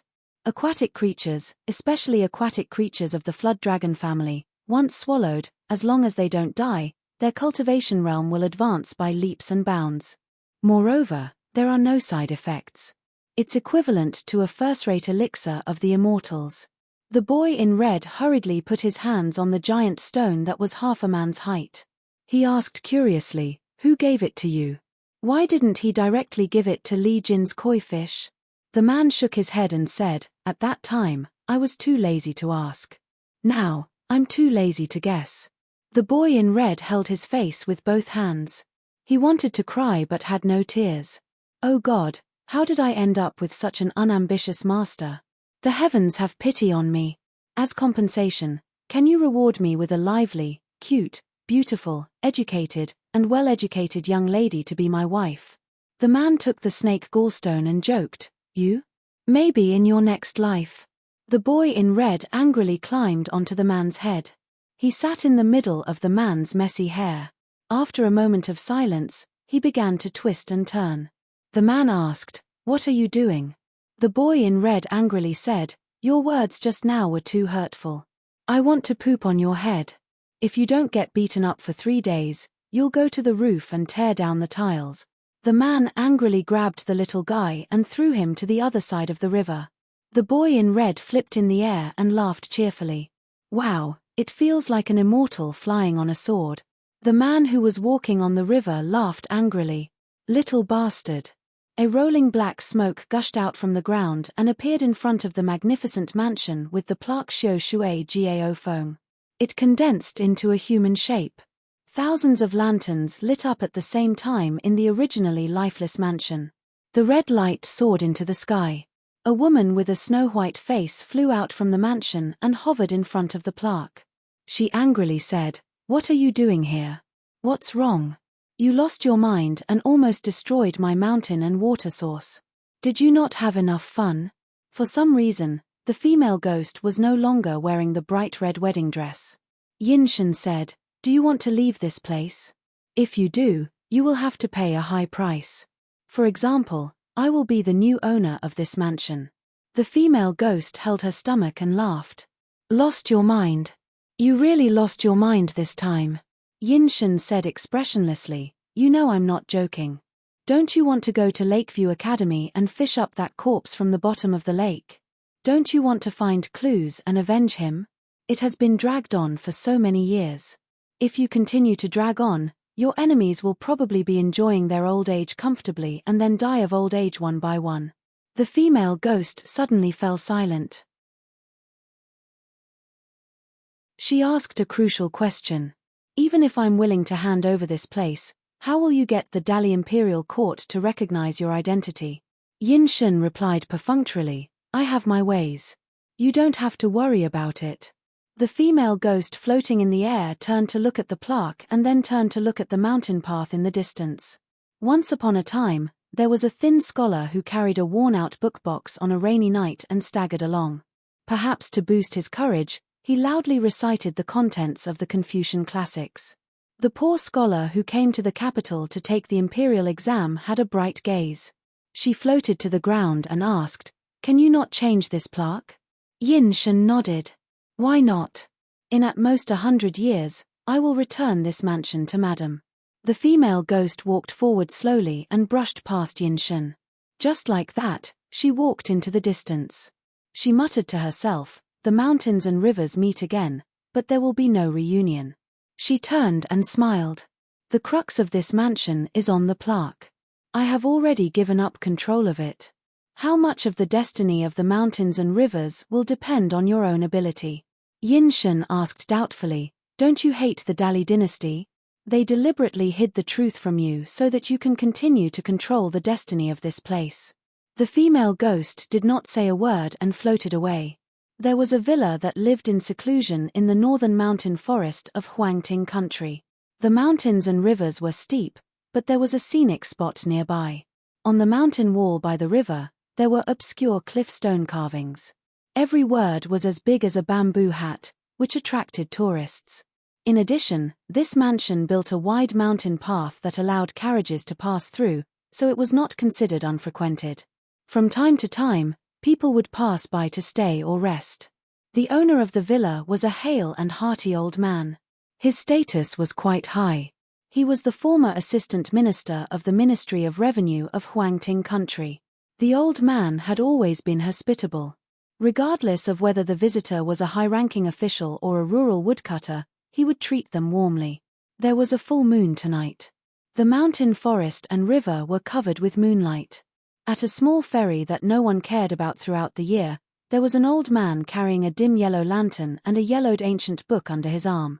He walked out of the mansion alone and went down the mountain to the ferry where there were no wild boats. He took out a small wooden boat mold from his sleeve and gently threw it into the small bay. When it was 10 feet above the water surface, the small wooden boat suddenly enlarged and finally became no different from a normal boat. It crashed into the water surface and splashed countless water. In the silence of the night, the sound was particularly shocking. The old man boarded the small boat, but there was no wooden paddle to paddle. The old man lifted the lantern in his hand. After releasing his fingers, he took out the book under his arm. The lantern that was supposed to fall was strangely suspended in the air, emitting a soft white light. The old man sat cross-legged. He held the book in one hand and flipped it with the other. The small boat sailed out of the small bay and headed towards the river. The old man flipped the book extremely slowly. Tonight, the river was unusually calm. The small boat did not sway at all. When the old man arrived at the stone wall in the boat, he raised his head and looked at the ancient words that no one could solve. To be precise, someone had given the correct answer not long ago. It was a young man in white from the Dali dynasty. He looked to be only 15 or 16 years old, but he was able to see through the mystery. He said that the words were personally carved by the heavenly monarch of thunder, and the heavenly monarch urged the flood dragon. Even though the old man had seen the splendor of spring and the withering of autumn countless times, he was still shocked at that moment. It was just that he did not show it on his face. The old man withdrew his gaze. He felt complicated and sighed slightly. The tree wanted to be quiet, but the wind did not stop. Under the surface of the river, all the fish, prawns, snakes, crabs, turtles, and all the other living creatures were crawling at the bottom of the river, shivering. The old man put away the lantern and the book. He and the boat bathed in the quiet moonlight. The old man took out a wine pot. He was not in a hurry to drink. He looked around and sighed. Blow out the reading lamp. I am surrounded by the moon. Since ancient times, sages have been lonely. Only those who drink leave their names. Drink, drink, drink. The old man laughed and began to drink. The small wine pot only had a capacity of 1.5 catties, but the old man had already drunk no less than 100 mouthfuls of wine. In the end, the old man was dead drunk. His head was swaying. He threw the wine pot into the river and fell backward. With a plop, he lay down in the small boat and fell asleep. The small boat continued to go against the current. Suddenly, the head of the boat tilted slightly and left the water. Then, the entire boat left the river and floated towards the sky. It went higher and higher. The small boat pierced through layers of clouds. The river had long become a silk thread. The entire Huangting country had become a soybean. The eastern treasured bottle continent had become an inch bottle. When the old man woke up, he did not know how far the small boat had left the earth and how close it was to the sky. The small boat swayed gently. It was another big river. However, it was different from the human world. This river seemed to have no end. The stars were bright and dazzling. The old man looked sorrowful. His lips trembled as he muttered, "Where's the wine?" The old man lay down on his back again and closed his eyes. He seemed to have recalled the most unbearable memory. His face was filled with pain as he repeatedly muttered, "Where's my wine? Where's my wine? Where's my wine?" After getting drunk, one would not know the sky or the water. The boat would be filled with dreams.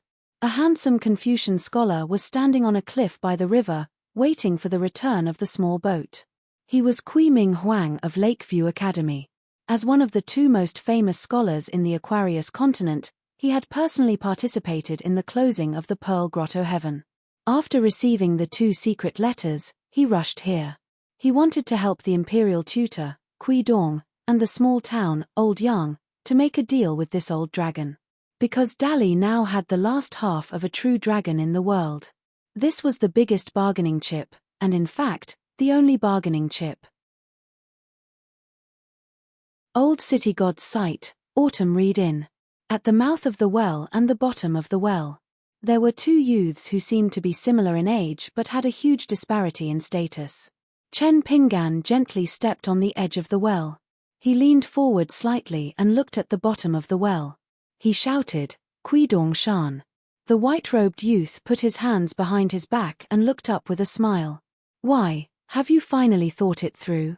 Chen Pingan continued, "When we first met, what did you call yourself?" In an instant, the youth, Kui Dong, suddenly became alert. His scalp went numb and his heart boiled. Then, a snow-white rainbow crashed into the bottom of the well. Sword chi poured down like a waterfall, covering the entire well.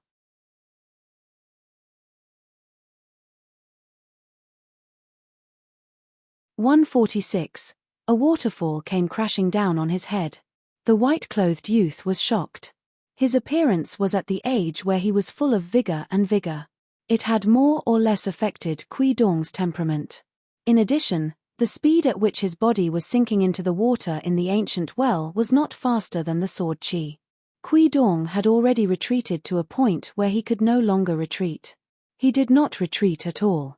With one hand in front of him and the other palm facing the well, he took out a life-saving talisman that could be said to be his trump card. A mirror appeared in the youth's jade-white palm. The surface of the mirror was only slightly smaller than the well.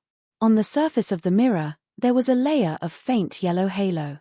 Some of the white sword chi flowed along the edge of the mirror and flowed down. The well water instantly evaporated. The entire surface of the mirror blocked most of the sword chi. Under the collision, the surface of the mirror bloomed with dazzling electric light. Bang! The white-clothed youth's body sank down more than 5 feet. His entire arm trembled incessantly. Then, it was suppressed by the sword chi and slowly bent. In the end, his palm gradually fell until it was level with his head. The youth Kui Dong's head began to tilt. He lifted the ancient mirror on his shoulder and at the same time used his hands to support the bottom of the mirror.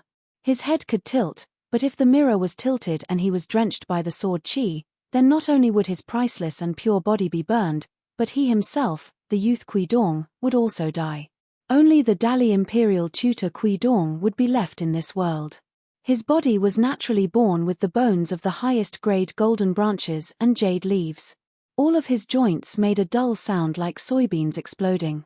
The youth Kui Dong's face was ferocious. His shoulder was scratched by the bottom of the mirror. His face was pale and colorless. His body at the bottom of the well was pressed down inch by inch. He still laughed hoarsely and said, "I also have a day like this. Old Shotsai, Chi Jing Chun, you two bastards, you have caused me a lot of harm. One caused me to fall from the 12th realm to the 10th realm, the other caused me to fall from the 10th realm to the 5th realm. If you have the ability, then let your disciple and junior apprentice brother, let me, Kui Dong, become a completely ordinary person. If you have the ability, then come. I don't believe that the sword chi of a youth in the 2nd realm of martial arts can break this Thunder Department seal mirror." When a land sword immortal used his sword, his chi would often rise from the earth and illuminate the sky. Because Chen Pingan's sword strike was aimed at the bottom of the well, it was relatively inconspicuous. However, the waterway at the bottom of the well that led to the river had already suffered a great calamity. Even the great water mansion on the far side of the river had begun to shake. As the water god of the Hansha River, the green-robed man originally thought that tonight's encounter was a blessing in disguise. He was drinking and celebrating with his 2 trusted subordinates of the river god, Sui Bin, and the river god, the river god, the river god, when a calamity struck. With this, the 3 golden words Great Water Mansion began to crack. The green-robed man hurriedly flew to the gate and reached out to hold the 2 sides of the plaque to prevent the golden words on the plaque from collapsing and causing the river's luck on his body to flow and scatter. At the bottom of the well, the handsome youth with a mole between his eyebrows put his shoulder against the mirror and said in pain, "Chen Pingan, if you don't kill me this time, I, Kui Dong, will kill you with my own hands even if I have to risk half of my life. I will peel your soul bit by bit and let you live a life worse than death for 100 years. In the small town, Kui stole the spring festival couplets on the wall of Song Jisin's house. Chen Pingan went to the backyard of the Yang family's shop and mentioned Xiu Hu and martial uncle to old Yang. But the old man didn't say anything. Chen Pingan didn't get to the bottom of it. He just thought that old Yang wasn't familiar with it or was completely uninterested. This was because the young man with the mole between his eyebrows had only said 2 words when he announced his name at the foot of the memorial arch. The young man himself had said that the second word was very obscure, so Chen Pingan was only sure of 1 word, Kui, from beginning to end. Later on, Chen Pingan recalled something. Lady Ning Yarrow had once unintentionally mentioned that there was a fellow in the Li dynasty nicknamed Embroidered Tiger. He was very good at chess and was the only person who could make the Great Sui dynasty's national player view him as a great enemy. Chen Pingan asked Li Baoping and the other 2 if they had heard of Xiu Hu. The 3 children who grew up in the small town like him shook their heads. Later on, Chen Pingan had asked the Yin god this question, but the Yin god clearly knew the answer. He said that he had rules to abide by and could not say anything. If he violated those rules, Yin thunder would rise from the ground and destroy his soul. Of course, Chen Pingan didn't want to force the Yin god, so he put the question aside. Chen Pingan looked at the Yin god's attitude towards the youth surnamed Kui. From the beginning to the end, the Yin god was distant and calm. At the very least, he didn't treat the white-clothed youth as an enemy. Chen Pingan was relieved. He felt that whether it was Kui Dongshan or the chess player Xiu Hu, no matter what they coveted, it was a fight between the 2 of them. Even if he lost in chess, he could just use his sword chi and destroy it. If 1 strand was not enough, he could use another. If he used up 2 strands of sword chi and still couldn't kill the white-clothed youth, then Chen Pingan could only resign himself to fate. However, when Chen Pinggan saw the line on the map, the uneasiness in his heart grew stronger and stronger. He was afraid that the line that started from the Yamen was actually a further source. Chen Pinggan couldn't imagine the conspiracy that started from the Yamen. For example, Mr. Qi suddenly died. After that, the coach of the school suddenly died while leading Li Baoping and the others to Cliff Academy. Chen Pinggan, on the other hand, became the richest person in the town in the end. He sat on 5 mountains. Before the white-clothed youth surnamed Kui entered the well tonight, he personally mentioned a seal of world winter jasmine in the house. Chen Pinggan just happened to have a seal of Jingxin's pride that Mr. Qi gave him. It must have something to do with Mr. Qi. It must have something to do with Li Baoping and the other two. It might be a situation where people die. Back in the small town, Chen Pinggan had personally experienced the ruthlessness of cultivators. Chen Pinggan couldn't imagine how much regret he would feel if the cute Li Baoping, the timid Li Huai, and the smart Lin Shuyi died in front of him, and he couldn't do anything about it. Chen Pinggan's chess skills were slow and not agile. He didn't even deserve to carry Lin Shuyi's shoes. Although he didn't sort out the complete sequence of events in the end, since he had already thought of the worst-case scenario, there was no way he would let Xiao Hu, who was extremely good at chess, advance step by step. When the time came, Chen Pinggan was afraid that when this person closed the net, even if he had 2 wisps of sword qi, he wouldn't be able to change the outcome. If it was only Chen Pinggan's object or Lin Shuyi's so-called illusory great way, Chen Pinggan wouldn't be so determined to make the first move. At this moment, after Chen Pinggan used this wisp of sword qi, the qi residence where the sword qi resided was swept away. There was nothing left. Therefore, the qi ji in his body took advantage of the gap and crazily rushed in. This caused the qi and blood in the nearby aperture acupoints to be violently turbulent. Chen Pinggan felt a sharp pain in his heart. The pain made the youth fall down on the edge of the well and gasp for breath. Blocked by the ancient mirror, the rainbow of sword qi didn't disperse for a long time in the well. Chen Pinggan stared at the bottom of the well and hurriedly adjusted his breathing. He tried to force himself to take a breath, but failed. He tried again and again. The youth's eyes were red, his ears were buzzing, and his heart was beating like a drum. All the meridians in his body were like rivers and streams after a rainstorm, rushing together. With only one thought left in his mind, the youth stood up shakily and told himself in his heart, "Again, I must do it again. I must let this last wisp of sword qi accumulate power in the qi residence. Otherwise, if that person still has the strength to fight back, he will kill everyone. I promised Mr. Qi that no one will be harmed. I must keep my promise." The youth in straw sandals, who was in a daze, first stood up shakily and then stepped onto the well with his other foot. No matter how the youth's upper body swayed, Chen Pinggan's 2 feet seemed to be rooted on the well. Unfortunately, no one was there to see this scene.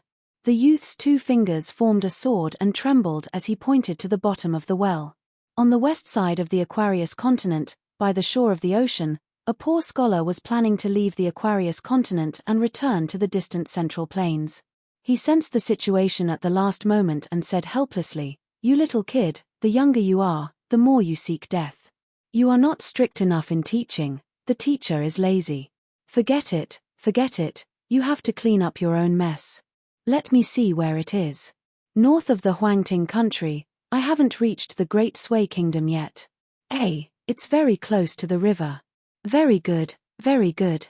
I happened to go to the Thunder Cliff before, it can save me a lot of time.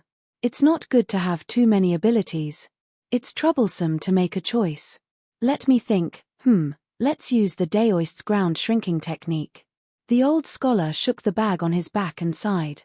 He stretched out the tip of his foot and rubbed a pile of sand in front of him.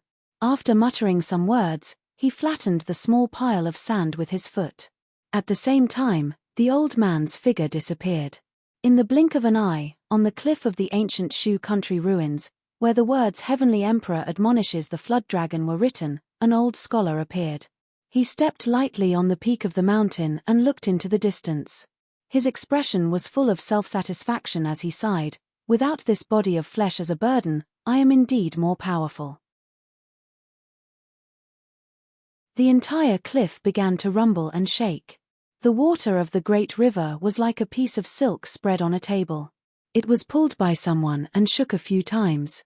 In the nearby river, huge waves that were as high as several stories rose every few hundred feet. The old man did not want to spoil the scenery on both sides of the river. He quickly stretched out his hand and pressed down. As if there was a flood dragon stirring up waves in the river quieted down in an instant. At this time, the old man discovered that at the edge of the cliff, there were two tourists, one old and one young, who looked like scholars.